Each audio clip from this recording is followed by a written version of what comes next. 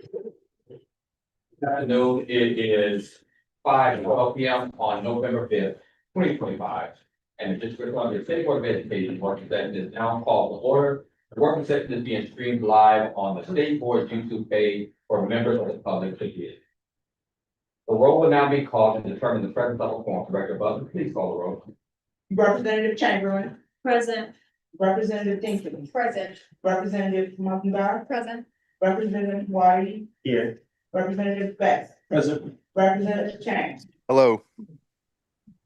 Representative Colson, Representative Goulet, Present.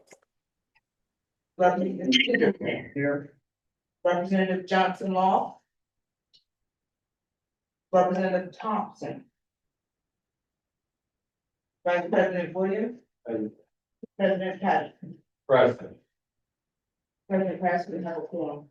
A quorum has been determined. The State Board will now proceed with the meeting. I will now share very briefly the leadership report.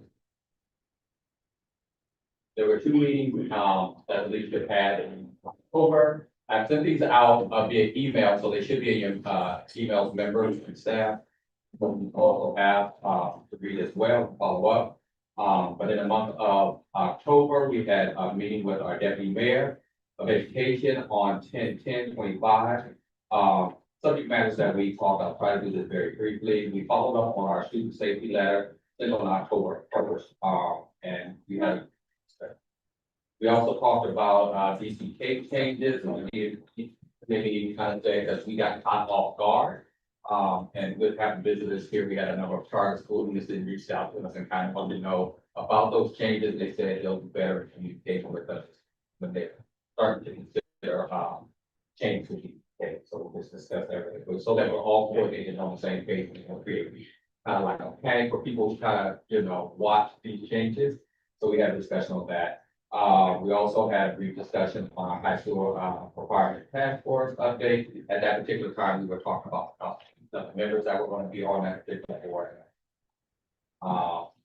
We also discussed the initial attendance trends for 25-26. When we had the meeting, we're coming off of basically when we have our countdown. So there was some concerns that were there. If council going to be active, we knew there are a lot of things that do with immigration. And we wanted to just make sure that every school received the appropriate funding to reflect their enrollment. So we had a conversation about that. We had a review of our state board's strategic priorities. We have 3 of them. We'll be talking about those later today as well, but we kind of outlined those for there. We also had a conversation, and this is for Representative Best especially, establishing an AI leadership collaborative, and Deputy Mayor just gave some guidance, basically. Talked about who's doing it best, whether we did some good ideas about doing this. And that was basically the gist of our meeting with the mayor. We also had a meeting with our state superintendent on that 8th. We had a formal introduction to the staff, which is Danica Miller, and talked about that.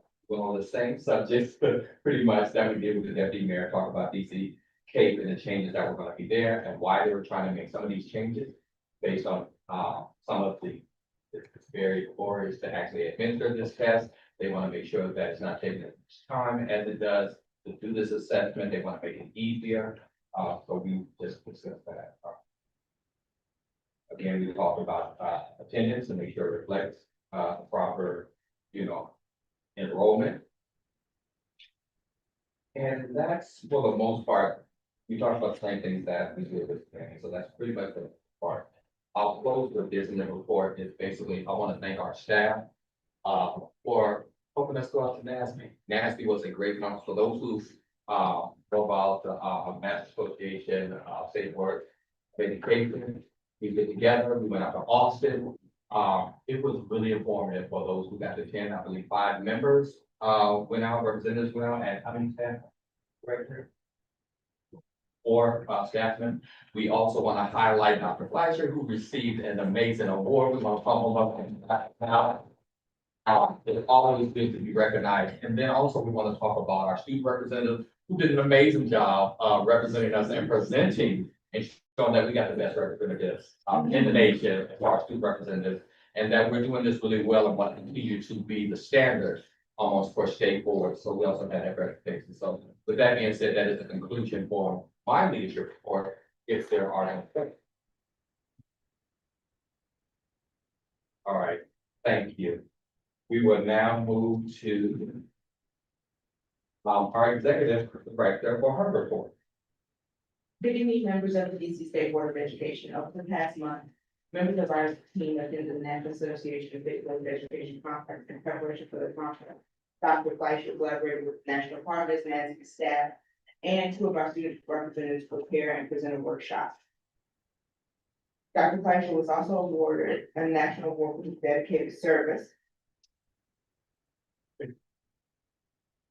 to state board members and to NASB. Earlier in the month, I participated in a webinar for NASB entitled "How States Can Inspire Student Civic Engagement Alongside the National Partners from our civics" to talk about the role that government can play in searching for student engagement. Our budget and operations team have been working with OSSE to put the final touches on our new digital P card request system.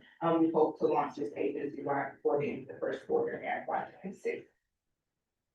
The team also has completed their annual performance evaluations, and we are preparing for the FY26 plan. The team is also preparing for our annual retreat to take place on Monday. This retreat will focus on two things. First, enhancing operational sustainability so that we can enhance our systems and use of technology across the agency. And second, providing effective thought leadership to members of the DC State Board of Education. We are grateful to have former board members and members of DCHR Chief Administrative Office team to help us facilitate the retreat. The Chief Student Advocate, Ombudsman, and myself attended the mayor's FY27 budget kickoff. We are still awaiting the agency's part. That's not it.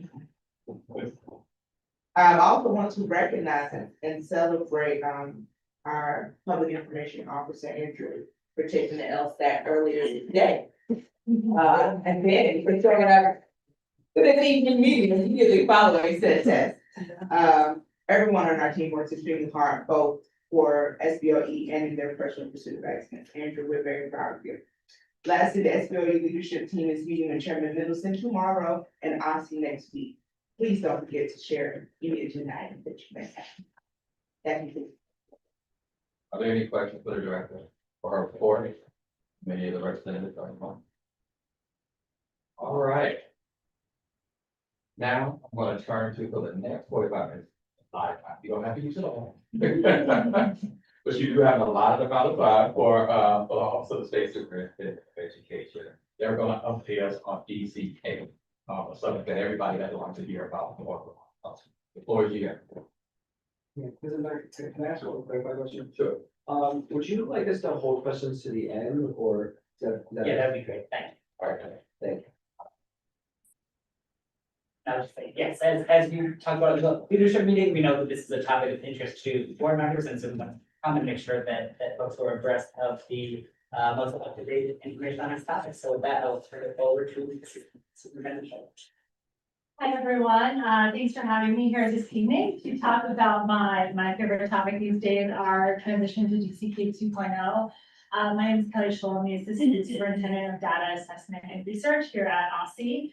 Please do hold your questions for the end. I don't even think we'll get off this slide, but very excited to have this opportunity to align and get on the same page as folks. I know this matters a lot to a lot of people, so thank you for the 45 minutes, although we might be able to cut it down for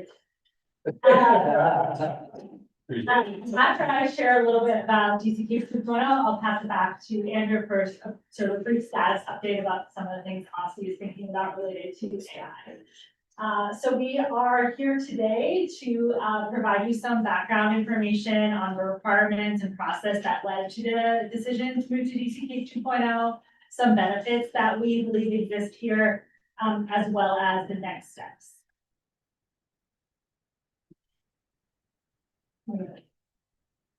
I'll start just by sharing some background that may be familiar to many of you about the federal requirements here regarding statewide assessments, as well as a little bit about the current state and history of state assessments. So first, in DC, our state standards as approved by all of you are the Common Core standards. And in math and ELA and, the Every Student Succeeds Act is the first law which governs our accountability system. It also governs our assessment. We are required to have a high quality assessment that is specific to our state standards. And that assessment goes through a very robust process of peer review. So this isn't me like, sitting in the back thinking of questions. We work with a number of psychometricians to make sure that our assessment is up to snuff and will be approved by the Department of Education.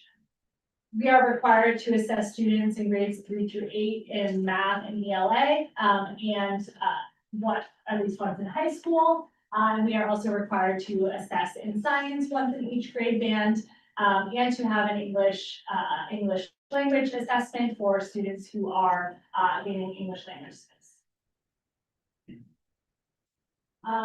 So that's where we have GC CAPE. The GC CAPE is the comprehensive assessment of progress in education. Our GC ELA, GC Math, and GC Science all falls under this umbrella.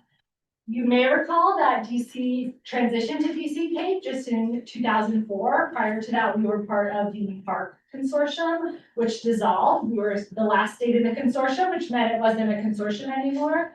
But we really wanted to be measuring recovery from the pandemic. And so we kept that same test design and the same content bank that had been developed by the PARC consortium so that we could continue to administer that assessment and measure recovery in the years immediately following the pandemic. Want to pause to take a look backwards a little bit, because I think one helpful way to frame this is to talk about how it differs from our transition to DC CAS, from DC CAS to PARC originally in 2015, how this transition in 2027 will be different. DC CAS to PARC represented a remarkable transition because in addition to a new assessment, you all adopted Common Core standards. And so there was a lot of state board involvement in figuring out those standards, your approval of those standards, and then the PARC assessment was on top of that. This time around, there will be no changes to standards. LEAs do not have to change anything about what they are teaching. They should be teaching to the same standards. It's how we are assessing student knowledge of those standards that will be eliminated in this transition. Back in 2015, we were agreeing to use the same assessment as other states in the PARC consortium. At the time, there was a PARC consortium and the Smarter Balance consortium. All of the PARC states agreed to adopt the same standards and then to assess them with the exact same assessment. This meant that we had comparability across states, which was a benefit. However, this time, we have the benefit of flexibility. We will be licensing content for our assessments from the Smarter Balance Consortium, but we are not agreeing to use the same exact content or the same exact test design or to call the test the same thing. This will mean the test is unique to our standards as is each other state, so we won't be comparable across states. However, we can, most of the standards are the same. There's a large amount of agreement on how to assess these standards, so we can benefit from the just volume that the consortium provides as the scale.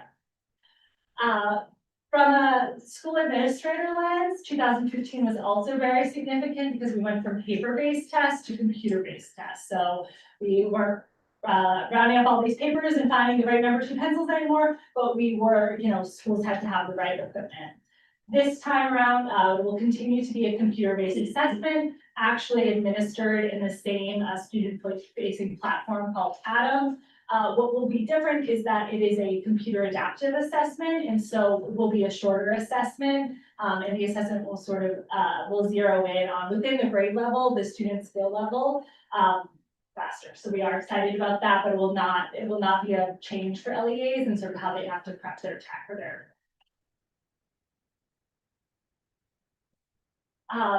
So as we thought about this upcoming transition, we sort of had 2 must-haves. The first was a high-quality assessment. We needed to be aligned to the education standards that you all have approved. We needed to measure that full breadth of the standards in a meaningful way. And we also need to provide a broad range of accommodations and accessibility features for students who need them and in order for them to be able to show what they know on the assessment. As SBA, we also have to make sure that it is going to meet the U.S. Department of Education's requirements for the technical quality, reliability, and validity of the assessment. Our second must-have is that, believe it or not, there was only one. Our second must-have is that this has to be sustainable. We needed to be able to provide valid and reliable results for DC's relatively small test-taking population, and the cost needs to be such that the district can support it in the long term. But you might ask, why do we have to change right now? Why can't we do this later? Why didn't we do it sooner? So like I said, we've been committed to maintaining the same test design for the past number of years so that we could measure recovery from the pandemic. However, we are sort of living on borrowed time here. The PARC consortium dissolved in 2023. And we cannot continue to use the reuse content from PARC as well as the blueprints long term. We just don't have enough students on our own to field test new content before each question is used in the assessment, the eventual assessment score. It is tested the previous year with, the prior year with students to make sure that it is not advantaging one student group or not doing a good job getting to the standard. And so we would have essentially had to double our testing time to be able to test enough, field test enough content each year to generate the next year's assessment. And as we have moved out of the consortium and been operating on our own for the past number of years, we have had to discontinue some of the accommodations that we provide to students due to cost. And so we want to make sure that that is not a trend that continues. So in some ways our hand is forced a bit here, but there's also been a lot of changes in what we know about how to assess students over the past 10 to 12 years since we first made this decision to move to PARC.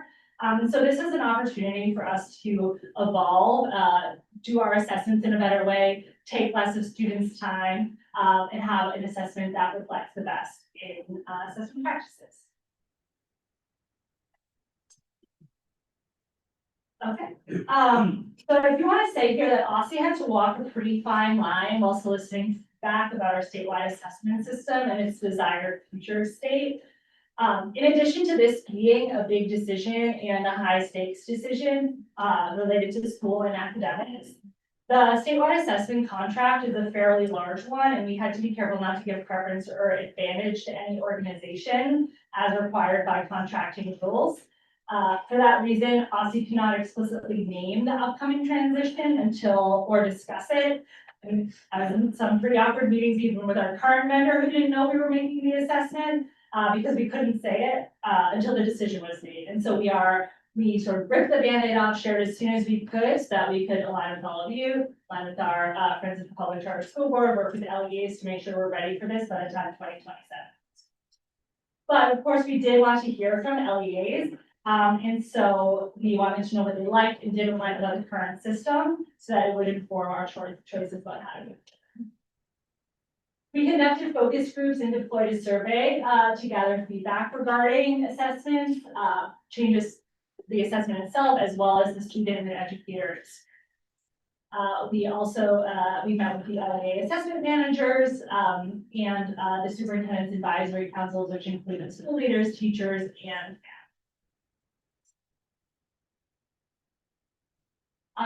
from these groups, we heard 5 key recommendations. The first was to enhance accessibility. People want to make sure that there are tools within the assessment that make it possible for their students with disabilities or 504s or whose native language is not English to show what they know. So we heard this loud and clear. We also heard that folks want us to continue to address bias that exists in assessments. We have very robust systems for reviewing for bias that would include review by DC educators, and folks wanted to make sure we remained committed to that. We also heard that we wanted better feedback mechanisms. People want this course faster. They want to know more about how their students are doing. They want this to feel connected to instruction. We also heard that folks wanted to engage in this. This is a big deal, and folks want to have a seat at the table and to be a part of it.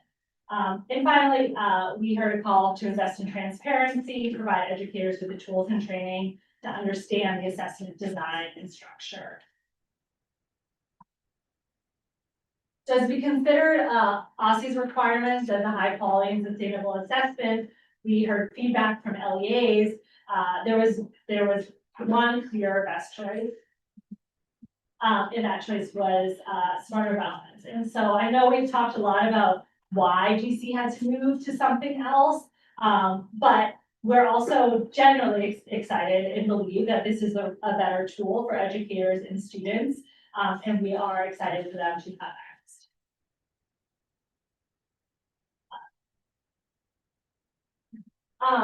So in response to those 5 areas of feedback that we heard from stakeholders, the first, to enhance accessibility, there is a wider range of accommodations and accessibility features that students will have access to as they take the assessments. Heard a call to address bias. We will continue to, because we have the flexibility, we're not agreeing to administer whatever the consortium says, we have the flexibility, we'll continue to use our processes to address bias and review questions. We heard that folks wanted those feedback mechanisms and smarter balance. One of the sort of major selling points is that smarter balance has interim assessments that are available for free, are optional for LEAs to use, but they will have access to these interim assessments, sort of end of term type assessments, as well as single block assessments that can be used even as an exit ticket type question to really assess knowledge of specific standards. So we are very excited that these tools will be available. The local.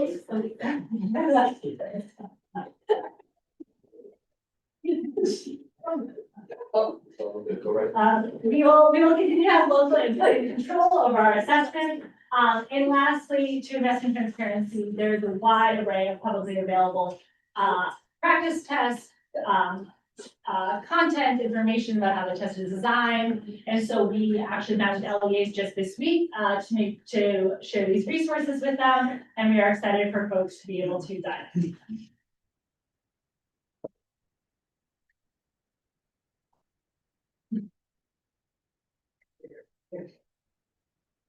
So with this assessment, we will have reduced testing time. The computer adaptive assessments are able to, at the grade level, figure out faster what the students' mastery is of the state standard. And we anticipate that this will reduce testing time for students by 2 to 3 hours, depending on their grade level. We will also have the broader array of accessibility and language access features available. And finally, these optional and free interim assessments and instructional supports will be available to folks throughout the year so that they can, in a high quality way, assess sooner and faster how their students are mastering the standard. And these tools for teachers then help them take that feedback via the assessment and connect it to their institution. And folks always ask this, and I can never remember all 12 states. These are the other states in the Smarter Balance Consortium.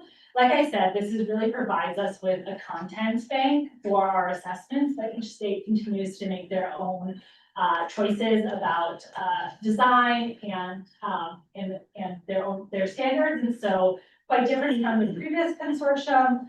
There's a lot of flexibility, and as we move forward as a consortium, each state sort of gets equal say in the direction of how it moves, which is a benefit to a state like DC that has fewer students, but we get to see it at the scale.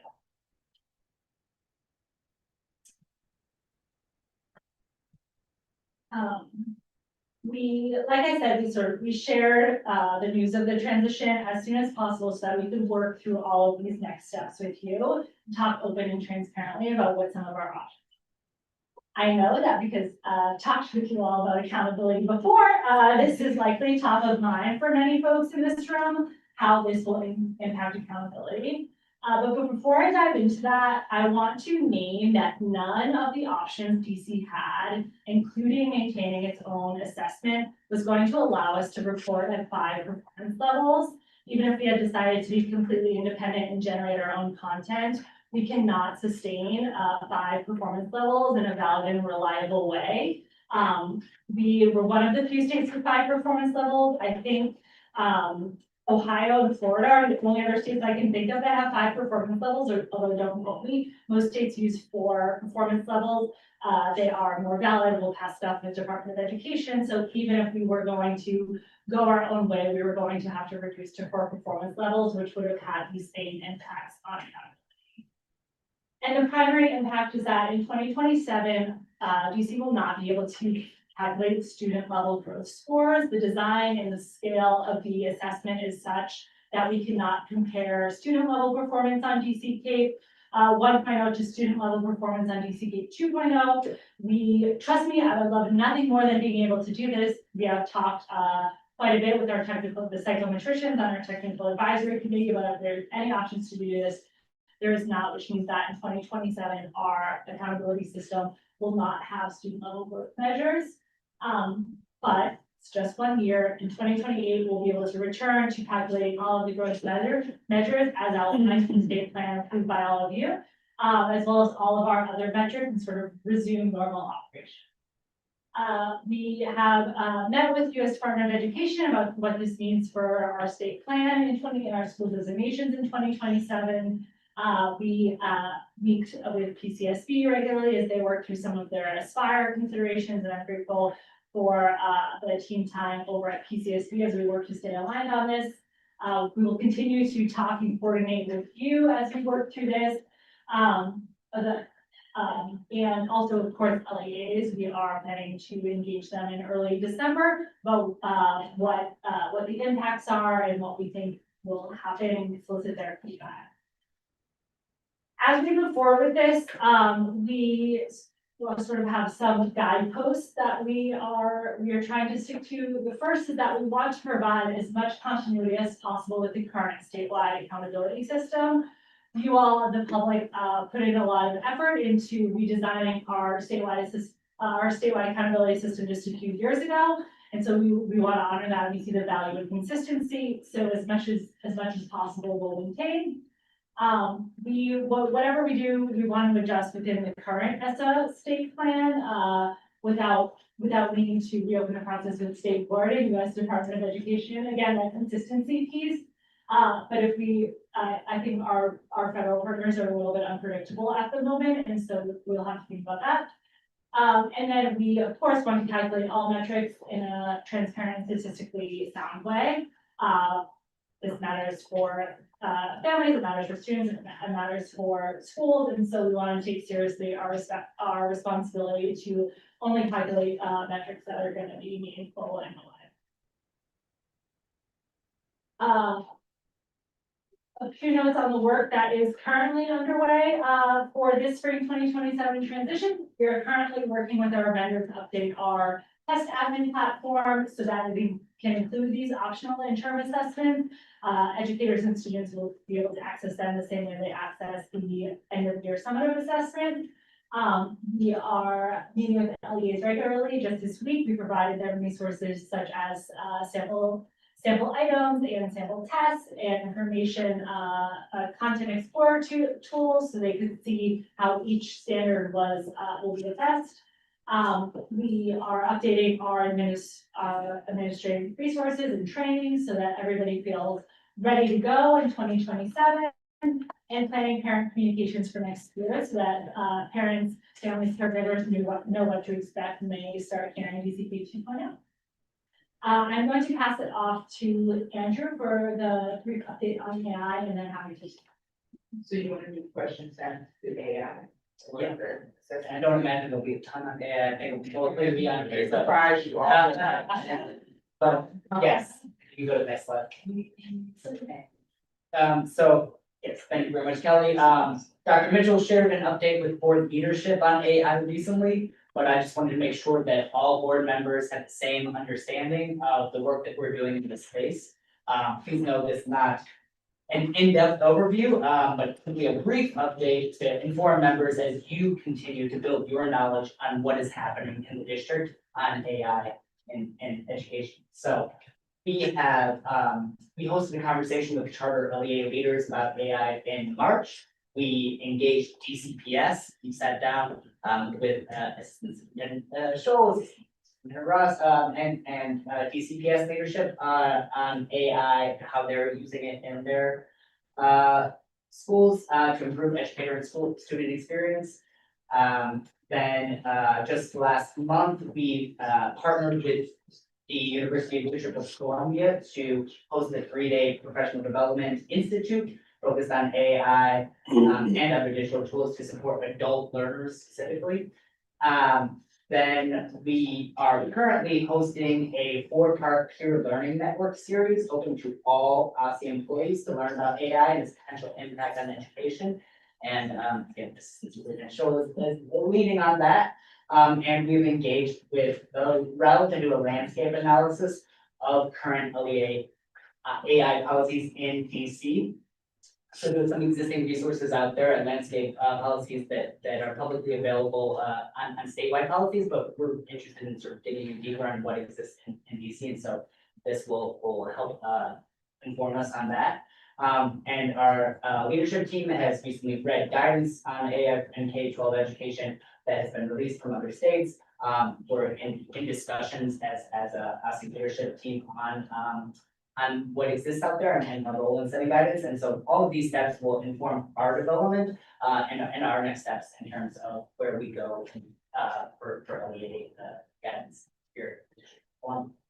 And with that, pass it back to you all for questions that you may have. Thank you. And now we'll start entertaining questions. Representative Henderson from Ward 5 has first questions. Thank you.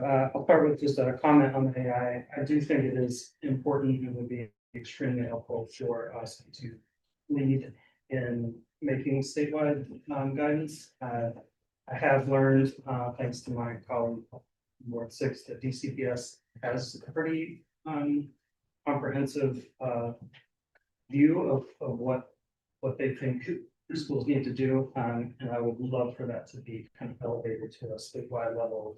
Help out all our LEAs, especially this who don't have the resources to go to that. For hey, I heard you name the desire to get the results faster, and you talked about the possibility of the interim type of assessments, but I don't think I heard you say that yes, the end of year feedback would come to families and educators any faster. So I'm curious if that would be the case. And with the interim assessments, do you anticipate that LEAs that are currently using other alternatives like maps or something might shift? And then last question for now anyway. I was reminded by that Washington Post article earlier Monday about the major shift in proficiency data when we switch to this. I don't know if you can notice now. Do you anticipate any kind of shift either way that we should be bracing for, or even the possibility should we be aware of and kind of preparing the public for a possible? Great question. On the timing, I think it's important to note that different assessments have different purposes. These interim formative assessments will be used to inform instruction right away. The summative assessments used for accountability are a snapshot of the sort of the health of the system in the school and where we need to focus on. And so those results will still, there will be a gap in time before, while they go through processes like review and make sure there wasn't bias on specific questions, sort of additional levels of review given the stakes of that assessment. We'll continue to tinker away as OSSE and with our vendors about ways to make that period shorter and shorter. But the idea is for summative you get immediate results, formative you get immediate results, summative you take time to do those additional sort of steps of the psychometricians make us do so that So probably similar to now, at least start. yeah, I would say to start with, that's a good expectation. Interns, will folks move away from their current interns as, OSSE is not being directive on this, but I would say these are high quality interns that will be available for free and are mapped specifically to our state standards, the iReady and WBA map tools and other things that we hear about aren't necessarily mapped to specific standards. So I know for some LAs, there's been some surprises where what they saw in one interim they were using isn't what they see at the end of the year. And so we hope that this bridges the gap and provides them a better tool for that. But I know that there are, there are considerations and people have things built around this. And so these are the sorts of things we're talking about Aspire with, and I trust the school leaders to make the choices that them. But it could save them some money. Correct. It will be available for free for as long as they're part of the consortium. This isn't like, all the subscriptions you sign up for that you then get the bill the next year. This is part of what OSSE and DC are paying for, so that LEAs can have access to. And then finally, on the proficiency levels, I will note that while we cannot do student level growth metrics in the first year, we will commission a study on the overall state difference. So all of the change in proficiency in the state, how much was due to just changes in the assessment and how much was due to actual change in what students know. And so we are grateful that we will have that data point as we talk about and interpret this data. Thank you. All right, thank you. I'm gonna piggyback off of some of those questions. And first want to say thank you for the shift. I think we're moving in the right direction with it. I think that it's a big project there. I appreciate you already giving the feedback on it. So yeah, I think when the data is released, I do want to just issue like a challenge in that regard, because last year, Dr. Mitchell had said that the utility of the summative assessment can be better if we can get that to schools at the late part of the summer or middle of the summer. Some states, we're kind of in the middle of the road with nationally as to where we're at with that. And it can be used for like what course offerings we have, students' curricular decisions, groupings of students, when we determine that. So I think it really is consequential if we roll that out to students and families in September versus if we are able to do it in July or August. And I know there's always barriers and limitations, but it's just something that I think is critically important for the rest of the students. Well, a couple of things that I have with regards to the growth piece, I'm curious why the delay, and then also what are the metrics that we're going to be able to get once that kind of gets ironed out in the next year. On the summative result timing, obviously we share with LEAs in July, so that they have it for some of their planning. I know that there is a delay in when families are seeing that information. It's also pretty hard to get a hold of families in July and August, but point taken, we shared results with LEAs a week earlier this year than we did last year. We'll continue to try to chip away at that. Definitely heard on that. On the growth pieces, the current accountability system under the state plan you all approved has a growth to proficiency metric and a median percentile metric that we will not be able to calculate in 2027, but we will be able to resume calculating those in 2020. But I think I missed your question. Yeah, I guess what I'm trying to think about is like, and you've touched on it more broadly with like the utility of the test, right? And and I think some states have even moved to like math as a form of stuff because it just gives teachers and schools better data with like a full instructional report. So I think that's kind of what I'm after here with, when you talked about kind of the licensing and looking at what the options are and what you'll see, like, have you seen the full menu of options that can actually be connected to like real instructional planning? Because otherwise there's a huge disconnect. And then we're kind of just teaching students and then we're testing students, but the teaching students and the testing students isn't aligned. Yeah, so I'll say the sort of suite of interim assessments by Smarter Balance includes two types of interim assessments. The first is sort of like an end of term, end of quarter, however you're split up, like testing a bunch of standards. Have you mastered these? There's also these block interims that test like one or two standards with just a few questions that teachers could even do as an exit ticket type thing to get more immediate feedback. But Smarter Balance not only provides these assessments, to your point, like who cares if you don't do something about it, they also have a suite of tools called Tools for Teachers that provides very specific suggestions for how to map what you are seeing in your student assessment results to tweaks you might want to take, made to your instructional approach. And so, I mean, Googling smarter balance tools for teachers will give you quite a bit of information about that, and there is just a wide array of tools and suggestions there that can really get tailored to what teachers are seeing. Cool. Two more quick questions. So I think with that, you'd talked about kind of, when the rollout in 2027, make sure schools are prepared. What is OSSE's plan right now, like to just give students and teachers time? Maybe the year before the rollout, or, I mean, if you don't know that now, I understand too, but I'm just, want to make sure that we give schools time to prepare, for this change.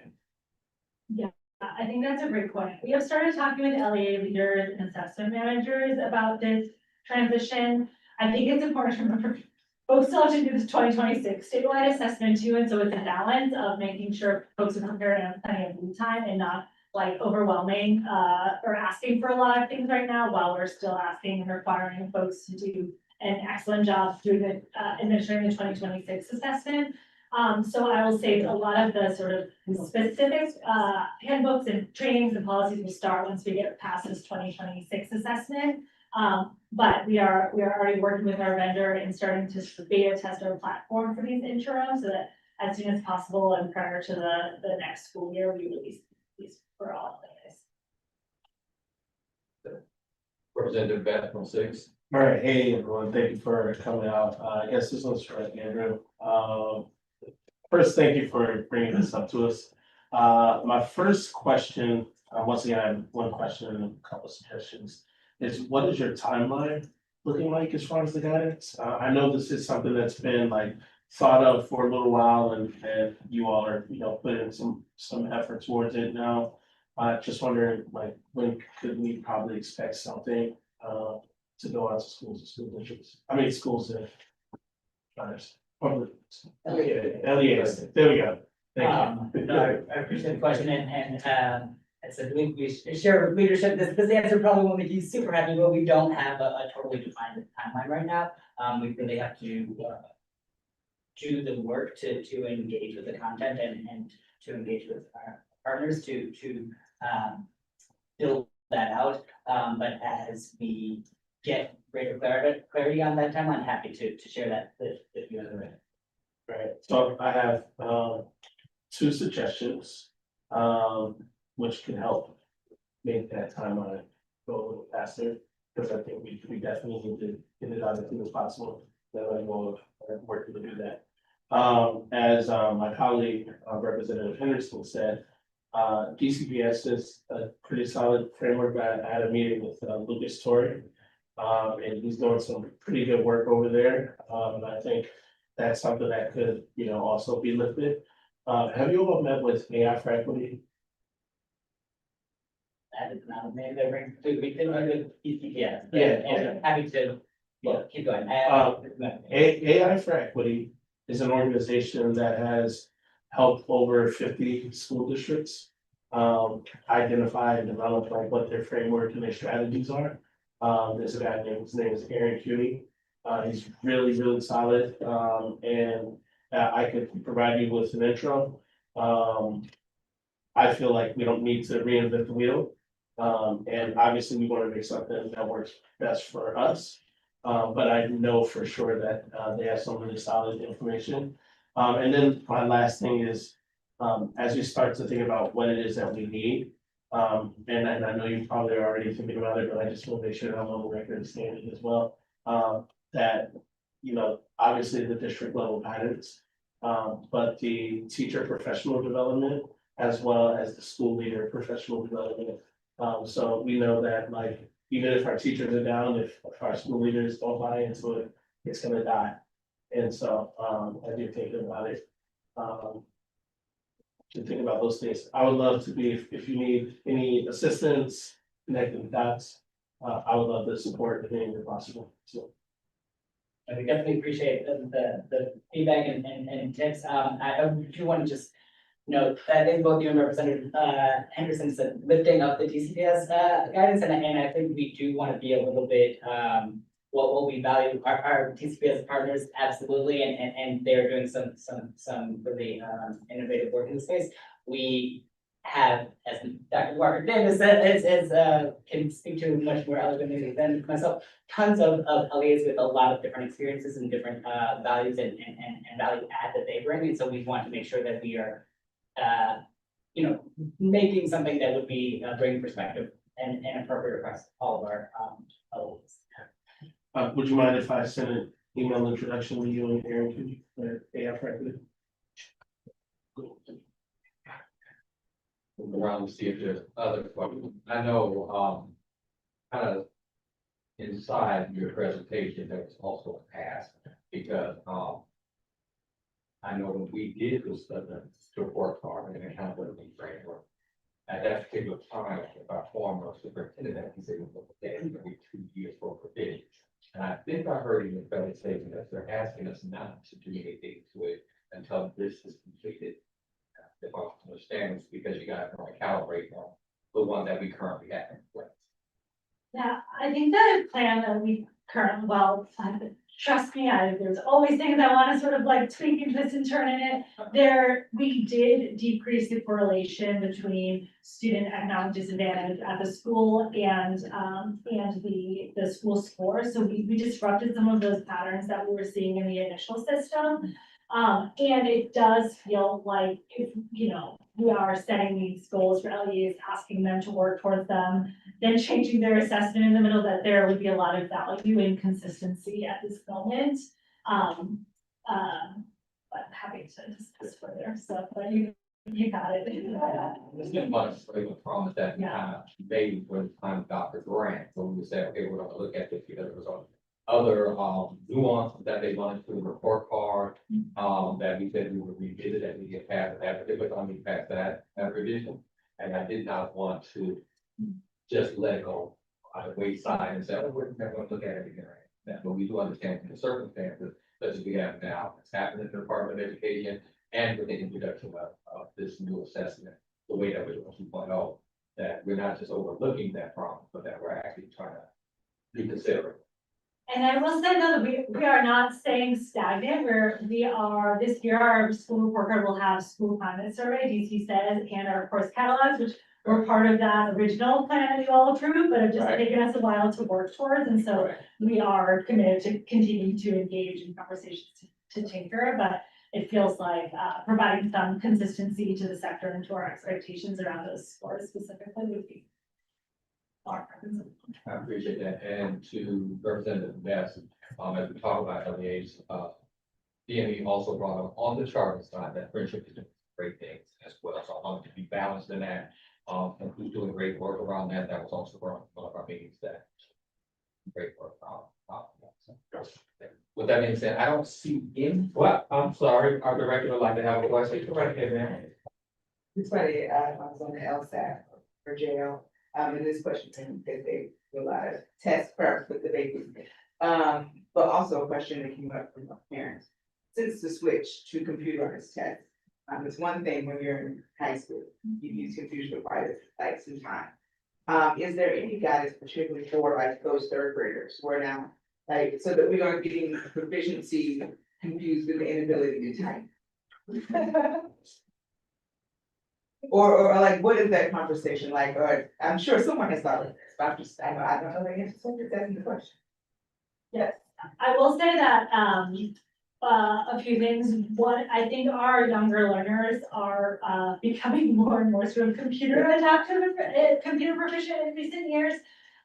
Because this is a computer adaptive assessment, it will ask questions, it will zone in on the student's level and ask questions according to that. And what we've heard from educators and what the data is showing, that helps students stay more engaged.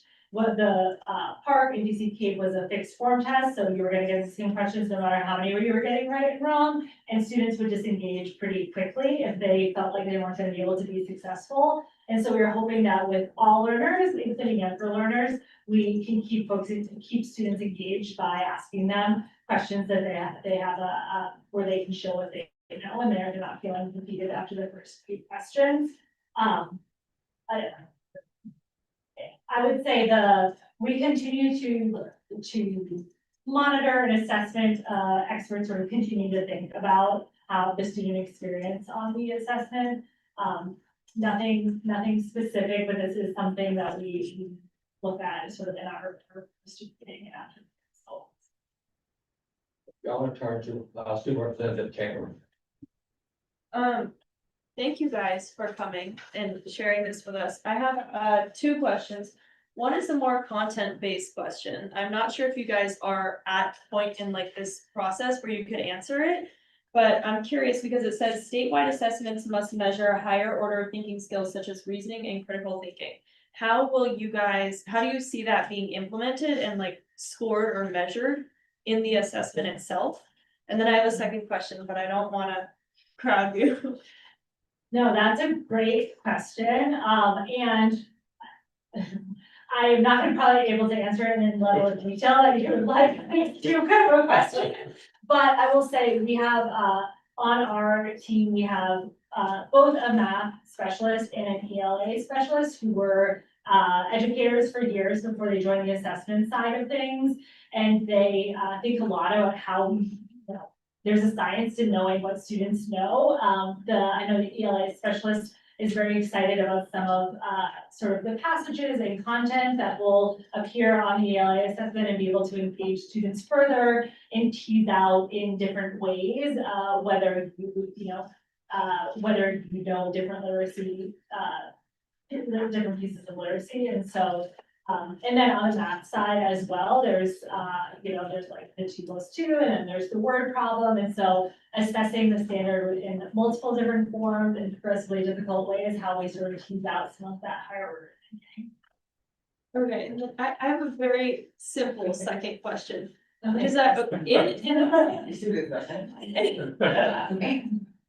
in an ideal world, every single child in our schools would have access to a device that works, right? From my perception, I don't think we're quite there yet. How are we going to make sure that every child who is scheduled to take this assessment has access at the right time to a device that is going to work? That's a very good question. We have, before schools are even allowed to start their assessment, they have to submit a plan to us that says how they're going to do exactly that. And so we see at many schools, they have basically dedicated laptops or Chromebooks or whatever they use, where the specific software for the assessment is installed. And they have, all the chargers in the school are like on this one card, and they're keeping things charged up. And by not counting on students to remember to bring their device or have their device working, they have dedicated devices for this. It is a strategy that we've seen a lot of people use successfully. And the second thing I'll say is that if something happens, the device just goes like kaput in the middle of all this, schools submit a ticket to us and say, hey, there was a tech glitch. This isn't a reflection of the student's knowledge. And then we address and give a chance to redo, because we certainly don't want, a dying device or any, the Wi-Fi goes down in the school or something to be counted against students or schools. Perfect. Thank you. All right, this is starting the questions from our student. That's good. So, go right ahead, sir. My question was, I'm not sure if you guys talked about it yet or gone over plans. But like, what are some testing accommodations that are being used for students with 504s or that are in special education? Like, are there maybe if a student needs to use a break, is there a feature within the test that allows the student to take an unscheduled break? So that's an excellent question. So one instance of a accommodation that we've had to discontinue since using the PARC consortium is the screen reader. So if you are visually impaired, having a computer program that reads the question to you is something that the PARC consortium was able to provide. We haven't been able to provide, and so we've relied on human readers to read out assessment questions for students who need it. Moving to the Smarter Balance consortium will allow us to have that screen reader technology again. Additionally, we'll have videos for folks who use American Sign Language. we'll be able to provide not the test content, but the test directions in multiple languages. Right now, we have them available in English and Spanish, but I know there are many students whose native languages is not one of those. And so just by the scale of a lot of other states doing this and generating resources for this, we're going to be able to implement those. Thank you. Were there other questions? Yes, go ahead. Hi, I wanted to first thank you for this presentation. I think it was really comprehensive. Actually, some of my questions are already answered, but my second part of questions was actually about the adaptation part of the test. Firstly, you mentioned earlier that it would be able to maximize student engagement as opposed to just having like a lot of questions that like never change, like more students would be able to actually engage since the test is adaptive, but I'm confused as to how, like, would a student just start like getting more questions that they would be able to get correct in order to maximize their engagement? Like, could you explain more about the part of like how that works? That is a great question, and you're gonna have to stop me talking in a few minutes because I will go on about this. I'm not sure if you've ever had your eyes examined, but if you go to the optometrist and you say my eyes aren't working, they sort of put a lens in front of it, and then you say like, oh, this one is better than this one, go up or go down, and they flip it until they find the one that it actually suits your eyes. So I sort of think about the computer adaptive testing in the same way. After every block of 5 questions, it will revisit, were these questions a little bit too difficult, were they too easy, and how can you sort of hone in on the exact level? And the assessment will feel confident that it's honed in that exact level a little bit quicker, or 2 to 3 hours quicker than if you're just giving every question for every student. So that's how I think about it. Does that? Yeah, that makes sense. And yeah, I'll add one more piece, which is that if, importantly, this test within grade level. So if you are in 5th grade, we're gonna ask you to show 5th grade knowledge along those standards. Which is important that every student has the opportunity to show that how you're doing on grade level. It's not that if you're in 5th grade, you get the first few questions wrong, we're gonna go back to 4th grade. It's like, we're gonna continue to assess in that 5th grade, but narrow, closer and closer until there's a really firm understanding of your proficiency. that makes sense. And in terms of, you kind of already touched on this, but in terms of, at least in my prior experience, like taking like CAPE tests, like it would be like over the course of a couple of days with different modules, and that might not be the case anymore since it's like 2 to 3 hours long, or like maybe it'll just, but like you would still have modules. So would each module affect one another in terms of its like adaptability? Like if you do like slightly less well in module 1, would your module 2 be like set to a lower like level, I guess, or like more honed in, or would you have like a broader range of questions, like regardless of how you would perform for the first one?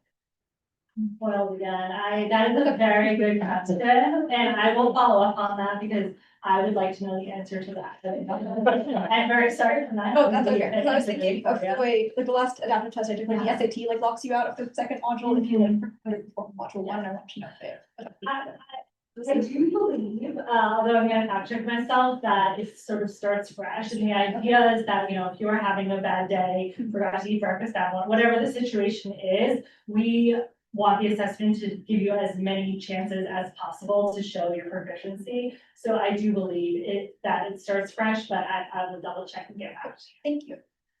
I'm gonna, at this particular point, move us along. I appreciate you guys' time. We're right at that 45, 46 minutes, we're right there. And I appreciate the question, especially from our students, when our students think some, even our OSSE offer questions. That's a really interesting thing to do. So I appreciate you guys' time, and with that, I'm gonna release you guys to go.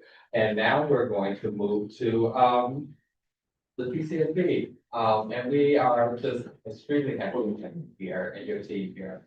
Walker Davis. I'm not going to do too much of a fanfare this first time because we want you to come back. Okay? I'll tell you about it. So they're like, oh, you never came before. I'm going to say that we are glad that you're here and we look forward to your birthday. So the floor is yours. Thank you, and good evening, President Patterson, Vice President Williams, Representative of the State Board of Education. First, thank you for the important work that you do on behalf of DC students and for inviting me to join you tonight. It is a privilege to be here to share the work that we're doing at this charter school. Even in these challenging times, hope does thrive in our schools. Students are discovering their strengths, schools are finding new ways to meet every learner's needs, and our community continues to come together to support and protect our students with that. I also want to give a special thanks to the student representatives, both from DCPS and public charter schools. I hope you are putting your debate skills to good use. I hope you are continuing to show up in the way you just did. I'm actually kind of worried about your questions for my presentation. But really appreciate your participation in this way.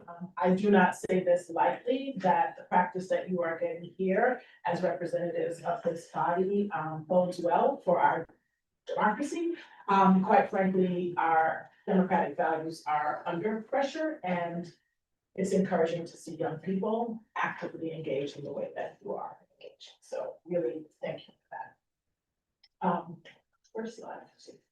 So for those who don't know, I'm Dr. Michelle Walker Davis. I am the executive director of the DC Public Charter School Board, or DC PCSB, and we are the authorizer of public charter schools in the district.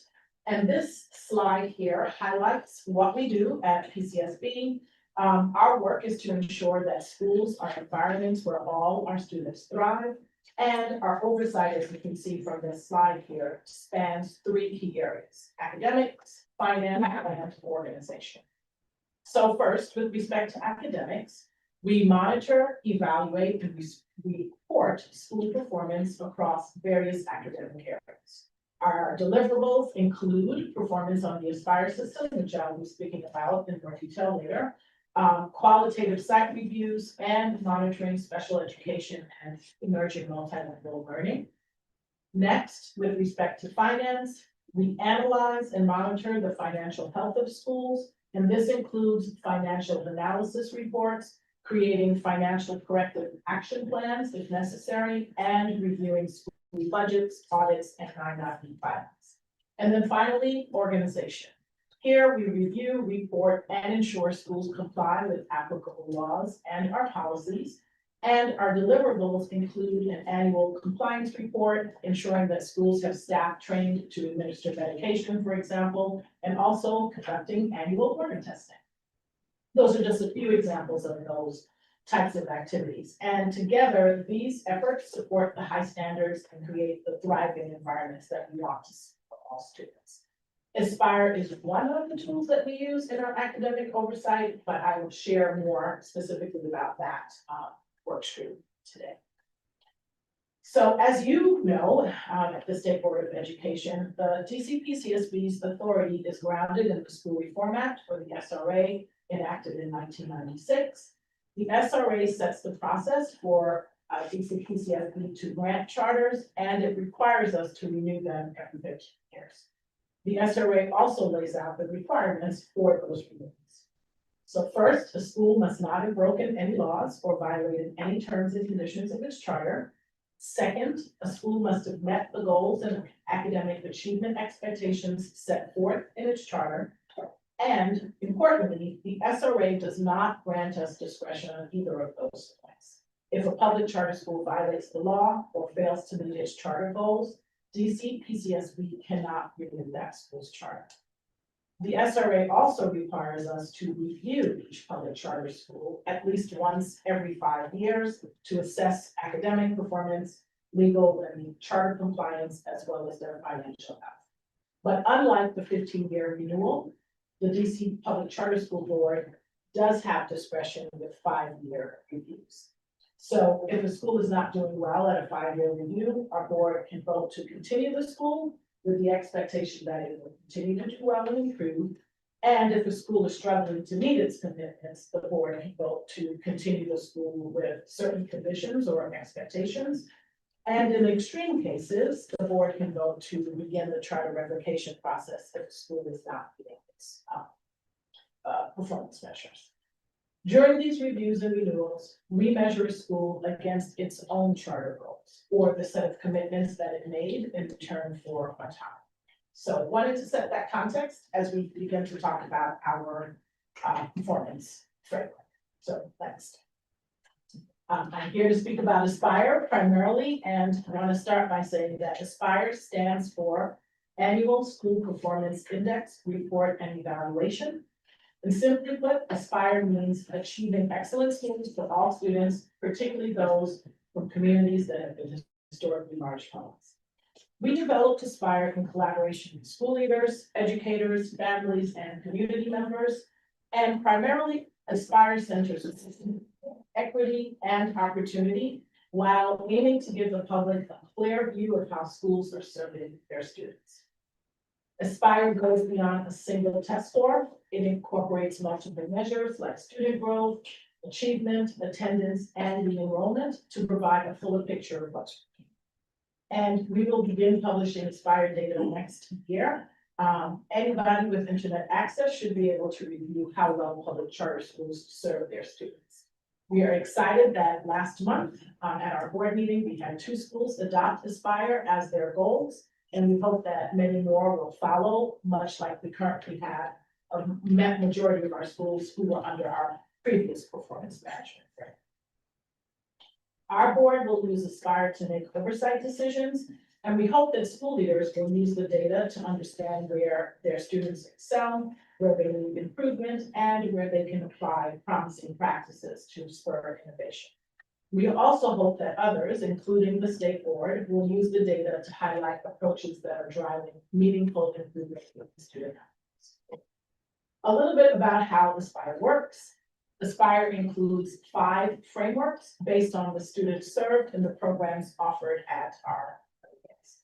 Most schools will be evaluated on these 4 categories: school progress, school achievement, school environment, and excitedly, school-specific performance, which measures qualities unique to that particular school's mission or program. This is a new feature under our kind. Aspire will emphasize school performance rather than just student outcomes. So bringing all of that together to paint a picture of performance at the school. So next, please. Why did we update our system? Early in my tenure, we launched an ambitious process to develop a strategic roadmap. And that continues to guide our actions and represents the evolution in our role, our function, and purpose. The strategic roadmap, also grounded in the SRA, is really about our commitment to students. So we developed that roadmap looking at academic data and speaking with school leaders, our board, education partners, elected officials, parents, caretakers, and many others. And through those conversations, we heard a strong need for us to revise the accountability system. And our goal was to develop a tool that would increase visibility into the experiences of our students, most especially those furthest from opportunity. So you will see that Aspire will report disaggregated information, including race and ethnicity. It will expand the performance levels by moving from our 3 tiers to 5 levels in the system. And it will raise performance expectations and place a greater emphasis on it. These changes, we believe, are crucial to improving outcomes for our students.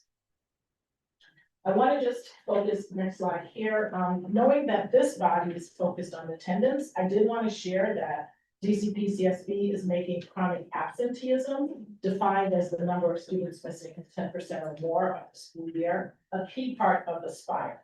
So by including chronic absenteeism as a trackable metric for the first time, we will give our students and families a more nuanced picture of what's happening, and also our public, of what's happening in the classroom when we do begin to publish our Aspire results. And I wanted to point out that we're also making shifts to our own attendance and truancy policy this year. We're shifting from tracking truancy to focusing on chronic absenteeism in alignment with the discussions that OSSE is having, council, etc. And my final slide here shows how our DCP-CSB is building out Aspire over the 2025-26 school year, as well as 26-27. And it highlights really, next slide will highlight all of the partners that we have dealt with. I want to point out, as I mentioned, we are looking to late winter, early spring to publish our first set of information on this new system in Aspire. We will not in this school year be publishing scores and levels. We will see metric performance here, but next year for the 26-27 school year, we will be publishing for the first time levels associated with Aspire.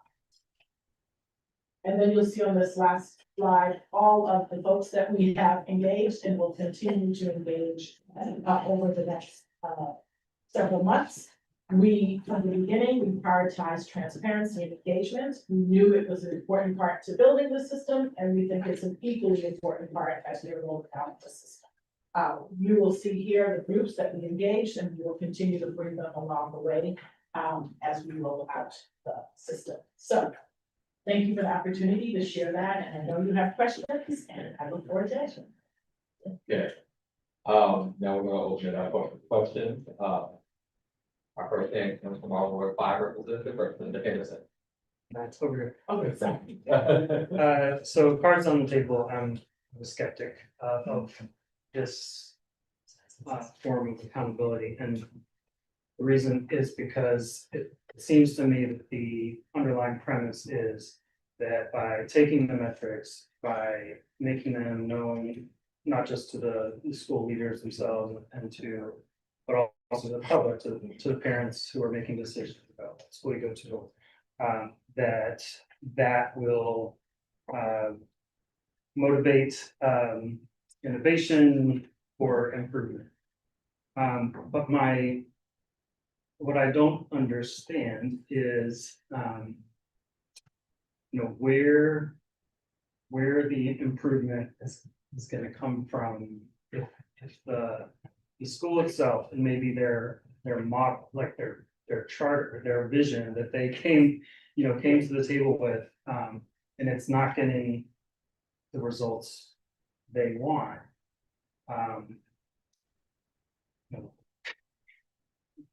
Where comes the knowledge, the resources, the skills to make the improvement? And so I'm wondering, is there an obligation of the charter school board? Is there an obligation of OSSE, of DME, of us, of the city, to help that school get to where they want to be? So that seems to me to be a missing part. I mean, maybe that comes, elsewhere in the way the system works, but.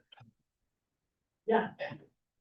Thank you. That is a valid question, and I want to clarify that while I think accountability is important, and while I think having a system like this that does show, primarily spotlights where we're doing well, but gives us an opportunity to see where there's area for improvement. There is a role for that. I think it's important. It's important to provide us the information that we need for oversight, but more importantly for the school communities to see where they're thriving and see where there's opportunity.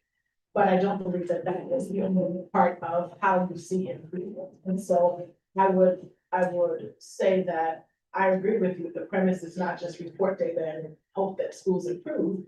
The way that you get to improvement is happening in those school communities. It is with the resources to do it. It is with the opportunities to see best practices in other places, learn those things. And there are ways that PCSB contributes to that conversation, but primarily that is the space for others in our ecosystem to support schools with. And one of the things that I thought was very critical as we were ramping up expectations with our accountability system, clarifying where we want to push in and see how our oversight could be helpful. I was equally having conversations with other partners in our ecosystem to say, we can't just report about the performance of schools and expect them to perform without additional help. And it's sort of the rationale behind our new partnership for DC School Excellence, which is schools need resources. They need a place to be able to go to, in addition to OSSE, in addition to all of the other players that we have in our ecosystem. A vital part, I think, in helping to address areas where schools want to improve is this new entity in our ecosystem, the DC partnership. Partnership with DC School Excellence. Okay, that's new to me. Yes, and so it is, I think they're less than a year old. But this is the coming together of, I sit on the advisory board, but also on that advisory board and sparked by support from Education Forward, for example, and other players. There are LEA leaders on that advisory board, but there was a sense in the charter community that we do need a space where schools can share resources, get support. We can bring in resources from other places to help with targeted areas of improvement. And so that does exist. And I would say it's that and any other areas that are leaning in. OSSE will be a critical partner, will continue to be a critical partner for our schools, and many of them are also navigating their own resources and partnerships. But you make a valid point, it is not just reporting on outcomes, it is also helping that path to improve. I got a few people in the queue, so I'll make sure I get them in the right manner that I got. I have a representative from Ward 3 here, who led to raise his hand first, and then I have a number of student representatives that I'll come to, but Representative Eric Blake. Thank you. Can you hear me okay? Yes, again. Yeah, I apologize for being virtual today. I've been trying to balance a number of things here. So my first question would be, is the C committee, our Experience and Engagement Committee with the State Board, is taking on the issue of safety and supports over the next year. I wanted to see if there was a contact person within PCSB who we could partner with in bouncing ideas back and forth as we work on this issue. Maybe there's things that you're doing that are working well. So is there a person that I should reach out to and connect with as we develop our plan to share ideas? Sure, yes, so John Paulo Smith is our community partnership manager, and he participates with the DC Alliance on bi-weekly calls with MPD and partners with other school leaders around safety, so he is engaged in that conversation and he would be the contact. So I hope that SBOE staff with John Carlos. Yes. Okay, fantastic. That's great. My second two questions are both related to out of school time activities. We as a board passed a resolution on trying to bring additional resources to the Public Charter School Athletic Association last year, including potentially some positions to try to make sure that students had access to facilities, competition sites, awards. So how can we partner with the budget cycle coming up on trying to work with you in getting additional resources so that students in our public charter school system can also have access to high quality athletic opportunities? Well, I happen to be sitting next to our senior manager for policy and legislative affairs, Great. Ben Witness. He would be our primary point of contact. I know that the DC Charter Alliance is also working on this issue, and so we try to coordinate with them to make sure we are hearing the perspectives of our charter schools, making sure that what we are representing is in alignment with them, and that we fundamentally understand where the pain points are, but also the opportunities. So Ben will definitely be the person to follow up with as we are going through the budget cycle. Okay, and I'll be glad to connect afterwards on that issue. The last issue was raised by a student. We had a student listening session here with our student engagement committee, and one of the students referenced charging additional fees, that charter schools charging relatively high fees for participation in out-of-school time activities. So what role does the Public Charter School Board play, if any, in terms of trying to make sure that after-school activities remain affordable for all of our students across the city so that no one is locked out of out-of-school time programming due to inability to pay? I appreciate that question. We actually don't have a direct role in charter school fee structure for after-school activities, but I would be happy for us to have a conversation about what you're understanding and hearing and coordinate, but we don't have a specific. I think that would be helpful. In this case, it was a charter school that had been pushing back, I think, against a federal push to increase fees. Yes. Something that was happening across the country with this charter school. And I think it would just be helpful because, here in the city, with all we see about youth, being under curfew and having these challenges, having positive activities that are affordable for all of our students, I think is really essential at this time. So if we could partner on that, I would be very excited in the aftermath of this meeting. So that's all I have. Thank you so much for your time and for coming in and sitting with us today. Thank you, Representative. Hold on, now move to Representative. Hi, I just had a quick question, about if this new system has a feedback forum specifically for parents or students. Because as a person who has been in and out of public and public charter schools my entire life, when looking back at my academics, I see I struggle the most in a public charter space than I did in regular public school. And I know the student parents may have systems in place to be able to contact the school directly, but if the school has already been contacted and they have shown that there's nothing that they could possibly do, is there a way to go up and use this system in order to give feedback about what's currently going on in said school? That is a great question, so, here's how I would respond about that. First, this Aspire is a academic accountability system that primarily looks at the performance at the school level and then reports out across our entire charter sector how all of our schools are doing. Mostly on the measures that I talked about, how are they showing, proficiency on the state test like we just talked about. What does it look like for the number of students who are coming back to the school? And in terms of that process, we both engaged parents primarily on the front end about what do they want to see, what type of information do you want to see, and how do you want to see that information. And as we will update the system over time, we'll continue to do that. I think that is a different set of information than what you are talking about, which is if there are challenges happening at a particular school, we have a different process, which is our community complaint process that allows parents and community members to elevate specific challenges that they're having at a school.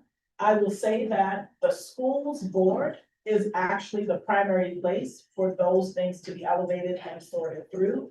But if families feel like they are not getting the response that they need, that the school is not being timely, that the board is not responsive, there is a way to elevate that to the public charter school board. Our first action is to put it back on the school to say, this is your issue to take care of, but we use the community complaint process to actually elevate if there are themes. Are we seeing consistent patterns where schools are not being responsive, where a particular challenge is happening at a set of schools, and we use that to inform if we need to change our monitoring and our set. So two different processes, they both provide information about schools, but I would say what I was talking about here is mostly about the academic performance of the school and not what I'm hearing you say about like the student experience or the family experience, and that is more appropriately kind of tracked and monitored through our community complaint process.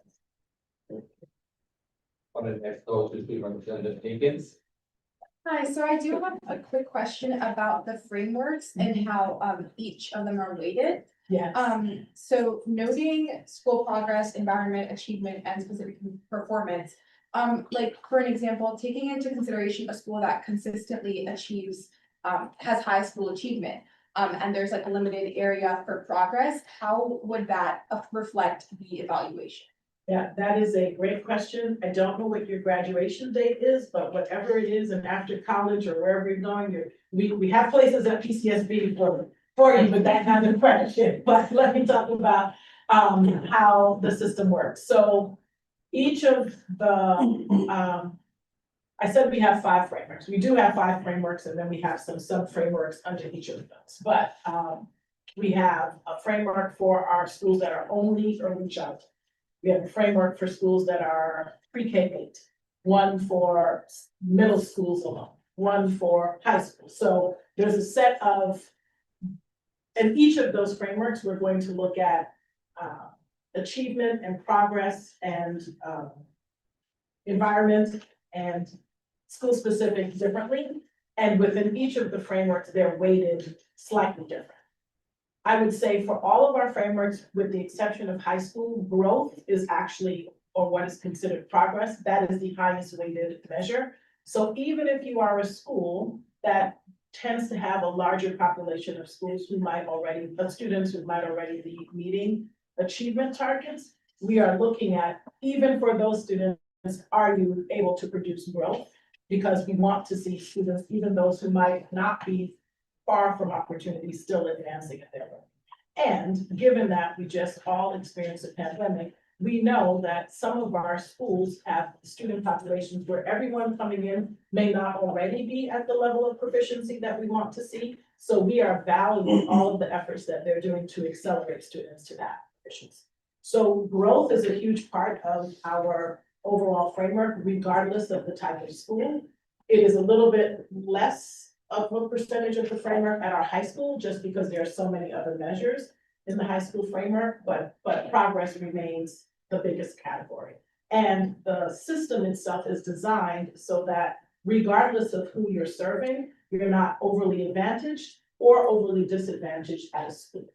Another key part of this is the student group performance. So while growth is measured heavily, we're also looking at how is the school supporting students who are economically disadvantaged? How is the school, we weight the performance of students with disabilities. We weight the performance of students who are learning English. And so each one will have those weights slightly different. And in the deck that the state board has, you'll see some appendices that do the breakout of the points for each of the frameworks. But I would say the big takeaway is growth is the most, we emphasize that the most in most of our frameworks, and we emphasize student group performance. And depending on the school, all of those factors will weigh into the overall outcome for this. Thank you. I'm gonna go to the representative from Ward 8, Council Law. Thank you, Mr. President. I say her whole name, and I know she's like, Representative Johnson, don't you do it, I'm gonna have to, I'm sorry. Dr. Michelle Walker Davis, thank you for coming. That was gonna be my question, like, how are we including, I guess, like, our children that have disabilities? Because I'm looking on the, like, for example, like pre-K through 8 framework, and I didn't see it on here, so it's, if you all could go, yep. So And this, so I was trying to figure out like how that fit in, because you just mentioned it, but I was trying to figure out like, would it be mentioned here in one of these? Like, was it not so much, yes, school environment, but like their school achievement, their school progress, like if you guys go up a little bit. Yes, so like school progress, school achievement, I didn't see them, I didn't see that category in there. Is that like a subgroup somewhere? it's not a subgroup. Okay. First. Okay, I'm sorry. Good evening. Good evening. So these are showing the actual measures that are in each of the frameworks, and whether that particular measure and metric appears in either early childhood or elementary, et cetera. So this is just showing what's in the framework. There is, Okay, if anyone is interested in light reading, we have a 100+ page technical guide that gives an overview of how exactly we are calculating the scores. okay, But in that technical guide, we say growth represents X% or progress is the category of growth. It represents X% of this framework. And if you have students with disabilities, that is weighted at a particular percentage for the framework. Students who are emerging multilingual learners, that is weighted. So for every measure, we weight the performance of each of those student groups against that measure. So all this is showing is what the measures are, but there's another place in the technical guide, and I can follow up specifically to show you that, to say for the pre-K 3 framework and for schools that have these student groups, this is how we will calculate your score. got it, okay. And then one more question, this is for our parents. I'm looking at this and I'm thinking about the work that OSSE and the state board had done. How is this different and how are we gonna explain that to our families? Yes, so there are maybe more similarities between our accountability framework and the OSSE state report card than the performance management framework and the OSSE state report card. Okay, Generally, with school accountability or educational accountability systems, we tend to measure similar things, progress, achievement, those types of things. We are using several of the same measures, and we also are weighting our system, but the weights are slightly different in our framework to OSSE's. And actually, OSSE and PCSB work together to create a side-by-side of our frameworks. It's actually on OSSE's website that shows this is what the state report card measures, this is what PCSB measures, this is how much it's weighted. You know, there's 15 points in OSSE's framework, might be 20 in ours, but they are very similar. The huge distinction that I would make here is that our framework accounts for school-specific measures, which means that each of our schools have at a minimum 2 measures that are unique to that school, Some of them have more. If they are a pre-K 12 school, for example, they may have up to 8 measures that are unique to each of their frameworks. And that is actually factored into the overall score that they get. It's not a standalone and separate, it is part of their score, and that is unique to our system and not OSSE's. And part of our rollout of Aspire is to have conversations with parents about how is this the same, how is this different, what information is to get from the state report card, what information could you get from Aspire. We think it's important. One of the other things, I know you all had a robust conversation about stars and summative scores on your report card. We actually now are changing from a tiered system, which we had on the PMF, to levels. So we know we'll have to do some education about that. And our level system is level 1, meaning exemplary, and level 5, meaning level 5 is our concern, which is actually a flip from how our It's 5 unsatisfactory. stars and 1 star. We know that that is education that we'll have to do as well. Yeah, we have unsatisfactory. Unsatisfactory, yeah. I was gonna say, like, if you guys come to Ward 8, please let me know. I don't know if you all are partnering with folks, but would love to be able to partner with you all to get the word out, to be able to let the families know in the different That would areas. be greatly appreciated. Absolutely. Thank you. Thank you, Dr. President. I just want to build on that question, one part. Like, also a major difference is the Aspire framework is used as part of the renewal process, Yeah. and the state report card is not. So like, schools can't be closed based on the state report card, they can't be closed if they have whatever they're not so good sport in the Aspire framework. Thank you.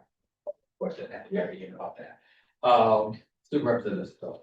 Hi, thank you for introducing us to this proposal. My question kind of actually builds off of that in terms of, could you like elaborate more on how Aspire fits in and will impact the 5 and 15-year like reviews for charts? Yes, so, in the past, what we assess a school on at the point of their review and renewal is their charter goals. Some schools have negotiated, individualized goals for their school system that is separate from our accountability system. It's important to note that we will have an accountability report for every one of our schools, whether or not the school chooses to use our accountability system as their goals. Many of our schools have used our accountability system as their goals, and so the outcome of that accountability system is the goals that we are assessing them. And at the point of review or renewal, we are assessing, did you meet your goals? Again, I'll go back to the beginning of my testimony. If they did not meet their goals, we cannot renew the school at the point of renewal. But if they did not meet their goals, or if they were showing progress or concern, we do have the discretion to say, we will continue, but here are the specific things that we want to see improved. As we're introducing Aspire, we would hope that many of our schools will also choose Aspire as their goals. But if they do not, one of the triggers for us to investigate whether or not the school is on track and can continue is if the school gets a level 5 in Aspire, even if they did not adopt Aspire as a goal, that would be a trigger for us to say, we want to have an intensive review and determine if in fact you are meeting your goals. And ultimately, once this system is fully implemented, we anticipate that several schools will adopt Aspire, and similarly, it will be their goals, and so we will say, did you meet that report?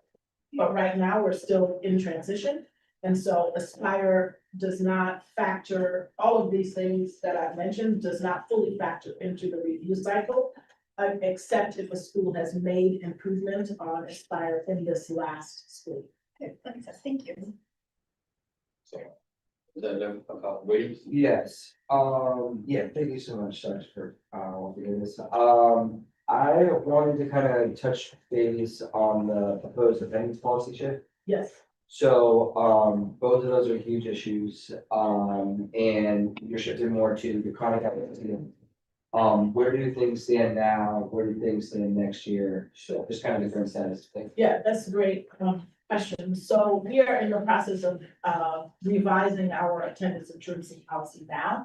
So we have made the decision not to enforce our truancy notices of concern during this school year.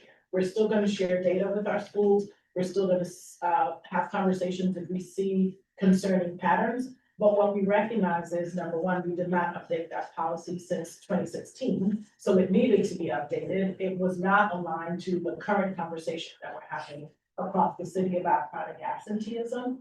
And we also realized that having a truancy count, once a school meets the threshold for students with truancy, you met that threshold and you're always going to have X% of students truant. Versus chronic absenteeism, we are trying to design the policy such that we are looking across the school year and having points in time when we can be having conversations with schools and they can be making corrective actions and we don't have to get to the point of escalating. So that's the work that we're doing now. I believe in the next couple of weeks, we're going to start with working groups with our LEAs to test some assumptions about how to structure that policy. And the goal is to have our board vote on a new policy before the end of the school year, so that our LEAs are walking into the next school year, knowing the policy that's in place and understanding how they're gonna be measured over the next school year. So that's the process that we're in right now. Yeah, no, I appreciate the time in this and that, because that's most useful, for schools, and I like how, it's not just a one-time snapshot, Exactly. right, like, continue to be in school the whole year. So just because it's not going well at the start of school year doesn't mean second semester or second quarter, can't be better. I'm curious, like, one quick follow-up and then my final question. So when you say not enforcing truancy, when we even think about enforcement, with the Yeah. PCSB, what does that look like or not look like? So the way that this policy was implemented in the past is we would be looking at information on attendance, and once a school met a particular threshold for truancy, we would then share that data and then issue a notice of concern once it got to that threshold. And if the school got a notice of concern, that would mean that they would come to our board and we would have a conversation about, why is this pattern happening? What are some of the areas? Typically, that happened around January, February. Half the school year is gone and there's not much time that you can do to correct that. And so we want to revise the policy one, so we're looking at chronic absenteeism, but that we're having conversations earlier and that schools are seeing the data that they have around absenteeism and making some corrective actions so that we don't actually have to have that conversation at the board because they've addressed it. But when I say enforcement, the enforcement part is around the notice of concern and having the schools come to our board and talk about a problem, quite frankly, that they can't change in that. Right, I get that. Is the data on both of these issues public? So the attendance data that we are using comes from OSSE, and so it is, when OSSE reports attendance publicly, it is available. It's not a different set of information that schools are providing to us. I know OSSE's been thinking about different ways that they can report attendance, and then we also are obligated at the beginning of the school year to share our attendance report with council, but again, it's the same data that we're getting from us. Well, that makes sense. And then my final question, so I was encouraged to kind of see under the academic piece of like what the PCSB focuses on, the piece around like, different groups that are like really targeted around equity with special education students, multilingual learners and so on and so forth. I know that my colleague, Dr. Joel Johnson Law, It's almost there. It's See it go for It's almost there. is looking at kind of taking stock of how we're also not just training the special educators to teach the special education, but general educators too. I've had a lot of training as a general education social studies teacher. I'm curious kind of like what you could advise us of just getting a snapshot of like the charter sector of our general education teachers getting support like for teaching all students. And so that we can know kind of where to go from there. I don't have that answer for you tonight. I do know that, OSSE actually might be a valuable resource here. They're collecting the teacher information, both credentialing information, but professional development. So I would actually encourage you to go there first. Okay. But as we work with our charter schools, that is something that we could be, we are always asking about what are the resources that we need, where are there areas to help. I will just name in general, and I think Representative Henderson raised this in his initial question. Resources are top of mind for schools, both having the time and the finances, but also the connections to others with best practices to lean into the resources. And so I will keep an ear out for, as they're talking about professional development opportunities, where that sits. But honestly, I think OSSE might be better prepared in terms of information that they Just have. knowing what Yeah, knowing, it is. yeah. Thank you. All right, I'm going to wrap this up with the last question. How might you look? Okay. So, what I will say is I enjoy watching your meetings. I like them quite often. Here, we're part of our vast viewing. Yeah, I understand. Part I watch the meetings, okay, just to be honest, okay? And as stated earlier, one thing about Aspire and charter school is that this accountability framework, whatever we call it, it has teeth, and the school can be closed based on how they're meeting their metrics. I've seen a lot of conditions recently and things like that. So can you tell me, because I want to make sure that we're not getting interrupted, parents and schools, how do you plan to make sure that if a school not doing well, there's a higher probability that they may be closed or very strong conditions that they could be closed? How are you rolling that out so that first, parents knows the situation of the schools and the timing doesn't interfere with them being able to start looking at a new school? Because that's very disruptive. If there's going to be a school closure or something like that, what we've seen, whatever reasons, school closes and parents are scrapping. It's after FS. They feel it's unfair because now FS is passed and they're, lottery, and they're behind the power curve trying to find their child in their school. And there's a review that has happened, and it looks like that's what's going to. Yeah. So can you walk me through that to make sure, as we look at that going forward, how that's going to roll out, the timing of those reviews and possible replications of terms? Sure. Yes, I can answer that, and I do want to make a distinction between fire and the accountability system and our review and renewal process.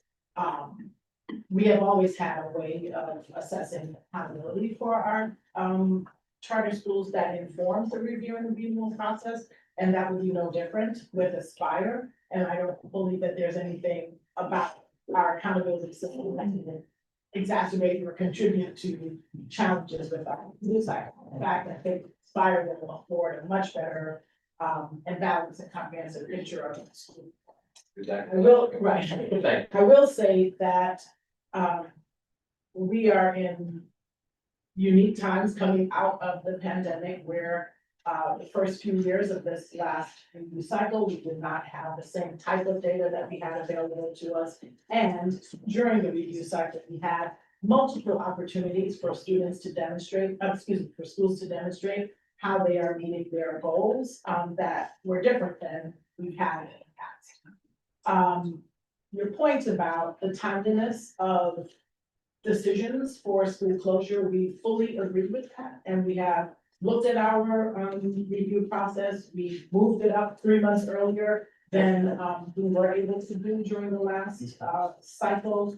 We are very cognizant of the decision-making timelines for families and are committed to not having, on our end, at least high-stakes decisions for schools that were not allowed for parents to not navigate the choice process before it closes. And so we are starting our public hearings related to reviews and renewals for this cycle no later than January, and possibly even as early as December, for any school that we think there might be a concern about that school having to make a different decision. We have revised our review and renewal process with that in mind. I will say that conditions have been a part of our review process for quite some time, and they are not designed to create a pathway to closure. They're designed to create a pathway to improvement so that the school will not. That being said, boards can choose to make a decision about whether or not they want to relinquish their charter because they don't believe that they will meet those expectations, but I want to make sure that I'm clear that in issuing conditions, that is with the hope that we will see our schools improve and we see a path for them to improve. So we've had a lot of reflection on our review process. We've made some improvements, and I think in addition to my meetings, I'm sure you watch council hearings as well and have heard me speak a little bit about those changes, but I feel confident that both with as schools are adopting our performance management framework, our new Aspire system, that will be, it will tell a better picture about their performance, and separate and apart from that, we've enhanced the review process so that it is more reflective of giving the parents the maximum amount of opportunity that they can to make the choices.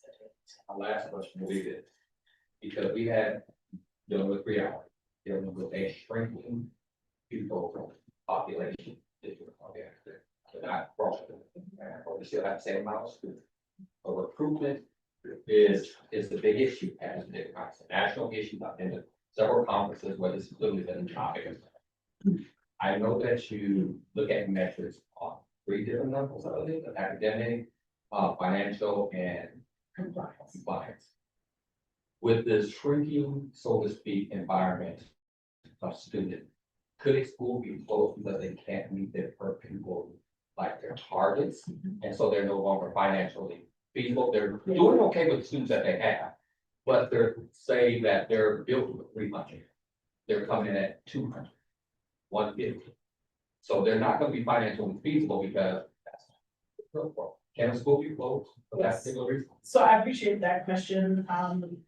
Separate and apart from what I described about review and renewal process in general around meeting your goals, financial sustainability is another way that we have oversight responsibility. And the SRA spells out that if a school is not financially solvent, if a school does not follow generally accepted accounting principles, or if we find patterns of fiscal mismanagement, we can't go to school, whether the school is up for review or renewal. At the point that we see any of those violations, we can't close a school. As you know, data enrollment is a key driver for a school. It does not mean that just because the school has declined in enrollment, it's going to automatically close. If the school is financially sustainable, regardless of their enrollment numbers, then that would not trigger a closure. But if their enrollment is challenging and declining at such a pace that they do not have the resources to be financially stable, if the board does find that the school is not solvent, we will have to make a decision to revoke that school's term. And I kind of understood that. I just wanted to make sure. And it's separate, it's Yeah, separate to separate. the review and renewal. It can Right. happen at any point Exactly. there. And I wanted to get that out there because, as I said, I do watch, and I know with this environment that we have, just to be quite honest, we will see almost some cannibalization with schools for the mere fact that recruitment is hard right now. Talked to a number of schools this year, recruitment is really hard, and we're missing those numbers because, particularly where they go, that some schools are not making those, particularly, and it matters with charter schools more so than it does with traditional schools. When you are depending on that per pupil funding to be able to have the classroom that you have, count data is so important.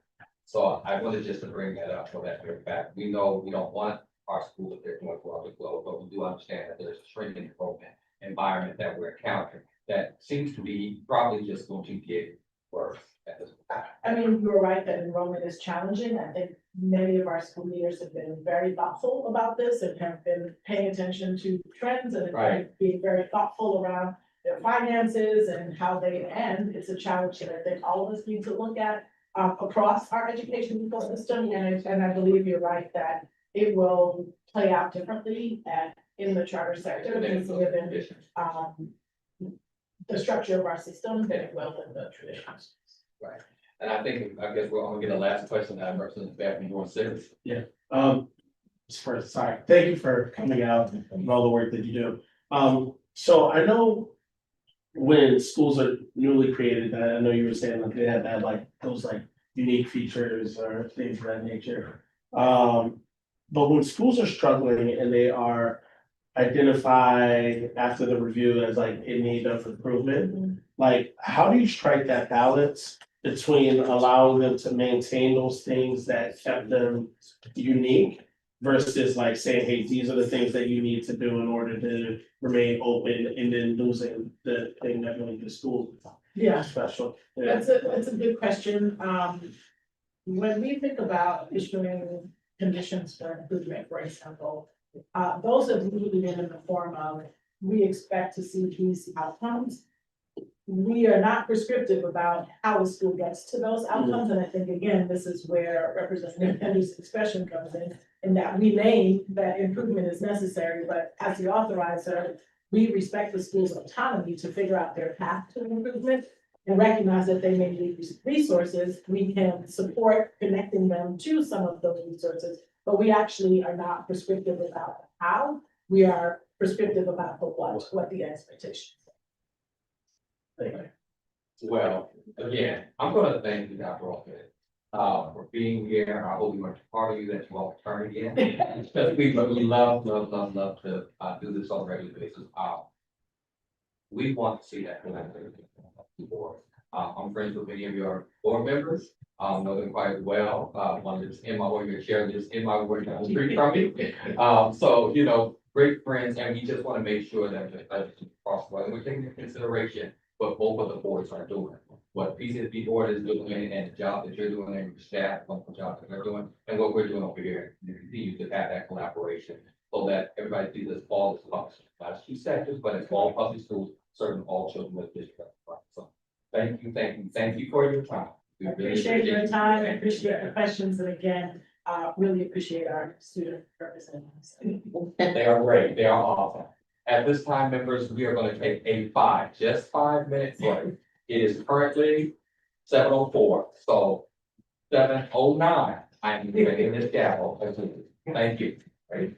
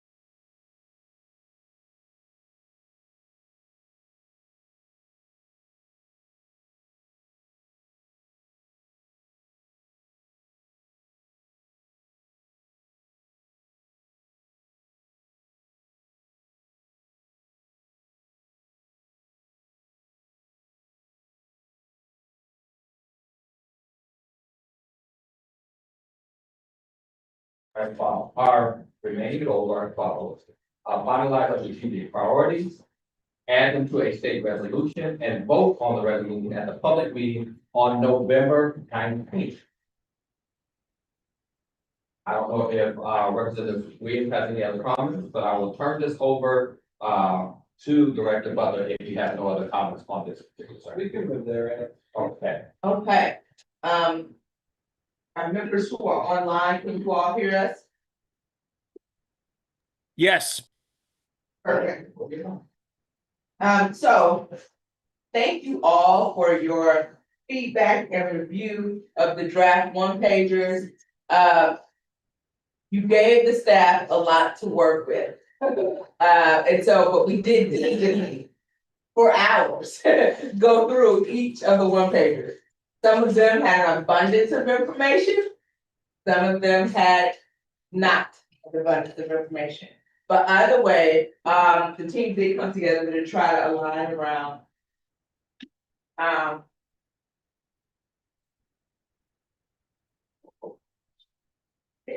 To try to align around.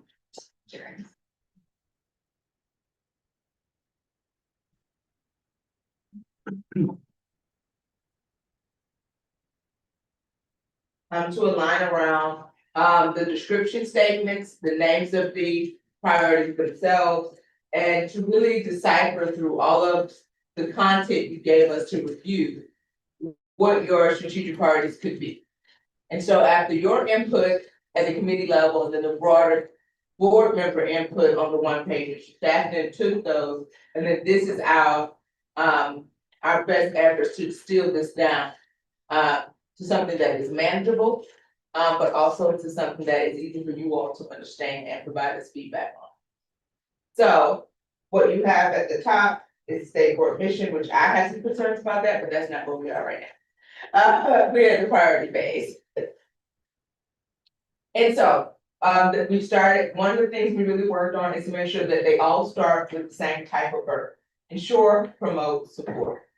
So based on the things that you all had said, we wanted to make sure we created priority titles that align with the work and the vast work that we saw on the priority. And we worked on a description. Is it helpful for me to read these descriptions out to you, because you all were sent these by Jen? But I will dive deeper into the strategic initiatives and how we got there for each of the priority areas. With that, great. So we'll start with ensure safety and support for all students. The C committee, in an effort to give us a one pager, gave us 4 pages.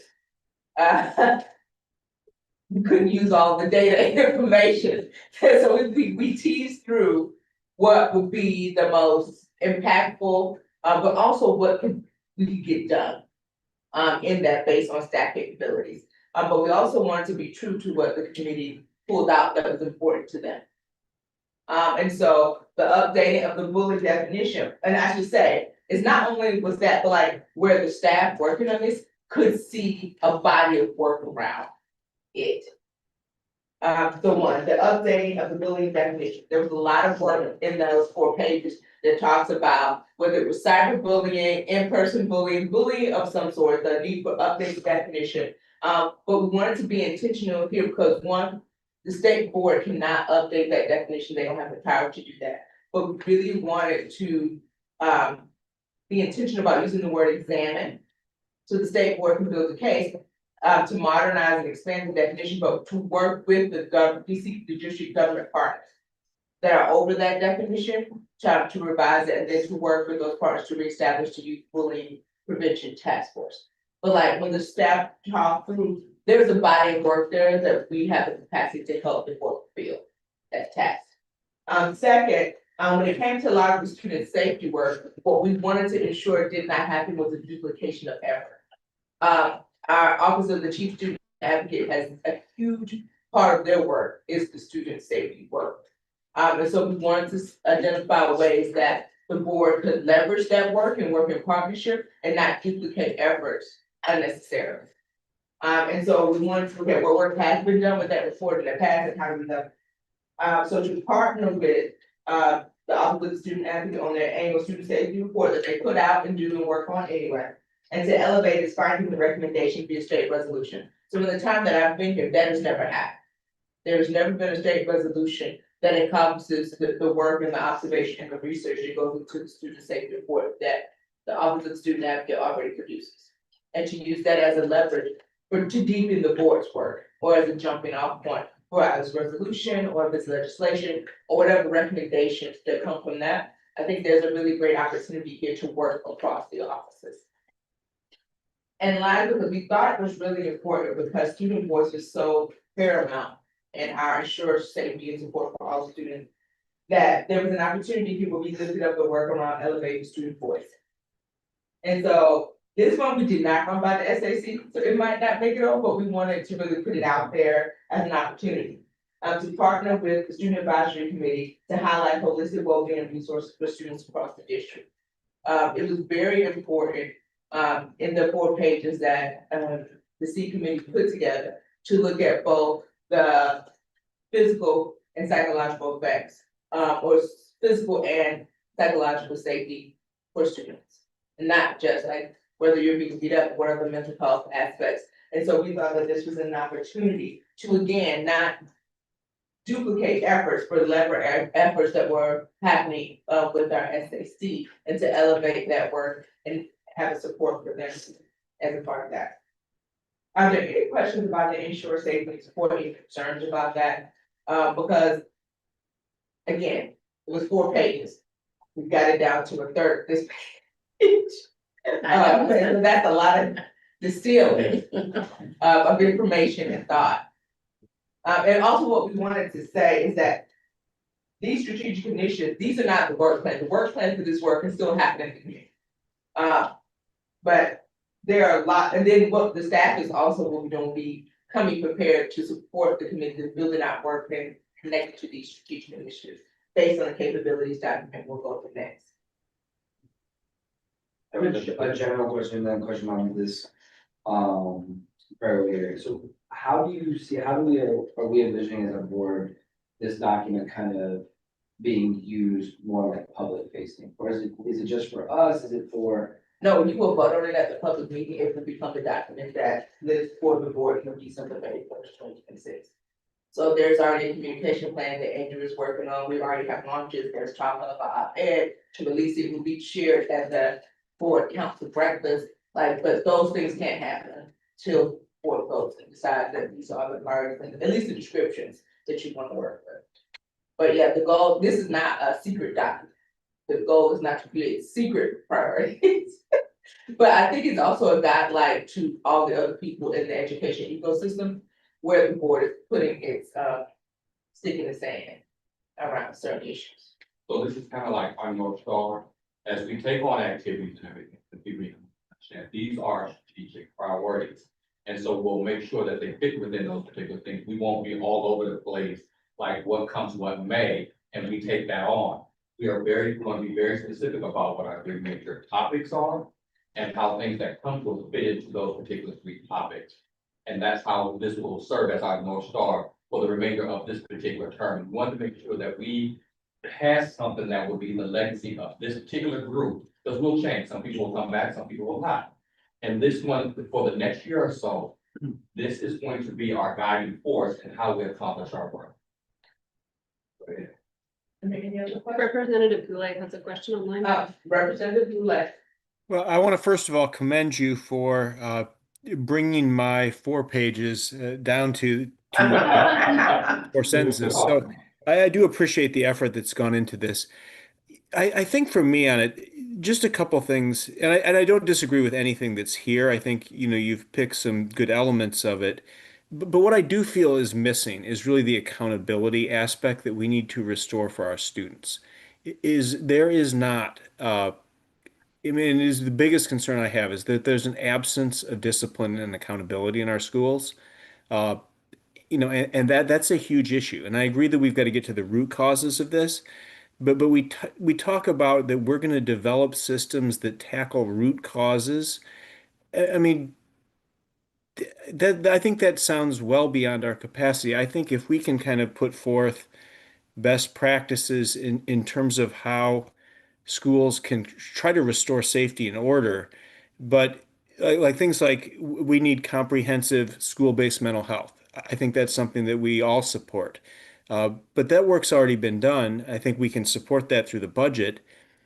But, focusing on tackling root causes, I don't think should be the focus of this, because that really is the DC Council's role, not ours. So I don't think, I'm not I feel that language is thrown in there all the time to make it seem like we're not focusing on what we should be focused on, which is actually restoring discipline and accountability in schools for behavior that is repeated and disruptive and problematic. So that to me, I just don't think is our role. So I would just try to wordsmith that a bit. Overall, I think though, you've included a lot of great things in here.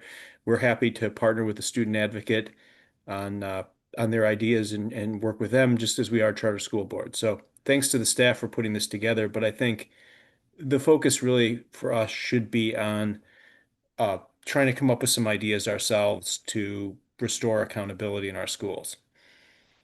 So Representative Goulart, there are two things. I think it's an easy edit to just, this is not fine. That's why we wanted to bring it to you. So I think that's a really great point around the language. I think it's a really great edit to easily say, just strike, develop systems that tackle root causes, and you say education leaders to promote, and just go to that one. I do think one of the things we tried to stay away from in this particular bucket was stuff that the board actually had the power to do. And like power and influence and strategies, I don't know, we could not collectively across like the staff figure out how the board could bring accountability and order to schools for discipline. So like we tried to think through, okay, what are some, it was, and so like that was a thing that we wanted to make sure, because we didn't want to discount any of the things you all put in there, but that was the question. Okay, so like, what is the board's role in this? Like, is it us telling someone else? Because technically, none of the LEAs, including DCPS, have to listen to us about their discipline measures. Well, Or I how think they discipline students in school, or how they, and so we tried to identify ways that would, for all intents and purposes, may result in more order. So if you're updating the bullying definition and working with the other government partners that do have control to change that, if we're building a partnership to help impact something that does have an impact in schools on a regular daily basis. But that was one of the things that we found really hard, because we were trying to see, sort of find the line, even if it wasn't a direct line, to get us there, and that was a very hard place to find a direct line from the board's work and influence to actually change that in schools itself. Yeah, so I'll be glad to answer that question. Yeah, I think what our role should be with everything is to, do what our power is, which is to pass an education-related resolution with sound ideas that are researched well and that put forth kind of a roadmap for success. I think we also may want to look at statutory changes in this case too. My focus would be in terms of what we can change through statute. And obviously, we can't change it directly. We're only proposing legislation that council could change. But I would look at the actions that were taken by council to make massive disciplinary changes. I would look at issues like we heard from our last panel on restorative practices, where youth that are subject to bullying are still forced into, even if it's not directly forced, they feel forced into this process of understanding why their bully is bullying them, and they don't want to do that. And so things like that we can change, and we should, because when only 31% of youth feel safe throughout the school day, that's a real problem. And I think the absence of accountability it needs to be addressed. And we do have a lot to go through, All but right, what I I'll will shoot. say is that, I think that is actually a couple things. That is something that I think the board has to commit to, and not just you as a member. So that has, or the committee, it has to become part of the board's work and that understanding to take that stance.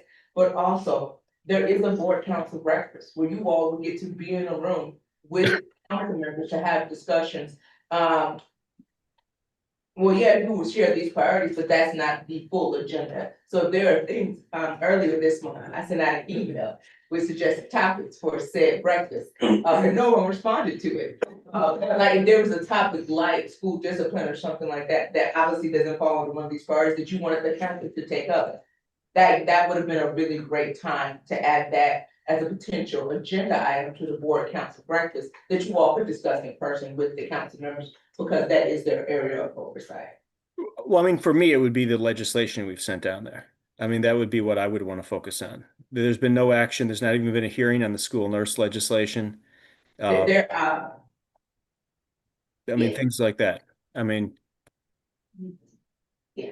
So we're gonna have a conversation about this in the business. I don't want us to get distracted from some of the things that we want for our breakfast. But we're gonna have a conversation about it Yes. in the business, okay? To make sure that for that breakfast, we have the items that we want. Oh, yes. so for this, It's a question about this, okay, not about your business. Okay, right. So for the things that like we do have statutory authority over, right? Like the grab requirements, the things that we have passed with OSSE, right? Like financial literacy and all those things. And as we think about like the priorities, when he talks about accountability, do we have accountability over those things or no, even though it's under our statutory authority? so our statutory responsibility is very clear. You approve. You Okay. approve grad requirements, you approve education standards. Yeah, and so we have an approval power. Then you also have approval over the like state report card accountability framework. Right. But that is obviously a separate thing that you also have to go over. Right. The community service like requirements, all of those Right. kinds of things. Yes. So there isn't a mechanism that is built into the statute that says you have accountability to ensure that these things are executed well. That does not exist, unfortunately. Okay, that's what okay. And That I answers my also would question. say, like, the way that statute is written. Again, I know that board governance is something that was on the list of things to discuss at the board breakfast in the email that went out earlier this month. But like that would fall under there too, if someone wanted to change, like you sort of, instead of just approve, is it hold accountable or provide oversight and approval? Like, there are words that can be added to adjust, not just what the board has power to do, but like just to the actual work that's already included in the statute. But I think that would fall under board government, but right now you just have approval. Thank you. I just wanted clarification as we talk about the priorities. Thank For you. this, no problem, for the second area, this one had the opposite problem. It was less than one page. And the staff had a lot of time expanded on what was here to make sure, because it just read graduation requirements. And we didn't feel like that was enough. Because they talked about other work they wanted to do, and so we wanted to find a title that encompasses that. So it said promote excellence and opportunity for all students. And underneath that, obviously, the strategic initiatives are modernizing high school graduation requirements. And to create an implementation feedback loops for education standards. And so the committee talked about doing site visits to schools to see how the standards that the board did pass, how they were being implemented, like on the ground in schools with students. And from there, again, each one of these tasks, the staff talked through how that work or that goal would be achieved. Everything from reports to the site visits, to how the site visits was, like a lot of time went into this. And so like, we felt like those are two things between now and next December, because graduation requirements for all intents and purposes should be done by the end of next summer at the latest. So like, what are you gonna do for the rest of the year? So like, we just wanted to make sure it encompasses more. Are there any questions or anything there? For that, promote excellence and opportunity for all students, any feedback? Just appreciate the work of you actually doing the feedback aspect. That's been a subject that everyone has talked about. Like, we have so many standards. But we don't know how the implementation is going. And so I appreciate you adding that to that part, because we do know that the high school requirements, once we're finished with them, then what else are we gonna be doing underneath that particular topic? And we really do need to be holding people accountable and evaluating, so to speak, as best as we possibly can and statutory wise. How the implementation of those standards that we have approved over a course of time, how they're going. And I also just want to say, once they're working on the word accountability, right? Because I think feedback loops are better. Because if we can say across LEAs, whether they're public, whether they're DCPS or public charter, that high schools are having a problem doing oral history, such and such and such. This is the consistent thing that we've noticed. Here are some recommendations. Because if they're not doing them well, we can't like penalize them. There's no carrot stick thing. But we can definitely create a feedback loop between us, the schools, and the LEAs and OSSE. We also be a sounding board. Exactly. If things aren't going well because it's something outside of either the school's ability to implement, we become a sounding board also for them. To say, this is, during the visit, this is what we saw, schools are telling us this as they implement this particular standard, this is where they can need some more support. We become a sounding board, so we partnering more so than trying to say, I got you. It's more like, how can we help you implement the things that, the standards that we approve? AKA language matters, got it. It does. So that is that, yes. Yeah, I agree with all that. I think that to me, that's where that point connects to providing policy leadership and advocacy as well. And I like the word choice of feedbackers. I'm wondering, especially given like the upcoming panel on CTE, and there's been a lot of like, looking at pathways with regards to graduation requirements and different things, like if there's one thing in which we want to play, like use a convening role or use an advocacy role to clarify our programmatic options for students, and particularly the focus on the CTE. I know that had been in the committee previously, and some of these strategic priorities have three areas, three strategic initiatives, and I have two. So I'm not sure if others have interest in a focus on like CTE as well. So I want to say one. That would be an activity in a work plan. So like as a continuation of the graduation requirements work, as a part of that, once the graduation requirements are passed, then there could be an insinuation of that work plan that says, now let's educate parents on no choice. Let's have a CTE fair, because there's a year when the graduation requirements are going to be enacted. And so it's like, that then becomes the extension of that work, but a convening is an event, it's like it's a task.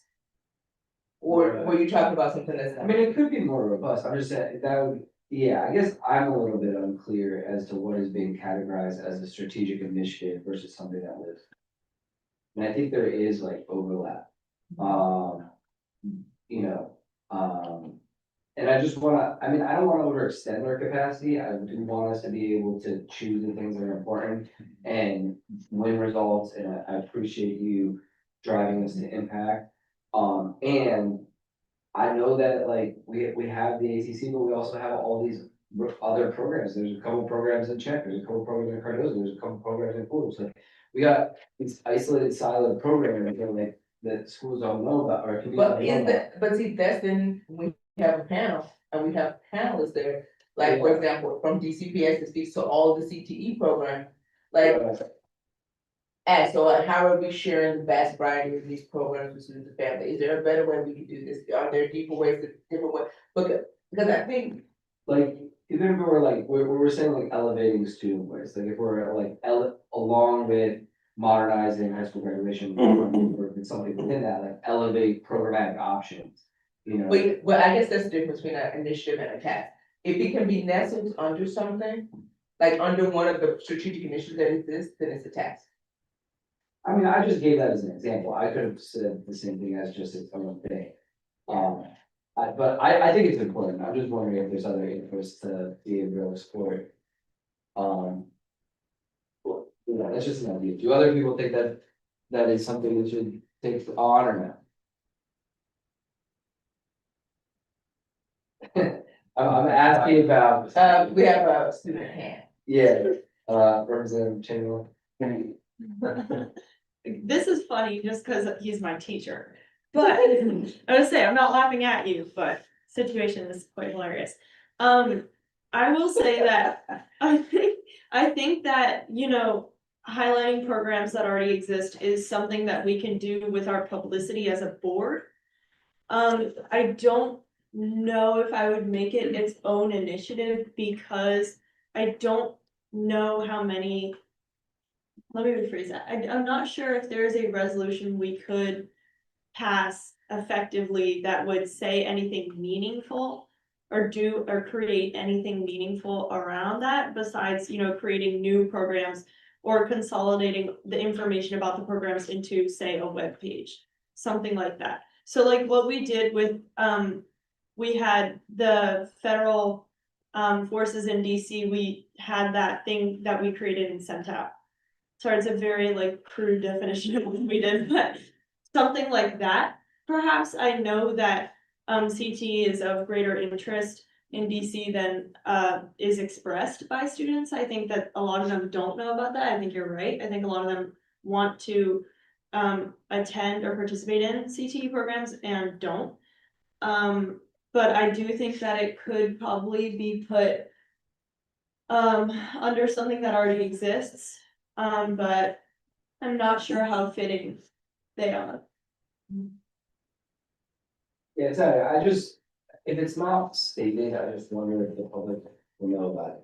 Well, I do know, right, the OSSE has a, OSSE data discovery, they allow into the range of specialized courses offered in these schools, including AP, IB, and CTE. And the variability by ward, that already exists. And so there's like, they're using this data, so like, are there resources we can support people too that already also need to see? That even the graduation task force can, so utilize when it's looking at this graduation requirement. I appreciate that. I'm open to like creative solutions. I think it needs some maybe more workshopping just to think about what the goal is. But I'm also just wondering, kind of thinking out loud about assessing what demand is for different programs. And I don't know if that's something that OSSE would be best fit for, or something that we can play a role in as well. But I know there's, like, for instance, Cardozo is a really, sought after, cybersecurity program. But like, you know, so other schools might want access to that too, but like, I don't know if there's anyone working on it right now that could be able to say, hey, this is just not something we should offer at one school, we should offer more broadly. Well, I really think those are questions that to have, like, for the panelists at the panel. Okay. Because they are the people who work on it. I was just going to say, the task force has talked about things like this with high school graduation requirements in terms of things like the CTE endorsement and making sure that that pathway is accessible to all students, making sure that all students have access to the same coursework and looking at creative ways of doing that, like virtual courses, students being able to enroll at a different school for one course. So some of that is being talked about in the task force.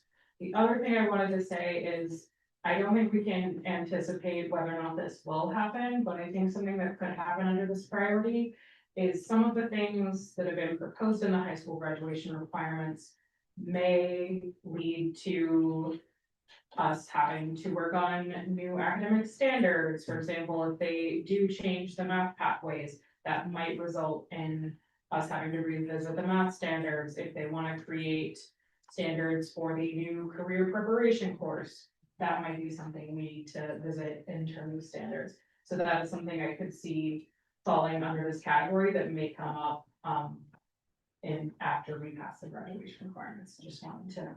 Yes. Yeah. But please note, this only goes through December 2026.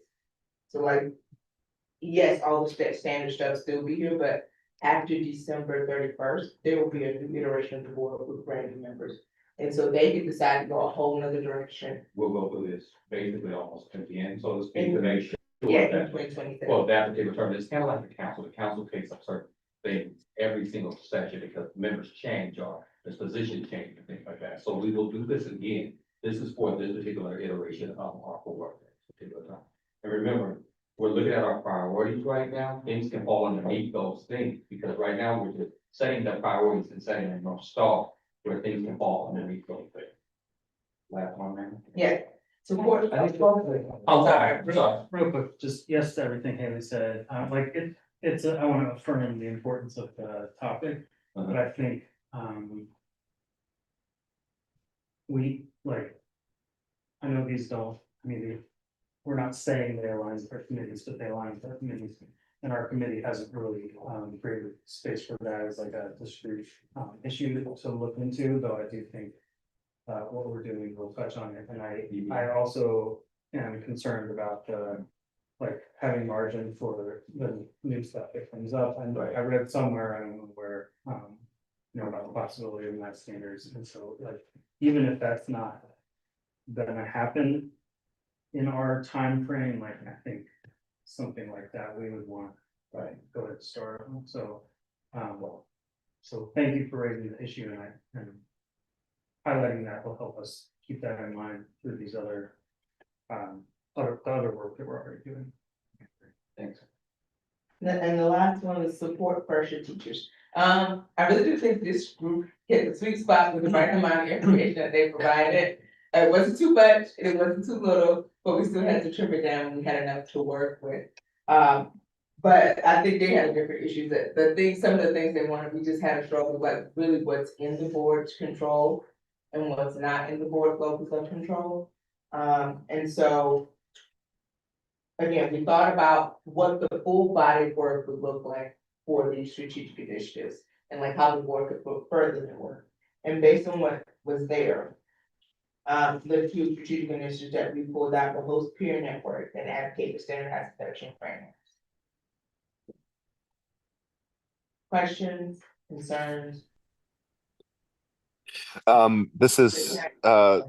This is something that I think I need to talk to Jen offline, but Jen, I thought we had discussed actually something different at our committee meeting, at our last one, to shift focus away from these. These two strategic initiatives. So technically, these are not committee things, so now would be the time to discuss those. Like, if there are things here that you want the other board members to consider, because this isn't just committee focus, it now becomes a priority of the board. So if there are other things other than these two that you want here. Please share them. Great, let's talk it through then. Jen, you when after our last meeting, you had said that you would go through the priority doc that I had originally drafted and edit it based on what we had discussed. I was expecting somewhat more substantive edits, because I think my initial ideas, which are these that are listed, were not as well received by my fellow committee members, and we were going to make some tweaks to it. Is that what you remember happening as well? Yes, and I did add additional content after that meeting and send it back to the committee. And then that was the period of a week or two where while some of us were in Austin, the other members were then adding their feedback and review as well. Yep. So what this is pared down to is based on that. It doesn't mean that a lot of what you all included in that original draft can't still be done. So I do think that, again, you can and should, and we can do this in the planning of the next meeting, which is kind of later this month, talk that through as a committee. But this is what came out when considering, like, viewing supporting first year teachers as a priority of not just the Educator Excellence Committee. So I hope that helps clarify that it wasn't to like completely redline or strike what had been discussed.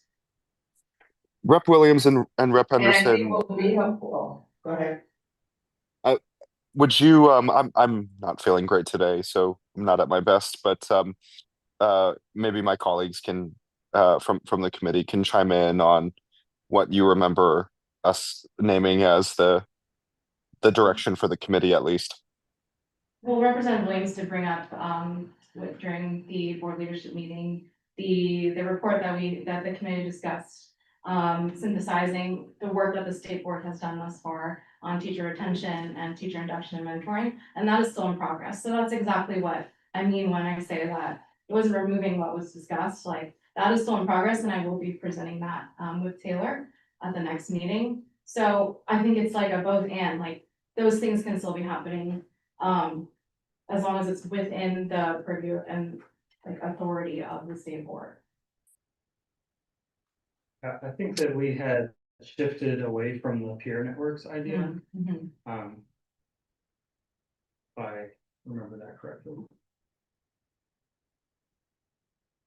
Yeah, we had, I think, I mean, what Jen just said, I think the both end is fine with me, again, and I think that report is gonna be critical.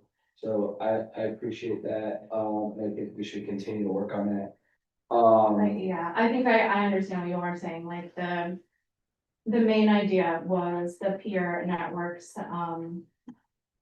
and then you all kind of settled on the report plus advocacy, but then again, I think, Director Butler especially had thought of this as a, you know, she brought up the idea of bringing in external folks and contracting it out and just like, it's the same title, but it's a little bit of a different idea.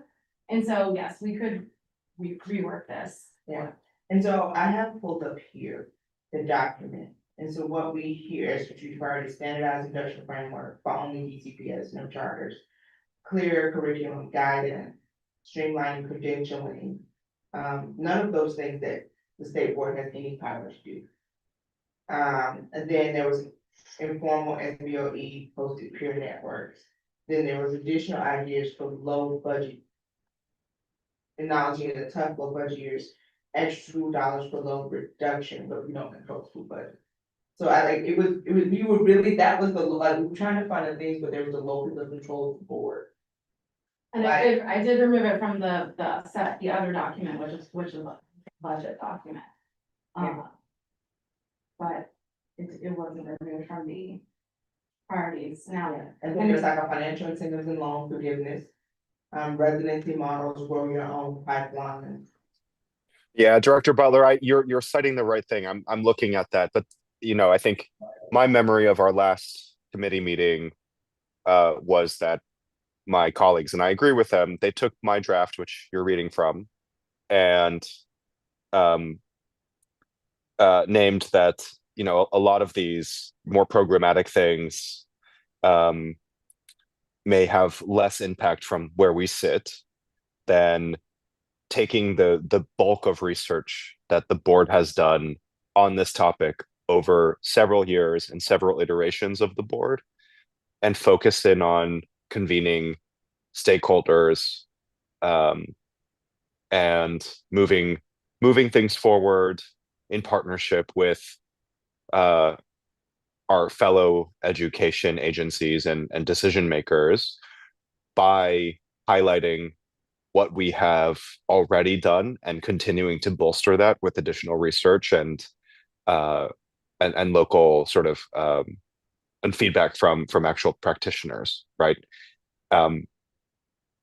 Rep Henderson, Rep Williams, is that what you remember from our last meeting as well? I mean, I'm the one who came up with the peer networks idea. You know, I think programmatically, and I was convinced in our last meeting by your arguments to scrap it. So I think what I think has happened. So we can still scrap it. Well, no, it's not even the scrapping. Because I read all of them and I read all the budget documents. That is listed in the budget document. It wasn't in the one page, because the one page that we used to create these was the paper I was just reading from. Right. The edits from our my understanding right now, and this is why I would appreciate if we could have a bit of an extension here, and I apologize for that ask, is Jen, that my expectation after our last meeting was that you were going to completely change and edit the sheet that Director Butler is reading from, as well as the budget, based on the conversation that we had, which I'm not seeing substantial edits on either.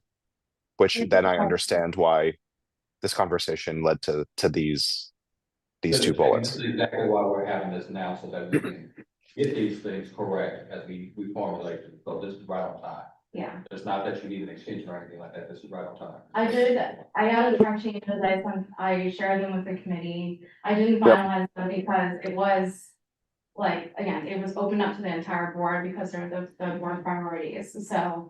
Yep. I think we were just misaligned on the extent.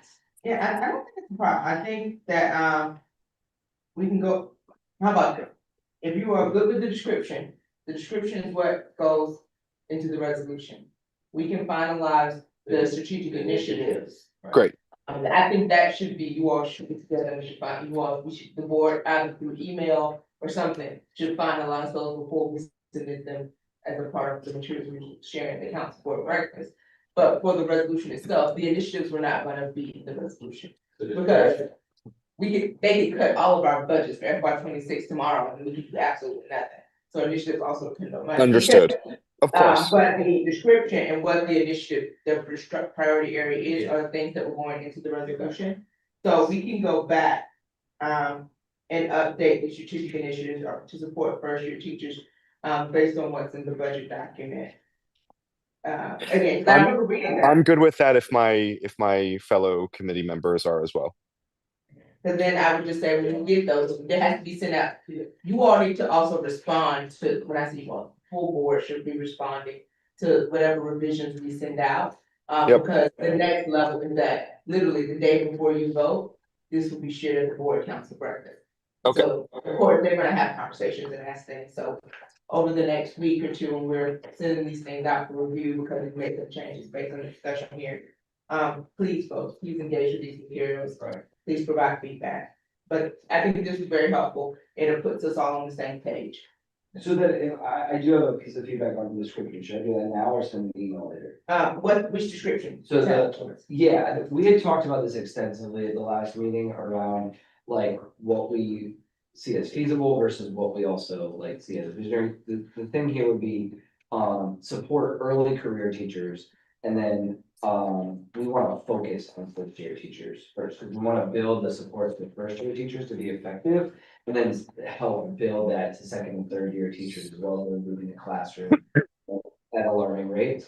So that would be my only tweak here with regards to the title there, and then I'm sorry, so the title should say. support early career teachers. And a variety of other state boards of education also use that language, so it's not something like inconsistent with a variety of states. And then the only other thing that I'm curious about is this idea of like less friction. So I would maybe just recommend, I don't know what that means, but just potentially eliminating that part, but the part around research and guidance and peer support is exactly what we want to focus on. Okay. We got those there. Thank you. All right, and so those are the 3 priority areas overall. We will send out revisions of this again. If you're good with the descriptions, and we're gonna make the adjustments that Representative Boulay said, for the first description, no one had any adjustments for the second description.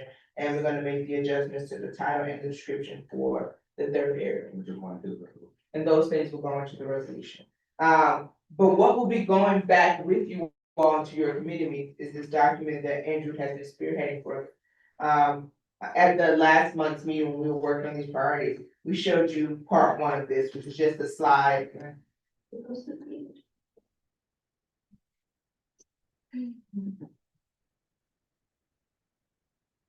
So here, so now it's like, so now they're creating a work plan to this is what capabilities does the staff bring to this work to assist you to do this work? And so we put together several page documents that laid out the policy area capabilities, strategic communication, and the financial and logistical capabilities of the staff. So the next step will be taking this back when you're beginning to flush out or pull the work plan, the different tools and things that are available for you to do this work. And these are the things that staff, so that we can confidently execute for you, to support you in making impact in these areas. And so what this document does is give you examples. This is a draft, just in case there are any questions or things. But literally, this is what it means to be an expert panel, what it is, use cases, and the production timeframe. So we go through all the areas because we want you to know what is at your disposal and not to be guessing. What the staff has the ability and capability to do in realistic timeframe to make these things happen. Whether your landscape games, literature reviews, crosswalk, issue brief, state resolution, obviously legislation.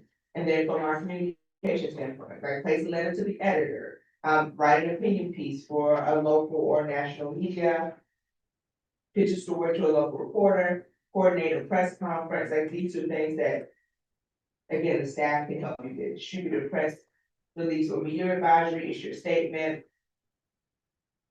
direct home mailer, develop collateral materials for a community event, and it goes on. But again, we talk about what each one is, how do you use it in the production timeframe, so that you all can plan adequately. And we wanted to give you, because like you may not use all the same tools and tactics depending on what the particular initiative is. Certain initiatives need different things. But we also, in addition to our communication and policy work, really also wanted to highlight some of the stuff that our finance and operations team does to support the broader work of the board. So if you're preparing to manage budget for a project or a contract, they do that. If you want to conduct market research around vendors, or how much it costs to do a report, what to do focus groups, they can help with that. Develop and post statements of work for, like, these are, we have people, we have procurement analysts, like that is his job, is to write the scope of work for RFPs and things like that. And to work with the committees as they develop them. Manage, again, purchase card and purchasing orders, processing timeline. If there's something that requires an interagency MOU with another government agency, that's where we want to get done. If we contract with somebody, our staff manages those vendor relationships and can assist you with that. Regulatory compliance, execute special events. So we had the literacy event that we did last year. That was spearheaded by our budget and operations team.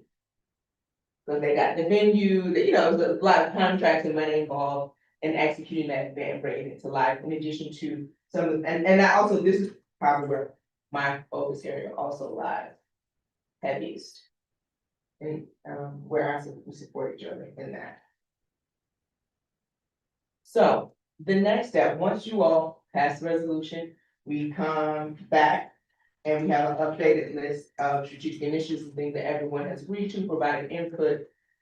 We will then, Roma and I, will take our FY 26 budget, the budget form that you all filled out, and begin to sort of, if there are things that need to be procured, what's in the budget that relates to the strategic initiatives that you highlighted here, they need to be purchased or procured in this fiscal year, and begin the process on those. And so ideally, if we can get those started at the beginning of December, I think that gives us, because some people have ones that are more lengthy than others. But we also have other ideas. So like if we are working to support Dan in this work, if he's already doing a student safety report, what does it look like to say, hey, what resources do you need to like either expand the number of focus groups you're doing or whatever it is? And then we can put money on that, which is easier than procuring a whole separate vendor to do something that Dan is already doing, because that's just an agency. Thanks. But those are the next steps. There's a vote on the resolution. No. Board members providing feedback on the edits. A vote on the resolution on November 19th. Roma and I will then begin to work on the budgetary aspects, and I will be able to give you guys something.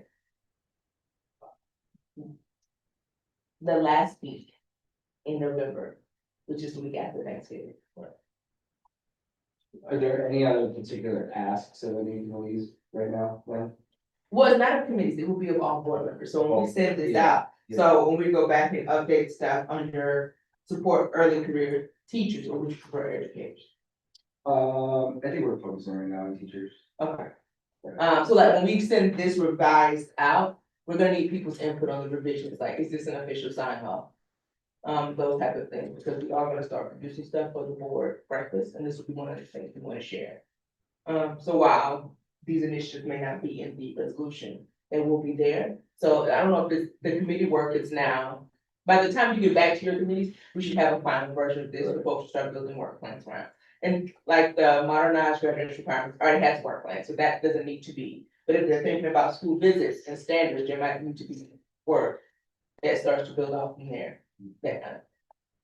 Is there a particular example you have of us for what we can send out for turnaround? We're gonna try to get this draft version of this out to you by close of business on Friday. Okay. And so we will need you to get that back to us. Because I'm just thinking, phone call today with the council people when they need the materials. I would say that next Wednesday. Okay. Because they like to put the council packets together, certificate and that kind of thing. Yeah, that's good too. Any other questions about this part of the agenda? Before you move on to more scintillating topic? One piece. I just wanna say thank you. I think we're moving in the right direction. I think there is, you know, this is a new process. We're trying to like really like focus on what we can impact, figuring out how to really more clearly write things, not overextend ourselves. So I know that there's a lot to do that, and you know, it's much better and it's the best I've seen, you know, in 3 years here. So I appreciate the staff's work on this. We appreciate you all's input to keep moving in this direction. Thanks everyone for all the conversation around our state board strategic priority. For next, item on our agenda is state board, fiscal year 2027, but I will add, again, to the executive, director Butler to share, a brief update with the members of the. So on October 17th, the mayor had the annual budget kickoff for the next fiscal year.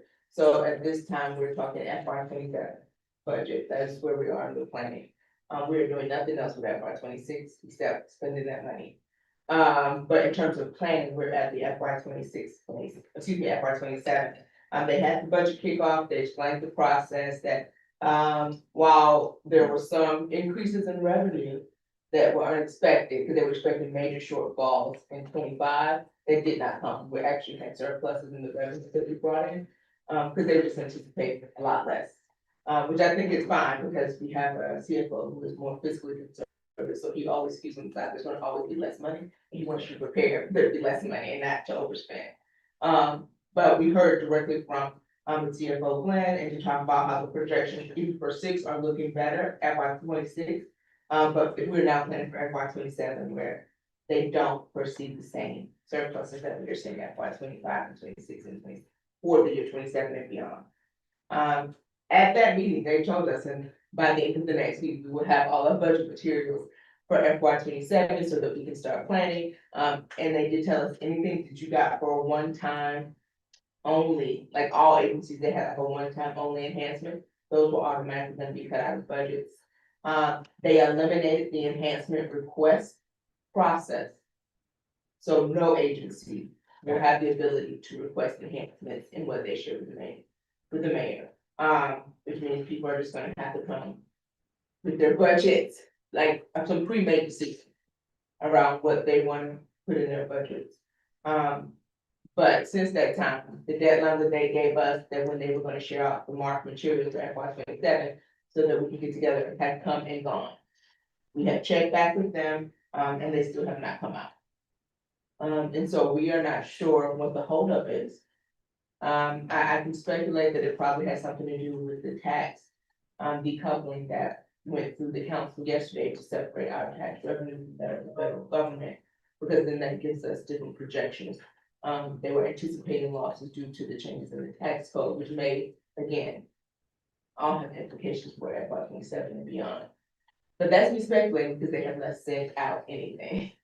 So Dan, Kimberly, and I have not started planning for FY 27, but we haven't got any materials, we don't know what number. We don't know if they've cut it by X number of percentage or not, we just don't know the numbers, the materials have not come. And this is drastically later. Last year, this time, we were submitting final, the first week of November.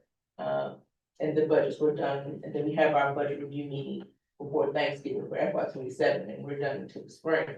But we haven't even gotten materials to submit. So right now, we're unsure what that new timeline will be, and we won't know until the marks come out with their deadlines and all the things in it.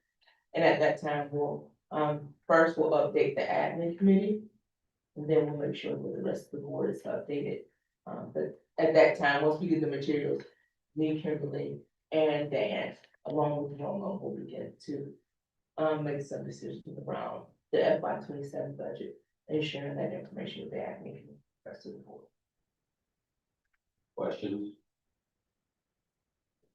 Thank you, Director. Okay, next, is a debrief of the October public, meeting panel, which was on the topic of victim centers restorative practices. This is our time to debrief, discuss, and decide on any concrete next step. And I want to emphasize that a lot of times we will have, panels, and there's be things said, so if there's anything that they want staff to do, follow up action, or we want to do as a board, or because we just time to kind of talk about it, to respond to it. Remember, you have, in your material, the summary document with key highlights on the panel. Are there any actions or action steps we want to take as a board based on the panel discussions? Yeah, I just want to say, I asked a question of the panel, and it's still, to me, a live question of the number of suspensions that we have still, like we have nearly 10,000 suspensions the last year on record, and I think that informs, or I would like that to inform the way we frame the priority that Representative Goulet was speaking about. So I am happy to talk with Representative Goulet about that further, because I think that complicates to me, without having an answer to that question, it complicates the idea of restoring discipline. So to me, it might be a more recalibration or something rather than restoring something that's missing, because clearly we're still suspending students at a very high rate. Okay. Representative Goulet from Ward 3. Well, yeah, I mean, I'll respond to that. I mean, I don't want to see suspensions. I don't want to see any student be expelled. But I think for me, the focal point is we have the data from our ombudsman, school year 23-24. Only 31% of kids feel safe. The behavior of some of these students is atrocious. It is unacceptable. And there's got to be, what I found useful with the restorative practices conversation is the idea of setting a community standard and then having accountability when that standard is broken. And this isn't just like harmless violence. This is traumatizing other students. It's disrupting the learning environment for all students, and it's even impacting teachers. So something is very wrong with our youth, and I don't know whether this is some sort of hangover from COVID, or if it's just that we've decided to say we're not going to have accountability. But there's a serious problem, and I get calls about it. I'm sure Representative Henderson does as well, from people who are the victims of student-on-student violence. And I fully agree. As somebody who supports the school-based mental health program, who supports universal out-of-school time, I am 100% on board of ensuring that we try to expand those supports for youth. But there's got to be accountability with that.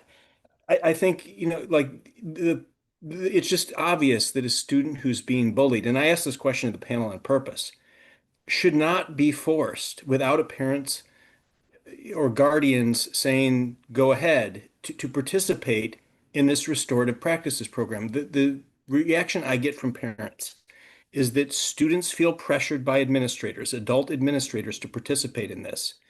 And then they feel re-victimized all over again because nothing changes. The bully doesn't take it seriously, and the harm continues. And the focus the city has put on victim transfers, rather than doing something about holding students accountable for wholly unacceptable behavior, is really alarming. it's really alarming. The fact that like we won't hold a student accountable who has an IEP simply because they have an IEP, but we'll force that student who wants to still go to that school to go somewhere else because the administrators just throw up their hands and say, well, there's nothing we can do. Like there's something really wrong here, really wrong. And I worry the day that the feds start looking at this because this is scandalous that our kids don't feel safe going to school. And a lot of it is because what other students are doing to them that goes unchecked. Representative Johnson Law. I'm, I don't know if this is like a focus group, but just thinking of like root causes, but also thinking about accountability, right, and consequences. Is there a way for us to have like, when we talk about like community schools, I'm always thinking about like on all of the benefits that go with community schools. Is there a way for us to maybe to have some experts, like just have like a focus group, whether it's in a committee or I'm just trying to think of something, a vehicle to where it's like, okay, how do we figure out a pathway forward to be helpful to our students without being harmful? Because yes, we have to have accountability, but also like if there are still root causes that are happening and we're just implementing consequences, that doesn't solve the root cause, which means you're still gonna have problems. So I'm just wondering if are we able to have like maybe some discipline experts with some community school experts to be able to have a conversation to intersect those two things, to be able to figure out pathways forward. It's just an idea. I don't know if focus group is the vehicle for that, but let me know what you think. I don't want to go out of order, but I would suggest to Representative Johnson Law, we could do that through the C committee. We could have that focus group and host those people in a roundtable or through our committee. I'd be glad to work with you to set that up if that would be helpful. I like it, and I think that'd be great, and then when we do our committee share out, we can share out, to the entire board, like, the things that we found. Or maybe even invite members if they would like to join us as guests. What do you think? That is exactly what should happen. All right, President Patterson, if that's amenable, and I don't know if you need to say okay to that, but I like it. Well, because it's already work that's happening, because the topic is still in the committee, it hasn't been voted out of committee. Got it. I wanna go to, Dr. Fleischer, because I saw him raise his hand real quick. Yeah, so just on the topic of the debrief, there were some panelists that I reached out to or potential panelists that couldn't make it, including Ernest Shepherd at Office of Human Rights. So I hear some questions like data requests, but also they were very willing to come to one of our committee meetings and perhaps if there's enough, do something like a roundtable, if there's enough of them, or just one person coming and serving as like a guest speaker at one of our C committee meetings. We just heard from Deputy Mayor for Public, on safe passages, we just had someone come to one of our meetings, so that could be one way to learn more. Yeah, I would support that idea. Representative, who's the chair of the committee is Representative Delay? Yes. Yeah, Representative Delay, yeah, Mr. Shepherd, the person that, Darren just pointed to is like the perfect person. He, has been in charge of, the bullying prevention for, the city since we've come back from COVID. The office, like, just to remind you of some of the context, like, was very understaffed during COVID, and so they've really been built up and they've pushed compliance. And they're making a lot of growth in that area, but like it was starting from a pretty abysmal place in which our schools were in compliance with regards to bullying prevention efforts and trainings. So I think he could speak to a lot of the efforts and pieces that you're talking about. So I would wholeheartedly support that. It's a great suggestion. Thank you. Any other discussion that we'd like to talk about in this debrief? So just, so that what is the course of action in terms of the panel debrief, like the body of work? Yeah, that it's a goes good with one. that? I thought excuse me, the course of action was we were going to, I was going to reach out to Representative Johnson Law. We would try to put a panel of experts together on this, including OHR. It sounds like would be a good resource, and try to have maybe a more in-depth discussion that we could have as part of a public meeting, something that we could have a back and forth on this, because I think everybody's goal is to try to find solutions that make our kids safe and that make schools feel like a place of safety. And I think we want to get to the right balance on that. So I will reach out to Representative Johnson Law, and we'll work on putting that together with Darren, who's our staff director for the committee. So I will reach out to him and connect with Dr. Fleischer on that matter. Thank you. Sir, thank you both. I just want to make sure we were all on the same page. Yes, I appreciate that, Director. Okay, and thank you for the discussion. As a reminder, the November public meeting panel will focus on advancing career and technical education in these schools. We will now move to our public meeting panel discussion. Tonight we will discuss ideas for both December and January. Again, if we can make a decision on 2 months at a time, if you're okay with December, we try to do 2 months at a time. Beginning with December, we have one suggestion in the panel topic tracker from the CCLR committee, which is artificial intelligence. Are there any additional suggestions for December?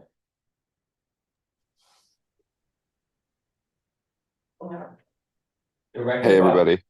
Well, no, Representative Chang, Representative Chang, go ahead. I see your hand, sir. Go right ahead, sir. I'm not sure how, I'm not gonna fight for this one, but just curious if others are would be also interested in learning more about youth curfews from other contexts. Youth curfews, since it is a hot topic. Okay. Right, both from an academic expert, sort of what does the evidence show, and then also what does this look like in other parts of the country? I actually like it, because of what's going on right now, and I knew that we, Representative, I'm not representative, but director, trying to elevate you to a position of electability. Director, Butler, it seems like you have some enthusiasm that you want us to talk about a specific topic. My My topic is actually the opposite. I would like to lay on the table for either January or December, no panel. That was just my suggestion. So it wasn't a topic. So that's why I was like, you don't have to have one. If we do, when you want to get, obviously the staff will actually put it on there. But I just want you all to know all the options that are before you. Okay, and one of them is, Not to is not to have one. Okay, thank you very much. All right, now, I'm gonna turn to, let's hear from each person about their proposed ideas, and starting with CCLR, which is talking about artificial intelligence. That's the next topic for us, and so. So we have the two resolutions before our committee and discussed at our last committee meeting that we would like a panel to help inform our work moving forward. I think it would be helpful to hear from some of the folks who have done work on AI in LEAs already, and how that might inform a statewide approach, and how it might inform our resolutions as we continue to craft them. Okay, thank you. I appreciate that. I'm gonna now turn to, all right, if there's any questions for Representative Henson? Okay, I'm gonna turn to Representative Chang to discuss his topic as far as curfew. Oh, that's thank you. That's the extent of my my pitch. And presenting it. That's what you're There's that saying. it's being considered by council, and it's something that I think several of us have been asked about. And so Representative Chang, is it just what is the law or the policy, or is it like, are you all wanting to know? I think I'm more interested in what does the academic evidence say about its efficacy, and where and when has it been implemented in other contexts? What can we learn from that if and when it is done? And or is there a local leader who wants to come talk to us about it in the local context, right? I think any of those directions I would be interested in learning more about for either December or January. So I have another question. Go right ahead. So based on that, is this like something, is this like sort of like an issue brief that the staff can put together, like an internal thing around this, or is it something? Oh, that that's great. I'd take that. Public Yeah. can, well, I'm just saying like there's. Yeah. everything that needs to No, be- it's a fair point. Yeah, because if we want to save some time in the meeting, which I'm always for, that solves the problem. Yeah, I know the hell I'm a die on. Okay, I got Representative Dulane followed by Representative Johnson Law. Oh, no, I was just being Okay. snarky. Okay. So I actually do support this being an idea of a panel, and I hope Representative Chang doesn't retract his putting this on the table. And I think there's several reasons why it would be useful to have a discussion in the context of the State Board of Education. I think issue one is we do hear about curfews potentially causing issues for students who are coming to and from extracurricular activities. So if we could look at it through the lens of how do we, in light of the need for curfews, or at least the purported need for them, how do we ensure that students who are going to and from extracurricular activities aren't adversely impacted by this? I think also, though, looking at the academic evidence of students not being out, at inappropriate hours of the evening, when they should be home, doing schoolwork during a school week, I think is really important to look at too. And then also, just hearing from experts about this, it's a hot topic here in DC. I think it would be great to hear from experts across the country, but it would also be an avenue as we talk about student voice here, but to hear from our students, hear personal stories from students who may have either been impacted positively or negatively by the curfews. Because I've heard, instances where parents support the curfews because they can say to their kids who otherwise would want to be going out, potentially getting into trouble, that no, there's a curfew in place. You need to stay home, particularly during the school week. So I think it's really a hot topic that, we could have an education lens focused on. So I support it if Representative Chang is still keeping it on the table. And if I may, real quick, I would like to add to this particular subject matter because having two high schoolers, I can tell you it's directly how it affected them. They recently had their homecoming. So we had to basically, I had to leave work and my wife had to leave work to get their clothes to them or get them home and to change them, so to speak, because the curfew did not allow them to have a normal homecoming.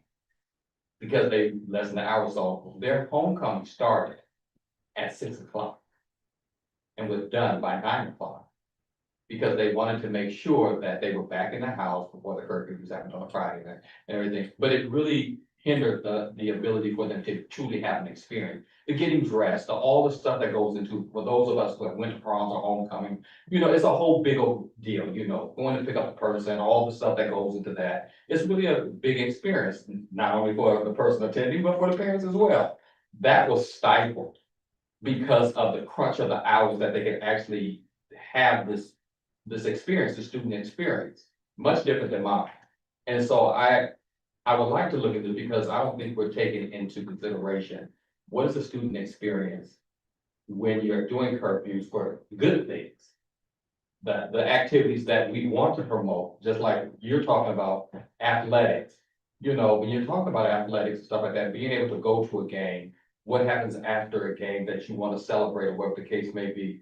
You can't do those things anymore. It's have that event, hurry up and get home, we're watching what you're doing. So I'm interested in hearing the other flip side of that is how that affects the student experience and the activities that they want to have after school. And what that means from just like Representative Goulet just spoke about. It's a very delicate tightrope that we're doing when we're saying kids have to be in the house by this particular hour. And how we deal with that. So that's my opinion. I think I saw some other people who wanted to chime in on this particular topic. Is there any other discussion?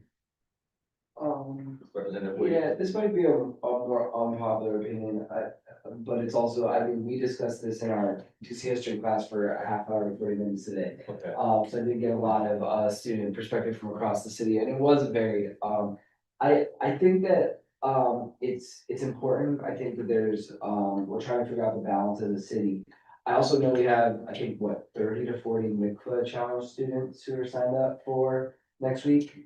In which a lot of them, I think are going to be, talking about this. Additionally, like I'm, pushing into one of their upcoming meetings next week to give some feedback on testimony to help them prep. And I know we're gonna get that. I definitely think we need to address it. I'm just wondering how. I'm thinking if maybe we start by empowering the student advisory committee to talk about it in the next month meeting, seeing kind of gauging the pulse as to where you all are with that, and then revisiting if we want to do a panel in January. I support that process of getting to that point. Yeah, I don't think we should abandon it. I think it's incredibly timely and important. I just would recommend a different approach to that. So having discussed both of them, we have two. I have to include both of them. Well, we have three, but I don't think the third one is gonna make it, no doubt at all. But in the case, it's either artificial intelligence or youth curfew, and we've had some adjustments to that. So it really, if I'm understanding the discussion that we've just had, unless someone tells me otherwise, artificial intelligence is the one that we're primarily voting on, and we're pushing in a nice way, youth curfews to the student advisory council to discuss first before we consider it as a panel, if I'm understanding correctly the discussion that we just had. If that is the situation, then all we're really voting on at this particular time is artificial intelligence. Is that for December? I apologize. Is that Yeah. December? Okay. Okay. I mean, you can do what's on one item. Go ahead, do your best. No, it's on one item, so that's okay. All in favor of artificial intelligence being our panel for December? Aye. Aye. Any nays? Abstentions? Thank you, here's your name. Okay, now, we're supposed to do these, 2 months at a time. January, okay, now, again, I'm open to hearing about January, okay? Are there suggestions for January, at this particular time? Johnson Law raise their hand first, then I'll come to Representative, Representative Johnson Law. Thank you, Mr. President. I was gonna suggest this under new business, but because we're here in the agenda, I'm gonna suggest it now. I'm proposing that we look at special education best practices for teachers. I'm not gonna get into it, but I'm wondering if that could be a potential topic for January. January, okay. I'm saving all the spiel for new business. I just So wanted to say it give again, so I'll write it down, right? just special education best practices for teachers. Best practice, okay. And I'm gonna leave that there because that's under new business, so I don't wanna get into the nitty gritty, because I know we're trying to be on. Yeah, Okay, so that was my suggestion. I was just gonna make a motion that we move to postpone a vote on this. I think that it could be, I mean, that issue is something that I'm interested in as well. I just don't know, I don't think we necessarily need to make a decision on that. So I would make I move that we, I don't know, would we table it? Or could, what you're actually saying is that we are. I don't understand this correctly. Well, I mean, you can look at, but he asked for suggestions and a suggestion was given to you. That's Exactly, like, right. yes. so you can't, like, he has to close the thing for suggestions first. Okay. You see what I'm saying? Like, so he's asked for suggestions, he didn't take a vote on anything. Yeah. So like, he's already made that asking for Okay, someone I don't have responded any to the further suggestion suggestions. and. Okay. And so that has to close out before you can add like a new business thing. Well, it's not a new business. Well, not new, No, not new I business got in the way of like the new business section of the agenda, but Okay. like, There was, okay. There was a suggestion made, and this suggestion has to basically be closed out before you can move to table anything else. I got That's what they're saying. I appreciate both of you guys' yeah, so he has to say, okay, there are no more suggestions and then. With that being said, And Eric Boulay has his hand up. okay, Representative Boulay, on discussion. I'll be very brief. I support Representative Williams' motion. It sounds like for no panel. at this point for Hold on January? that right now. That is Right. not his motion. Right. Motion was to not It's to decide. table, it's to table That's why. everything. Excuse me, let me get us back on track, okay? So are there any other suggestions for the month of January at this particular time? Currently, we only have one, which we're discussing, which is special education for teachers, best practices for teachers. Are there any other? Okay, so I'm gonna close as far as suggestions for January. Wait, Now we can have discussion on that particular subject, okay? So now, go right ahead. And your part that you've already said is that you're saying, Yeah, so I agree that it's an important topic. I just think at this point, I would move that we postpone making a decision on that. and I believe, Representative Boulay from Ward 3, you had an opinion on that as well. yeah, I actually support what Vice President Williams is saying. I just want a second. I completely agree with Representative Johnson Law about the importance of this. But since we are punting on the youth curfew issue, that's going over to SAC. I'd still like to hear from experts on this. By having really no panel set yet for January, that gives us the option to, if we decide to go with the youth curfew issue, because it continues to be a hot topic for students, we can do that. Or, we can then go with Representative Johnson Law's idea, and we can make that decision at the December working session. So I would just support the idea of not voting on a panel at this time to see where we go with the curfew issue. And then if not, I would fully support Representative Johnson Law in December on her idea. So again, I appreciate the conversation and I want to make sure I hear from everyone in the discussion period. And seeing no more discussion, basically what we have before is either to adopt it as or to not adopt it.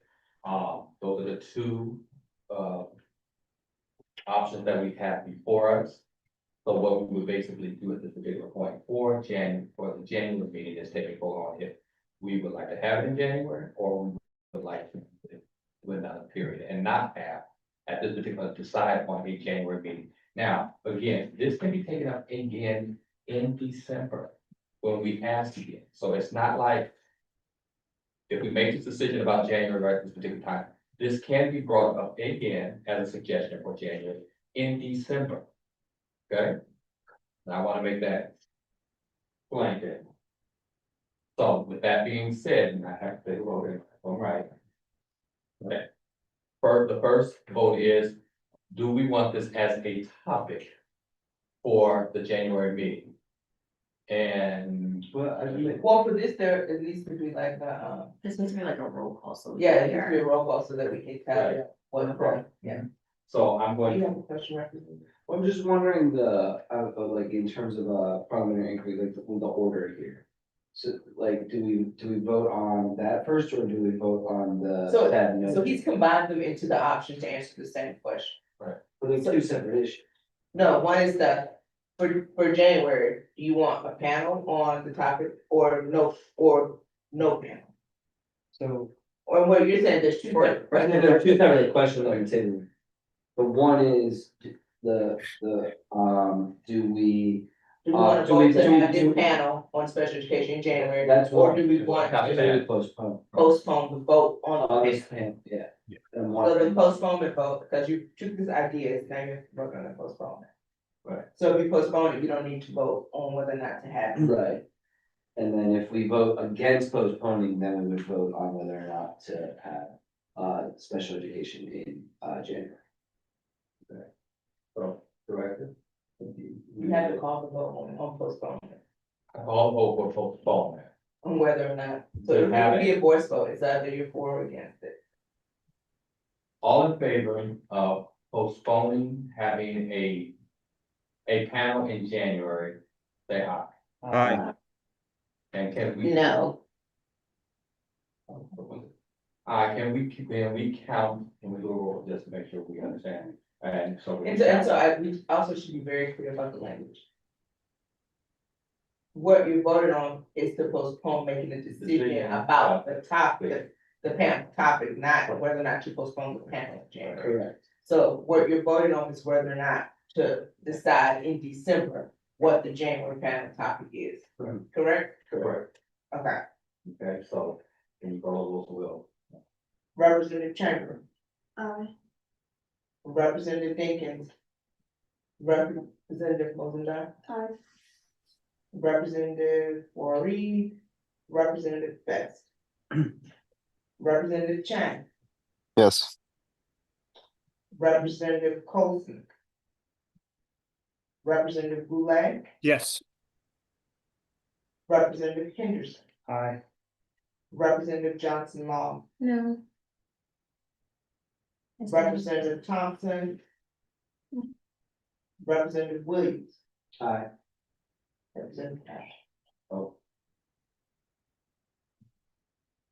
All right, ayes have it. the ayes have it, so we will postpone actually making a decision on having a panel in January till December. Okay, Which means we have, they go on with it. right. Yeah, that's it. All right, so we've gotten through that period of January, December, and January. Okay, next on our agenda are committee reports following the school regular. I will call on each committee in alphabetical order, and each chair or co-chair will share out and answer any questions from the members. The first on the list is from Vice President Williams, the administrative committee. Thank you, President Benjamin. So you all have the committee report in front of you. I just highlighted some of the main things. One of the main processes going on in the office of the ombudsman right now is hiring for 5 new positions. We have, as you can see, it, some offers that have been made, one position that's being reclassified, and they're looking to extend offers to other positions. Additionally, within the OSSE, they've completed their performance reviews for staff. Or I should say, are completing that by next week. There have been some issues in the building, in which they're following up with DGS that are affecting kind of getting in the building and some elevator issues, so just want to make all members aware of that. With regards to our office in particular, construction has stalled due to a holdup at DGS on our offices, but Executive Director Butler shared that the plans for the offices look great. So that's at least a positive sign there. There's a staff retreat planned for our office next week for November 10th. Given a lot of the work that's happening with regards to our strategic priorities and our current integration of staff. Budget planning is kicking off. Director Butler kind of talked about that earlier. So I will leave it at that. Are there any questions about the admin committee right now? Questions? No questions, I'm saying. So I will now move to our next committee, college careers and life readiness, and I'm coming to representative from Ward 5, Representative Henderson. Thank you, and I'm gonna also briefly talk about the task force meeting, and I'm gonna go chronologically, and that was first. So our first task force meeting was on October 16th. We had full attendance, I believe, and our main tasks were to introduce ourselves to each other, and then to surface initial questions and reactions to the proposal that OSSE has made. We found questions and concerns about all 6 of the recommendations. So all 6 will remain in our work moving forward. Some recommendations had more attention than others. I would say the practical studies diploma, some of the coursework recommendations, and the capstone project, I think, received the most initial reactions. And so we're gonna use those questions and reactions to guide us moving forward. And so I will segue from there into committee meeting, which included a debrief on the task force meeting. So we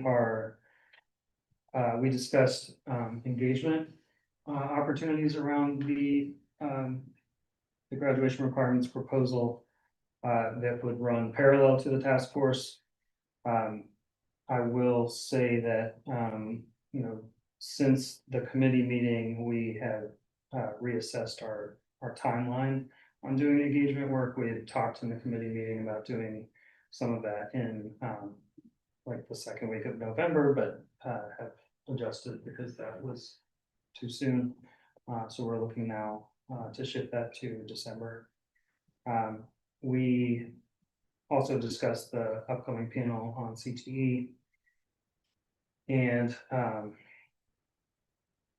also discussed the AI resolutions, and so that's where the ask for the panel emerged from, because we want to gather some more information for the full board about what's already being done before we proceed with those resolutions.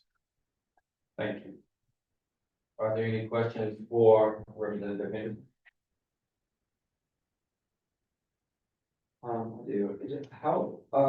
There's a lot to kind of tackle in a short amount of time. I'm just curious kind of, about the planning process and, how you all are trying to like think about structuring meetings to make the most of it.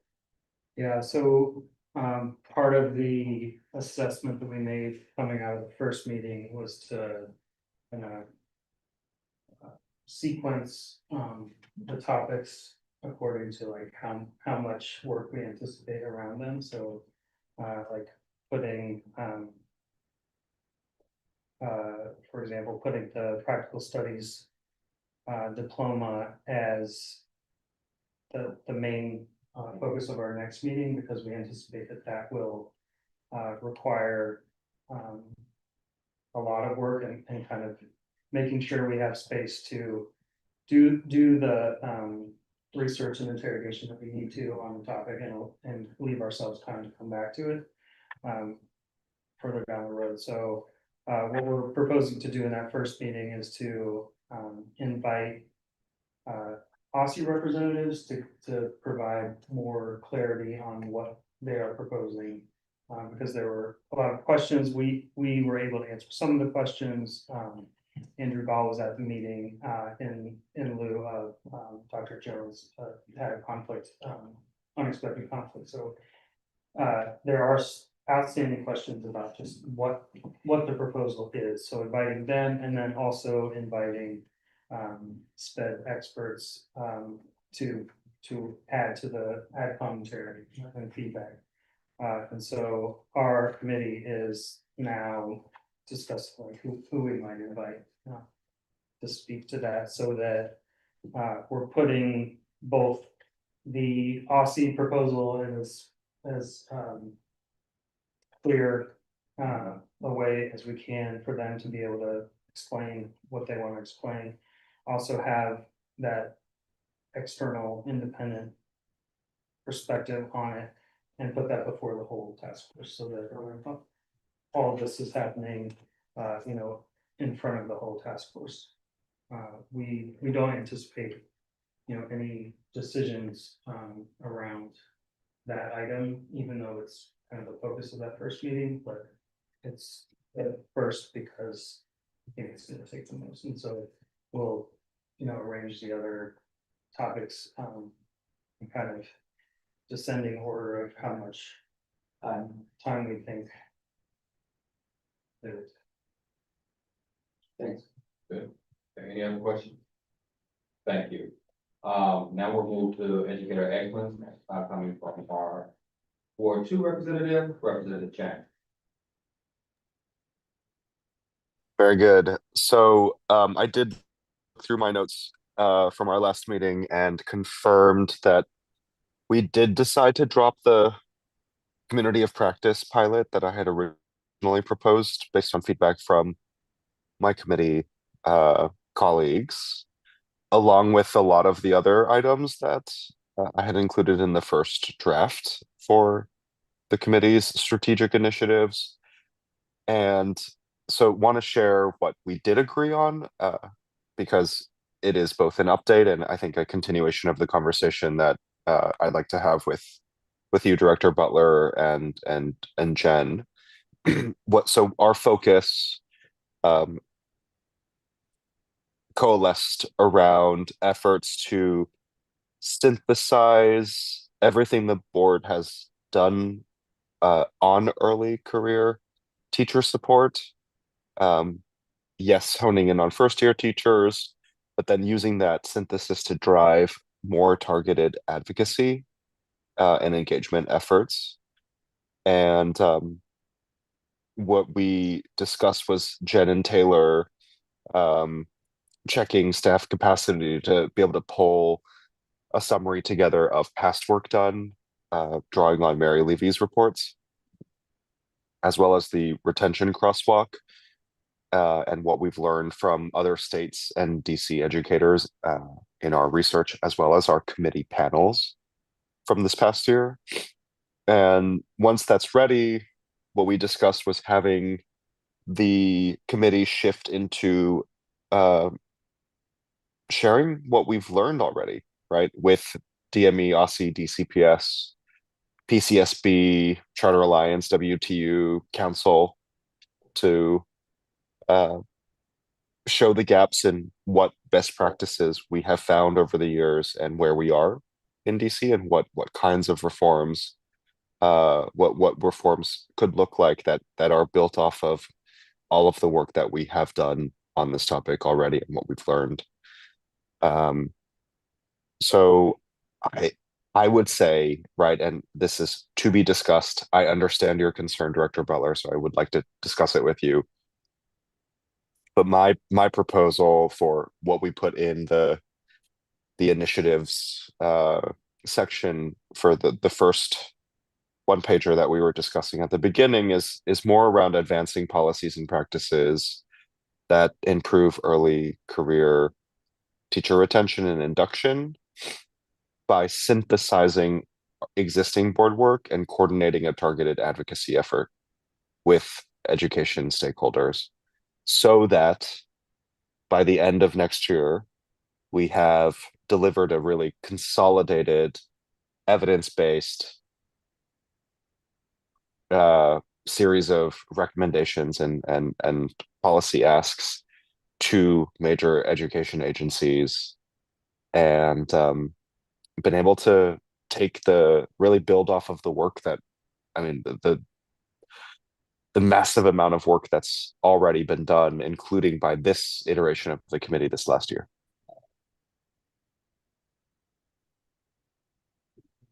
Any questions for Representative Chang? Seeing no questions, I'm going to go. So thank you, Representative Chang. I'm going to move to our student advisory. And so I'll let which one is going to present. We're both gonna present, but I'll be starting. Go right ahead. Okay, so we had our October Student Advisory Committee meeting.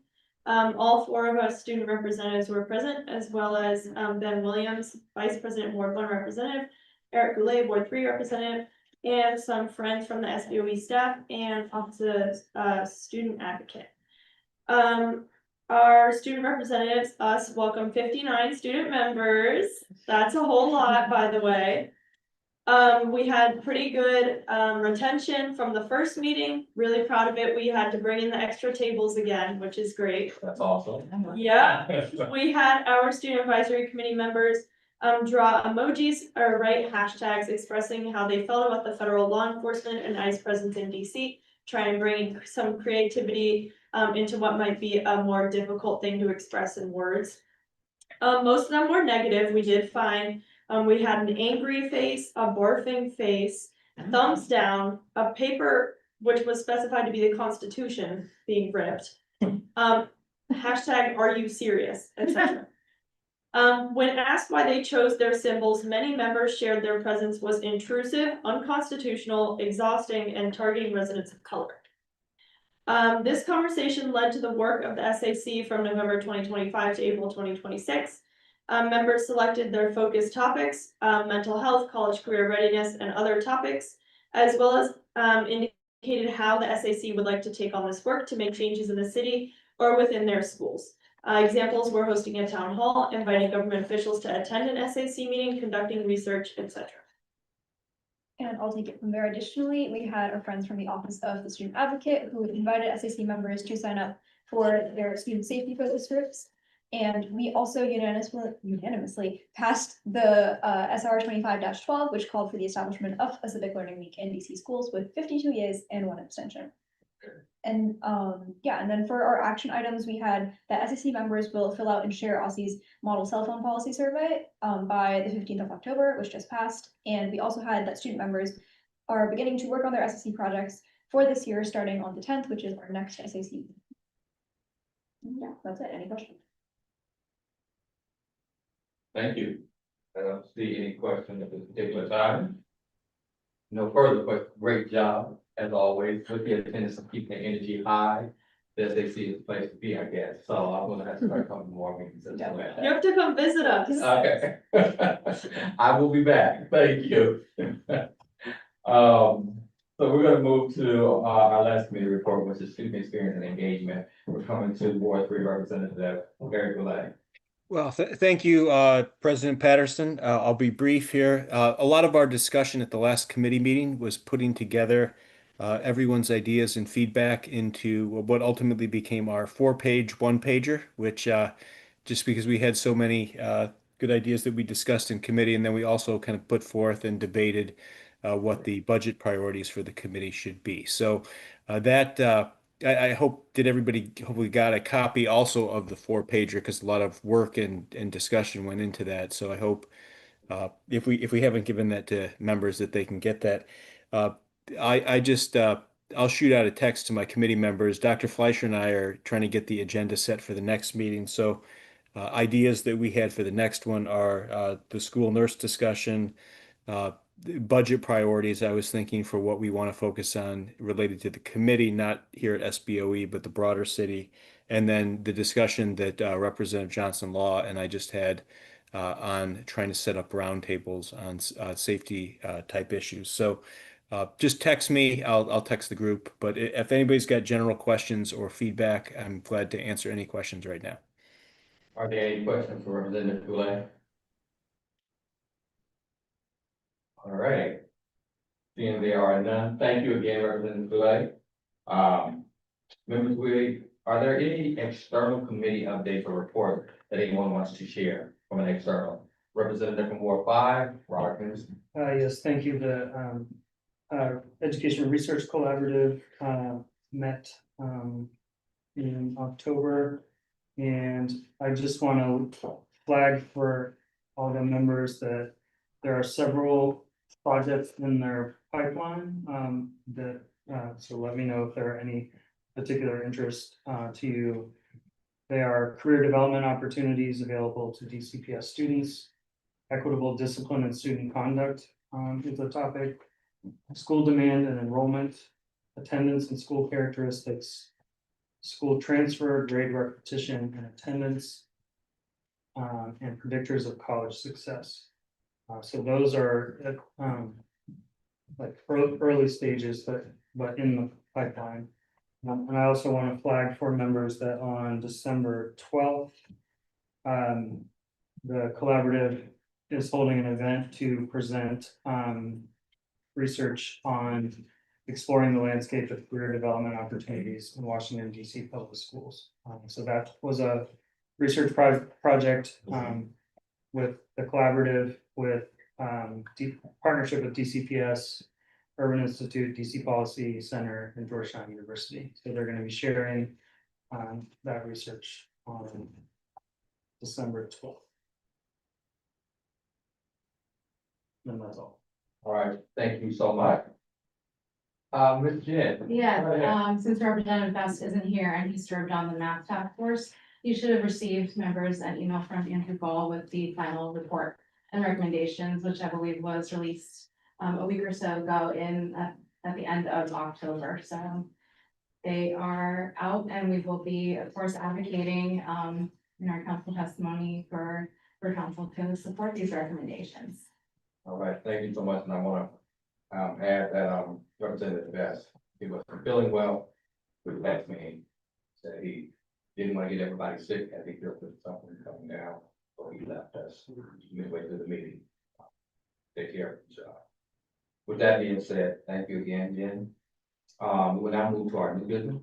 I would like to ask members if there Yeah, anything else to add to very long list? And we want to get out of there at some point. But the things that we have currently on the new business list is FY 2027 budget priority letter, SBOE testimony at upcoming council hearings, the council breakfast agenda items, resolution for professional development and special education best practices for all teachers, FR on state board, strategic priorities. Is there any other additions today?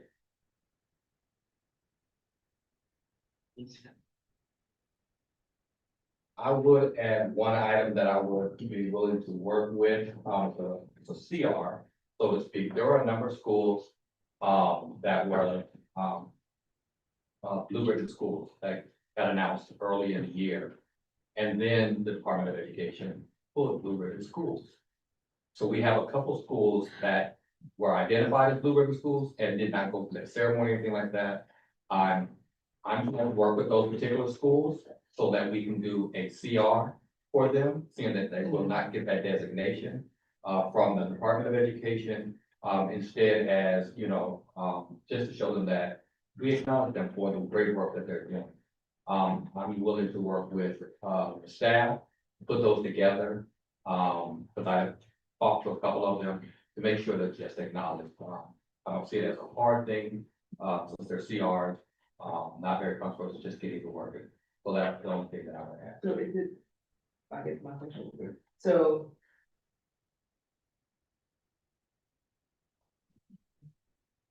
Michelle, so it. What are we calling it? We can't possibly do it. Is it both schools, like what? But that's a different. That's a whole different group.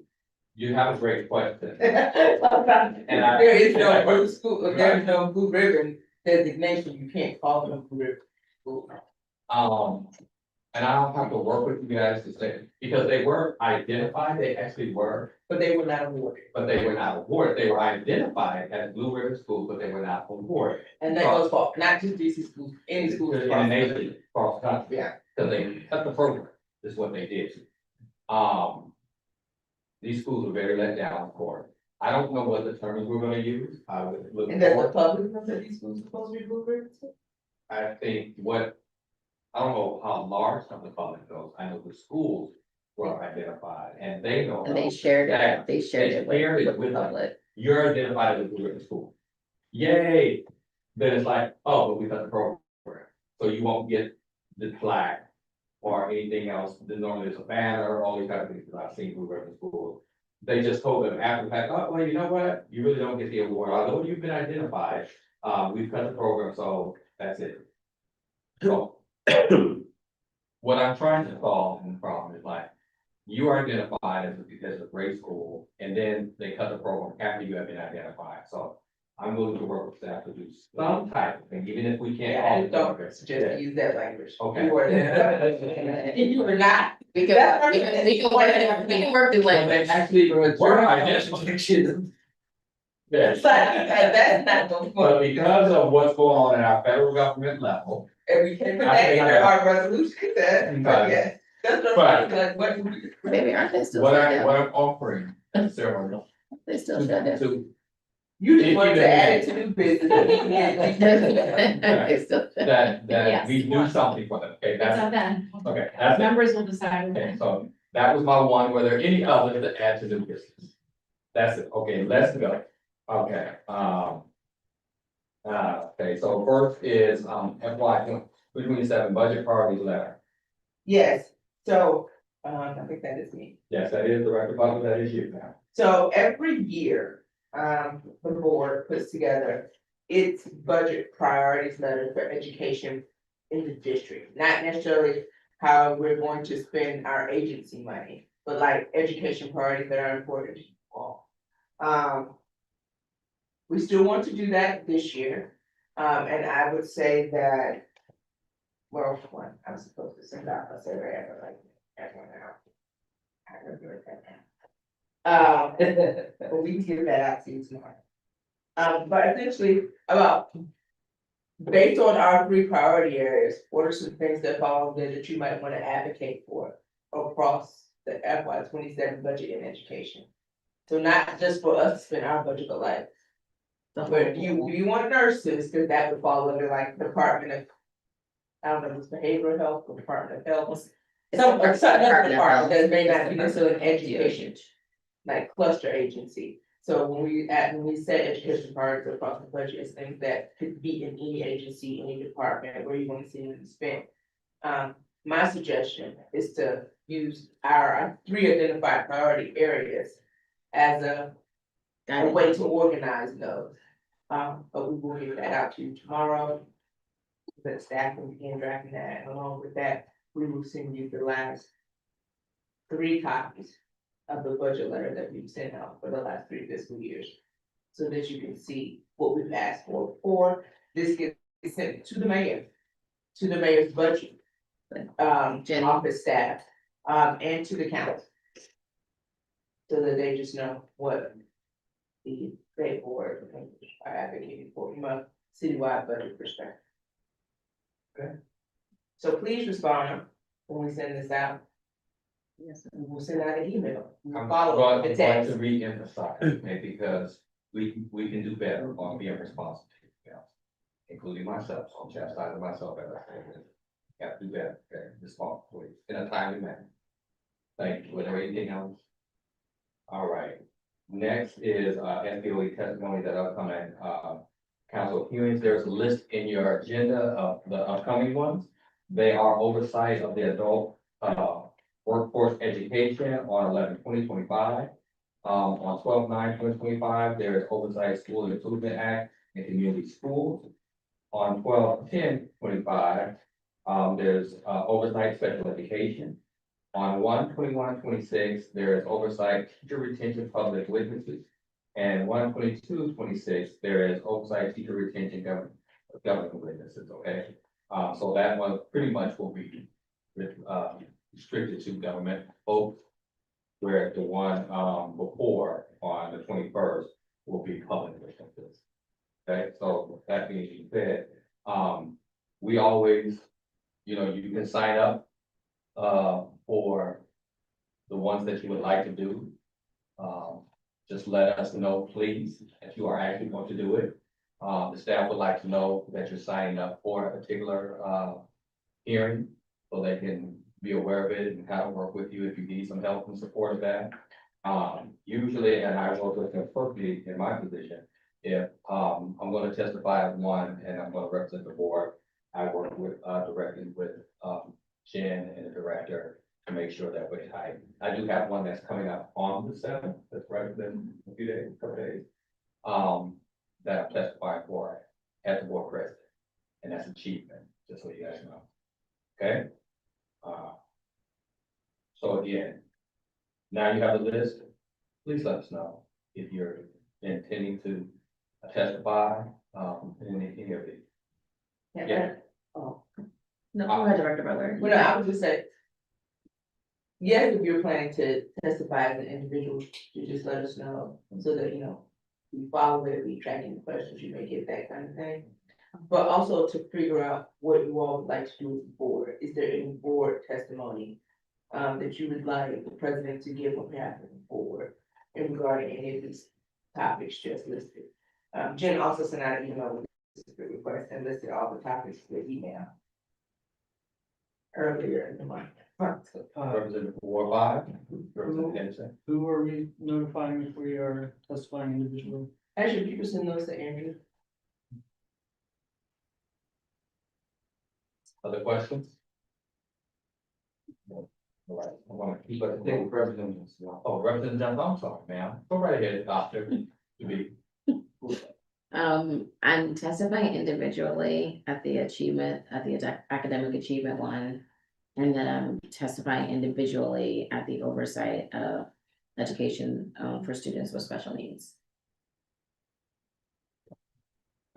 And typically, state board members are at the top of the list. Thank God. Yeah. We don't get a lot of perks, but I'll They take give it. us that courtesy, I'll take it. and Leah is amazing. I love Leah. She's I do too. That being said, were there any other comments or statements? So is there any support for state board testimony on any of these, or would you rather not? That's what I'm just, Yeah, that's. I can try to pull it up, cause it's not for me or my other one. I think that we should also weigh in on community schools. And I'm more than happy to as well, or as individual, but that's one that is also on my list. Yeah. Both personally or as a president. Well, man, you can always do personal testimony. I think that what the board needs to weigh in on is whether or not there is a board testimony. So do you, other than Representative Williams, is there anybody else who's interested in the board doing testimony around community schools? That's what we need to know, so the staff will have to write it, because he alone cannot say the board testimony. I am now. So I answered. School attendance, OSSE DOT that already happened, academic achievement, school improvement act, SPED, and teacher retention. So that's a normal community schools. No, because the community schools is with the school improvement act. Oh, okay. Yeah. So that's a combined hearing. So that's not that. Got it. Yeah, do we wanna vote on all of them right now? Well, if you don't need to vote, you guys need to identify them. No one is like, there's a lot of people signed up, yeah. Well, cause it's like, if you all are all signed up individually and no one wants, and there's no consensus that there's a board opinion on a particular thing, so that the board will have you. So like, for example, the board has a body of work around teacher retention. The board has that work over years, multiple iterations of the board. So there's resolutions across, like, to pull from, to write a testimony. The board has, I don't know if they have anything on YouTube. I don't know if there's a resolution that's ever been passed about the board support of community schools. There isn't. So like, there are, so there's like, some of these things, not saying that we still cannot write the testimony, because like, we can, but we just need to know, because, yes. So, but like, how you would like to do that, is really up to the president. So if you wanna say, take a hand vote, a voice vote, or you wanna make some decisions, What I'm the asking, sooner we know, the sooner we can be prepared to do that. what I'm asking for is from a board perspective, is for school improvement act and community school to present that from a board perspective, not an individual, but from a board perspective. And is there anyone else that agrees with that other than? The three of them already. That's also Williams and Henderson. Four, right there. And. nothing more you can do that. I mean, I can do. The board is But not a you body. support the president presenting. Yes, From. sorry, yes. So she also. So that's still only 4 people. Representative- That's what I'm waiting on. Representative Goulet, Offline. I just got. Yes, I support, yes. Okay, so because the board has no body of work and you all want the board to present on this, you need to send us what you want to say, bullet points. Okay, gotcha. And we would need those. We can go ahead and sign up for the testimony tomorrow. I don't know when the testimony is due. I don't know the exact date of So it. I tell, the 9th of December. December. Yes. Have a little time. to- Yes, but we Yeah. would need those by, I would say the 20th, because the 19th, we have to. Right. So by the 20th, we need your bullet points. What you would like the board position to be on this school improvement community school. We should have some community school stuff in our previous Right. budget. And I was also Yeah, trying, we do. So we'll send those when we send the budget. I'll also try and work with, because she sits on the committee. She ain't doing more committee is with, Representative Thompson. Yeah. So I'll talk to Representative Thompson as well. December 5th is the deadline to submit our testimony. Okay. Yeah, so we're gonna push for you all to get that to us, those bullets by the 19th, June, is that fine? Yeah. Okay. We can put that deadline in the minutes, and we can actually do this. All right. Thank you so much. We will now move to council breakfast agenda items. And we are coming back to our director. So. I want to tell you all now, all these things cannot be on the agenda, let's be very, very clear. It is not just your meeting. There are 13 members of the council. It is a joint agenda. It is just not our time to bring our The complaint. duration of the meeting is from. But let me be, it is a breakfast meeting. It is a fully catered Last time it was pancakes and it's like it's a meal. Wasn't expected. Yeah, so it is also, again, it's not just a meeting, like it is, they're breaking the bread. Students are not allowed to come. You're laughing at me, I'm dead serious. I'm dead serious. I saw you Like, we had a whole discussion about this. Students should be in school and not chronically absent attending. Right, Yes. late for school, this is after morning. No. I was late to school today, I'll put that up. Yeah, so that's. I'm You just made your heart very carry, it's curious. okay. Minutes late. And so, I think the you're- things that were I think shared that's all right. with You'll be okay. you all that the board leadership had come up with. Okay. Board go. Yeah, there it is. Yeah, so we have, so the things the board leadership came up with. Were the board's strategic priorities, obviously sharing those, have some type of conversation around board authority work. Student civic engagement and the SAC to update the council on the work that the staff and the agency been doing around that. And then a topic that was suggested, by Vice President Williams was tracking voter registration data for high schools. We got emails today from Representative Johnson Law. I apologize, I'm sorry. It's not, you got one. No, but no, but seriously though, like, I know you're, and I didn't mean to interrupt you, but I do wanna like apologize, because you said no one answered you, and honestly, we as a board need to apologize to you. Like, we need to do better with emails. I need to do better, and I did say apologies in the email. So I'm publicly saying apologies, Director And put it on the Bowman, record. to the staff, for the record.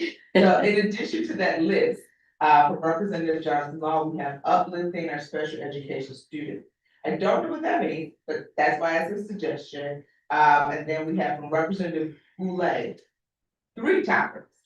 Increasing RNs in public schools, DCPS kindergarten enrollment policies, achieving true universal pre-K and DC.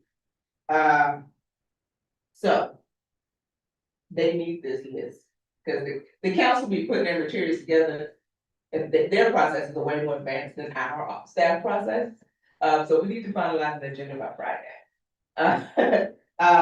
Because we need to send it to them and then they will then say, okay, these are the things or not. Then it becomes a negotiation, which is why we can't wait to send it to next week. Then they don't give us time to finalize the agenda with them.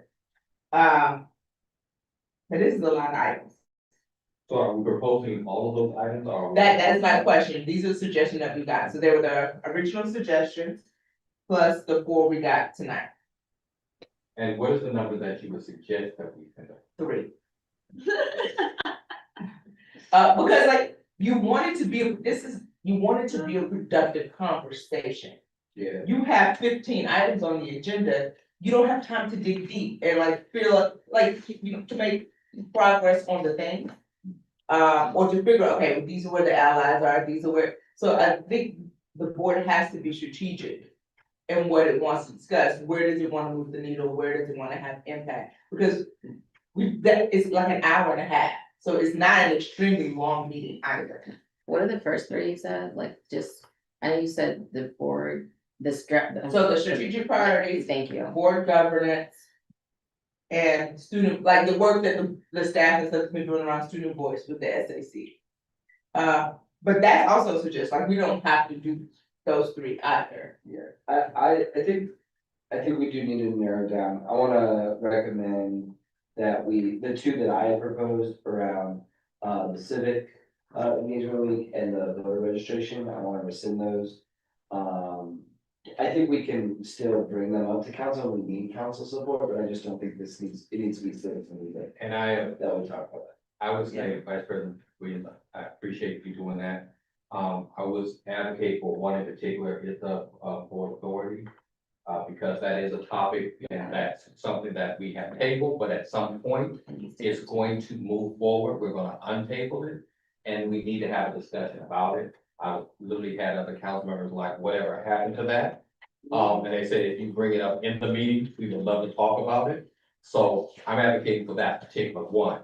The other 2 that we add to that, I'll, chime in on those particular ones, but that's one I particularly feel strongly about for the simple fact that we've done a lot of work around it. It's been out there for quite some time. At some point, we're gonna untable And we need to decide, and we need to let them know, I think it's let them know that we're gonna be bringing legislation and kind of hear their thoughts on when we do present that. So, Representative Goulet has a hand up too. Representative Goulet? Well, I first of all fully support the discussion on state board authority. So I want to second what you're talking about, President Patterson, on that. I didn't put that on my list, but I would support that. I'll take number 3 off of my list, but I just want to talk about why I felt the need for the other two.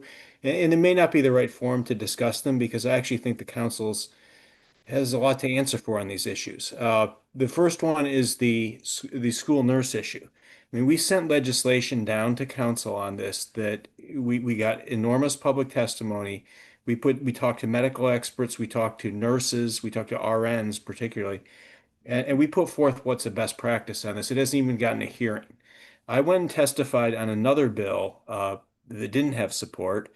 And I stated how LPNs were not qualified for this work. I mean, they're not. And I had a really, I'll say, a troubling reaction from the committee chair, where after I finished my testimony, rather than asking me questions about that, she just went off on talking about how LPNs are qualified. Well, an LPN's license doesn't actually allow them to practice as a school nurse. They have to practice under this cluster model, under the license of an RN. So I think this is heading in a very bad direction. The school nurse issue in DC, I don't think there's been progress made, and I think we've seen things slip backward. So the committee will discuss this at our next meeting, but perhaps it's not the right time to discuss that because really, I think there's a lot to answer for with this committee on this issue because things have gotten substantially worse. The other issue that I think is very problematic is the issue of student enrollment policy for kindergarten. We had one of the best policies in the country for student enrollment for kindergarten.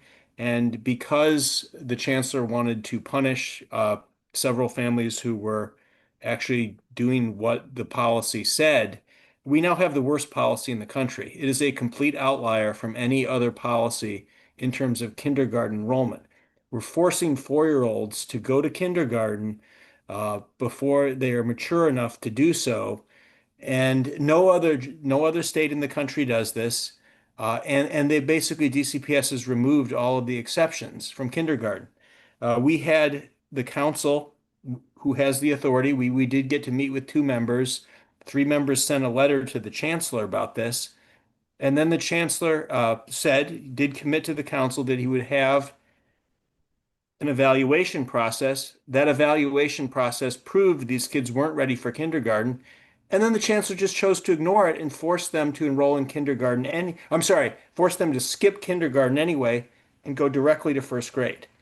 So that really is the fundamental problem that I see is the chancellor just does what he wants and ignores the council. And there's literally no consequence. He also did this for the issue on the international teachers that we had. So my question would be, and maybe it's not the right place to do this because they are feeding us, but when is council going to use its authority to actually hold the chancellor accountable so that he can't just blow them off and there's consequence? Like that would be my question on this. And I also want to say one last thing. We should have our students there. They should take the day off from school and then we have 13-13. That would be my proposal. I'd love to invite them. I'll let you go. Okay. Doing okay until you got to that last point. We don't want to get y'all in trouble. I And. don't know if we can bring it. So I missed a date. if this is the right, audience at this given time for that particular subject matter. So I would hope that we can have that at another time. I'll try to go there. But I hear you, sir, okay? I just want you to know I hear you, and we will continue to have that discussion around that particular subject, okay? And so I just want to say that we should think about this breakfast as an opportunity to identify where we have areas of shared interest. So that those are things that they can help us support and move through and gain impact on. Yeah. I would not recommend to go in and tell them they're not doing a good job or the job that they were. And they out, why they can't do. Oh, Yes, go ahead. I would say I can take mine off the table, especially if they're about to have a hearing. I do like this student civic engagement and SAC one. I'm just a caveat with that, like maybe like an asterisk with that. We passed the ceremonial resolution for recess at the Capitol, because I'm thinking about like student civic engagement, and I'm thinking about the student and the families. That those 700 and 300 families that came up there both times. It would be great if the board could present the idea for the council maybe to adopt the resolution. I don't know if adopt is the right word, but for them to do a ceremonial resolution. Recognizing that, hey, we're focusing on student civic engagement, but also like, here's a real life example of how powerful that is. And it'd be nice if they could, I mean, I'm gonna push too, like separately, but just as a unit, as a board, like we have passed this, like recognizing them, like we would love for you all to be able to recognize, to have a ceremonial resolution to recognize the organizers as well. That's what we do. Okay. I do support wholeheartedly really talking about student engagement. And I just want to make it clear for the simple fact that in a period we're always talking about on the negative side, curtain, things like that. There's a lot of positive things that our student representatives and their peers are doing in this city. And we want to highlight that. Yeah. Again, I can appreciate recording things like that, but what I don't think gets reported enough is good. Yeah. So to talk about that and how we elevate that, how we talk about how we just won an award, all these type of things, and how we're gonna continue to work on that. We basically have had an article in the Standard, you know, I like the student thing and focus on that, and how do we continue to improve on that? So that's me on that particular subject. I will retract my two, so we can get this conversation done. So I'll take my two off the table. I appreciate that. So now it seems to be, if somebody, because I'm hearing some second, there's board authority, there's student, and now we're looking for a third, maybe. No, so there's the strategic Strategic priorities, Okay, that's yeah. strategic priority. Yeah. Seems like. That was a given. That was a Oh, given. I thought that was a given too. Okay, then that's the third, well, let's discussion. Yeah, no, I like that. I just think that, given the strategic priorities, there's a lot of, it's already embedded within the strategic priorities, and elevating student voice is already a part of it. So I think there could be a part of which we just raise that up as we're taking them through the student. Good point. The strategic, very good point. Or you could just break down the strategic then- priorities and tell us. Technically, we got a Each thing that we're third, gonna we talk got about. a, do we have a third out there? No, you only have two. We only have. Because if you embed the student engagement, Right. student voice stuff under what we're gonna do for strategic priorities, you have board authority. We have an option for a third. Is that correct? Okay, so. I honestly think that less might be more here, because they're gonna have a couple of suggestions too, and we have bullying, we have student safety, we have student voice. We have, teacher retention embedded in this, we got the graduation requirements.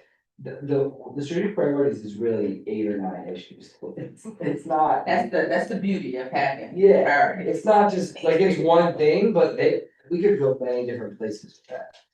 Well, and also it gives the council an opportunity to ask questions. So last time, we worked very well, I worked with Nyasha. And again, working out with the council members, wanna have an agenda with stakeholders, and we come together with like a full agenda for that whole period. That we put together the PowerPoint slides, if there's any documents that the SBOE team is bringing, we provide those copies, whatnot. Lots of thought going to where people sit, who sits where across from whom, like mixing up the group so that like all the council members are on one side, all the board members are on one side. But just really creating like a shared, but it really was a great opportunity for conversation. So like, I think you presented on teacher retention last time, it was like 2 or 3 things. It really also was not a lot of things, but it allowed them to ask questions. Yeah. And it was a conversation and not just, oh, we present this and then now they're grilling us. It wasn't a performance oversight hearing, it wasn't a budget, so how are you spending money? It was not that type of thing. It's like a chill conversation. It was a real conversation. Yeah, That being the case, Comparative to those other type of hearing scenarios. I love the discussion. There's no more questions. I would like to keep it close.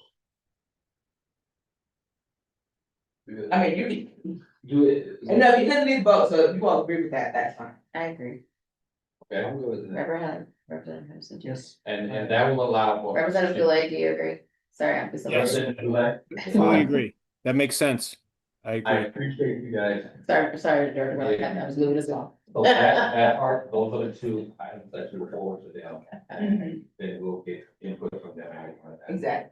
Thank you, everybody for the discussion and being open to moving things to the proper areas for the subject matters that are also important to you. So I appreciate that aspect too. Now with that being done, I'm going to move to our next thing, which would be our resolution for professional development and special education best practices for all teachers. And I'm coming to our Ward 8 to be Dr. Representative Johnson Law. Almost there, guys, almost there. Thank you, President Patterson. I'm gonna be really brief. I hope everybody read the proposal. I even updated it. It's the resolution for improved professional development and special education best practices, because there could be schools who are doing good things. We're just trying to improve them and just to be mindful. So basically what this is saying is IDEA is IDEA, right? A lot of our kiddos are not identified yet, but they may need identification. And just with best practices for special education students, because like they're diverse, those best practices really can be used for all students. And it also can be used when you are trying to identify students who you suspect might have a disability. And oftentimes there's a separation where, okay, if it's something with special education, it's just on special education food fairs. That should not be the case. It should be on everybody. Everybody should be responding to special education. As I always tell this body, it should be, yes, it's separate because you have to do compliance, but it really needs to be baked in more. And this is a practical solution to baking it in more.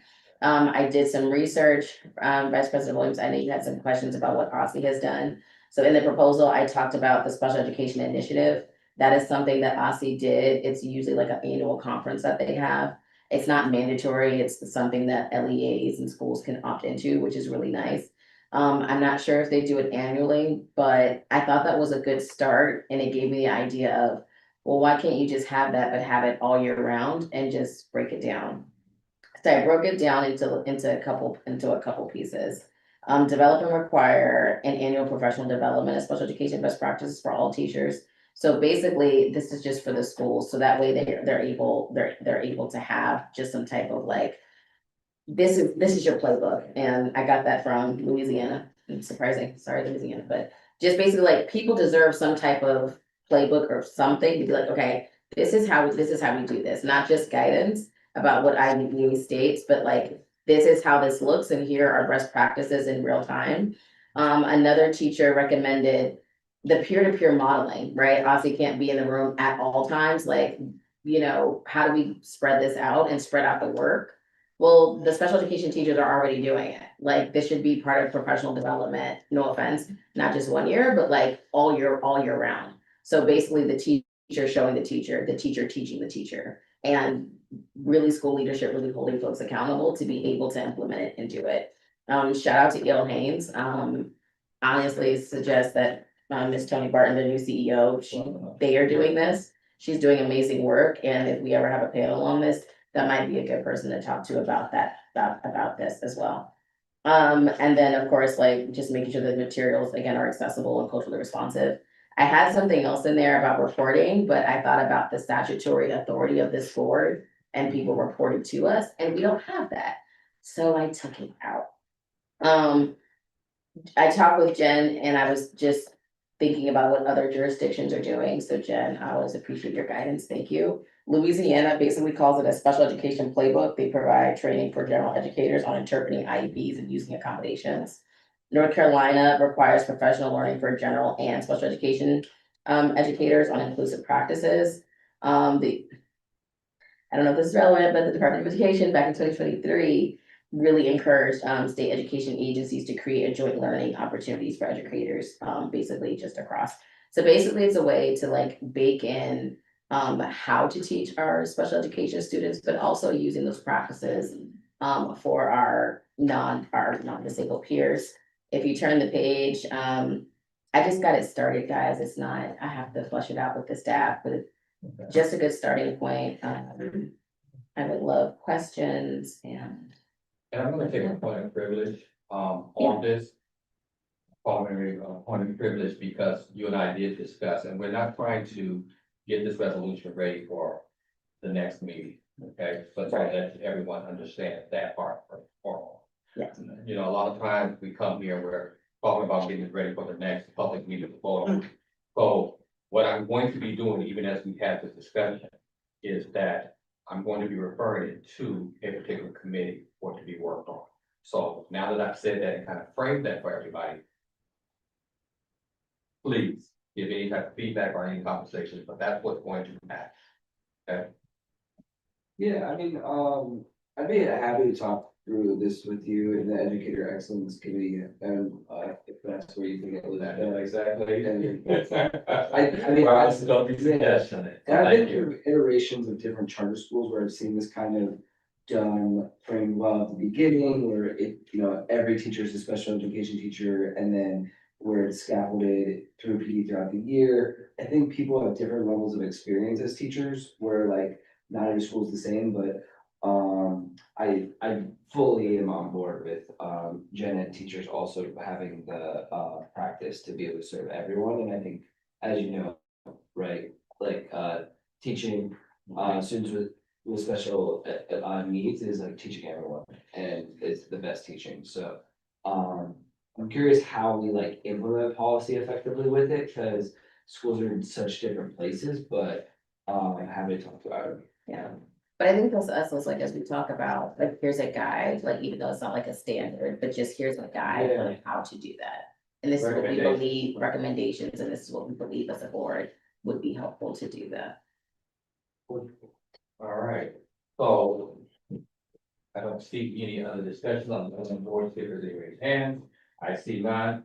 I'm going to thank you, Representative, soon to be Dr. Johnson Long. I'm going to refer this to the Educator Excellence Committee to be asked how to work on, okay? Thank you. Representative Chang is there. Thank you, and don't judge me. Am I just supposed to do I ask Representative Chang to join his meetings? No, so, once it's referred to committee, they will talk about it in the meeting, so they will decide if they want you to present.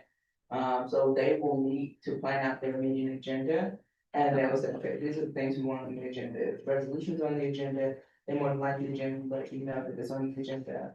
And then, like, so that you remember to join the meeting so they can discuss it. If for whatever reason, I'm not saying this will happen, they decide that it is not on the November agenda, but they're gonna put it on the December agenda, like Jamie let me know that. Thanks. Which will be your test. Got it. Thanks. This is my first time, so. Oh, look at me. Yeah. Yeah.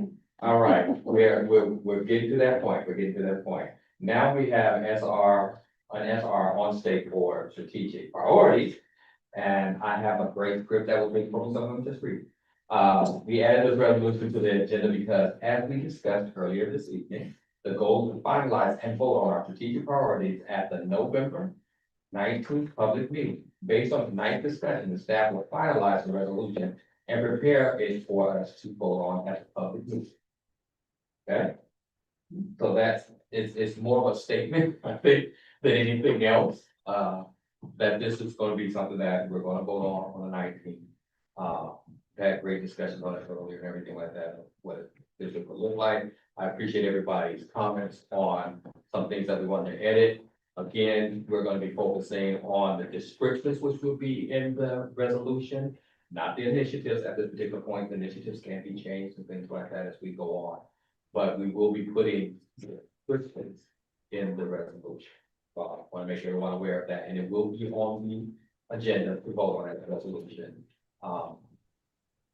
for our November meeting. Okay? So we don't have to vote to put it on there, just. You do have to vote to put it on the agenda.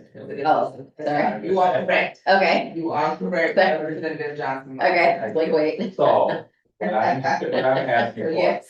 I'm asking for a voice.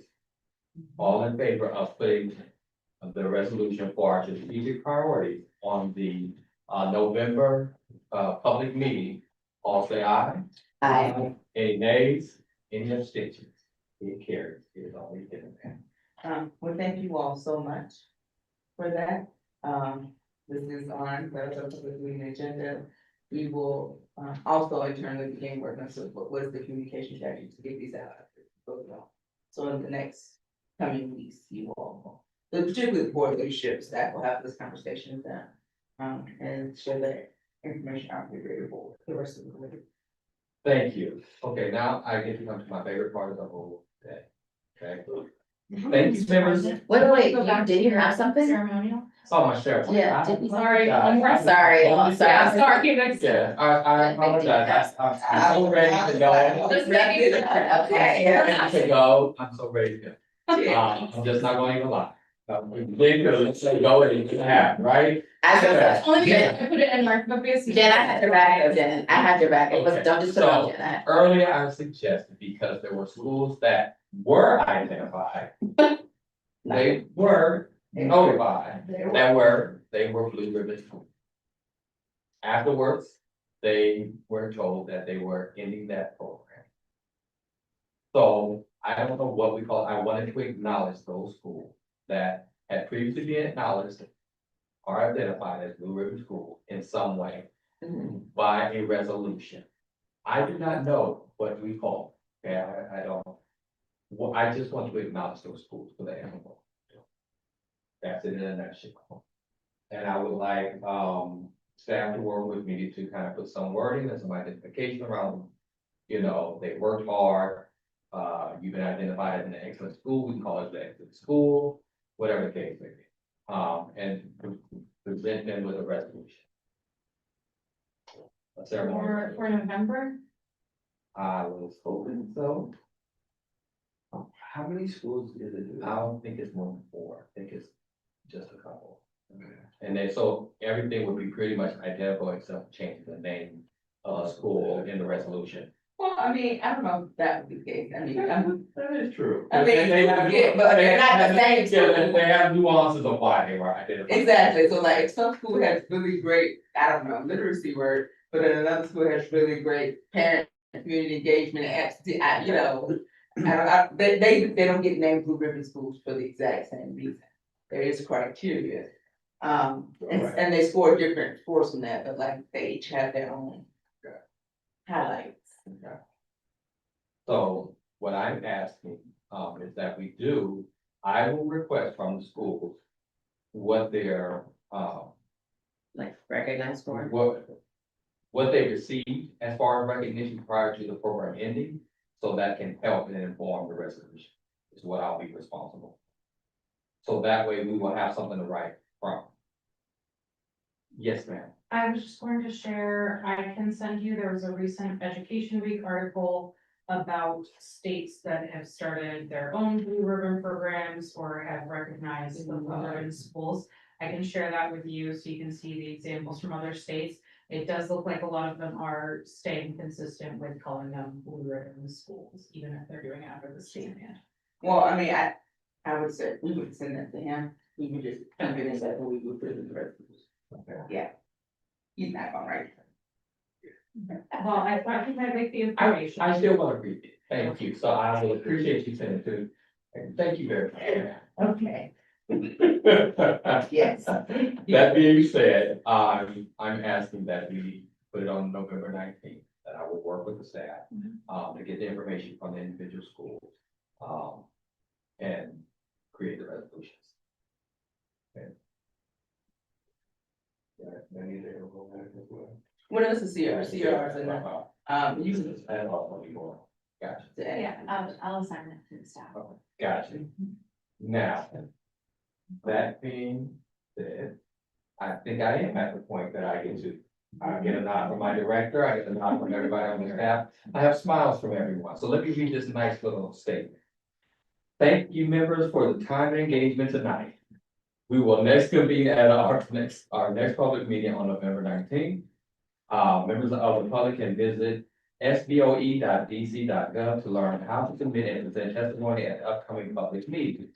All public witnesses must submit a written copy of the testimony to our staff for the public record. The topic of our expert panel this month is advancing career and technical education in DC schools.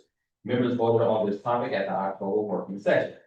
Seeing no further business before the state board, I would like to entertain a motion to adjourn. Motion to adjourn. The motion has been moved by Representative Johnson Law. Can I get a second? Second. It's been seconded by Vice President Williams. All in favor? Aye. Any abstentions or opposition? No, you can't count them, stay down. All right, carried 100%. We are now adjourned. Alright. That was a doozy, guys. That was a doozy. Oh, that was a It should be that long. That was a doozy.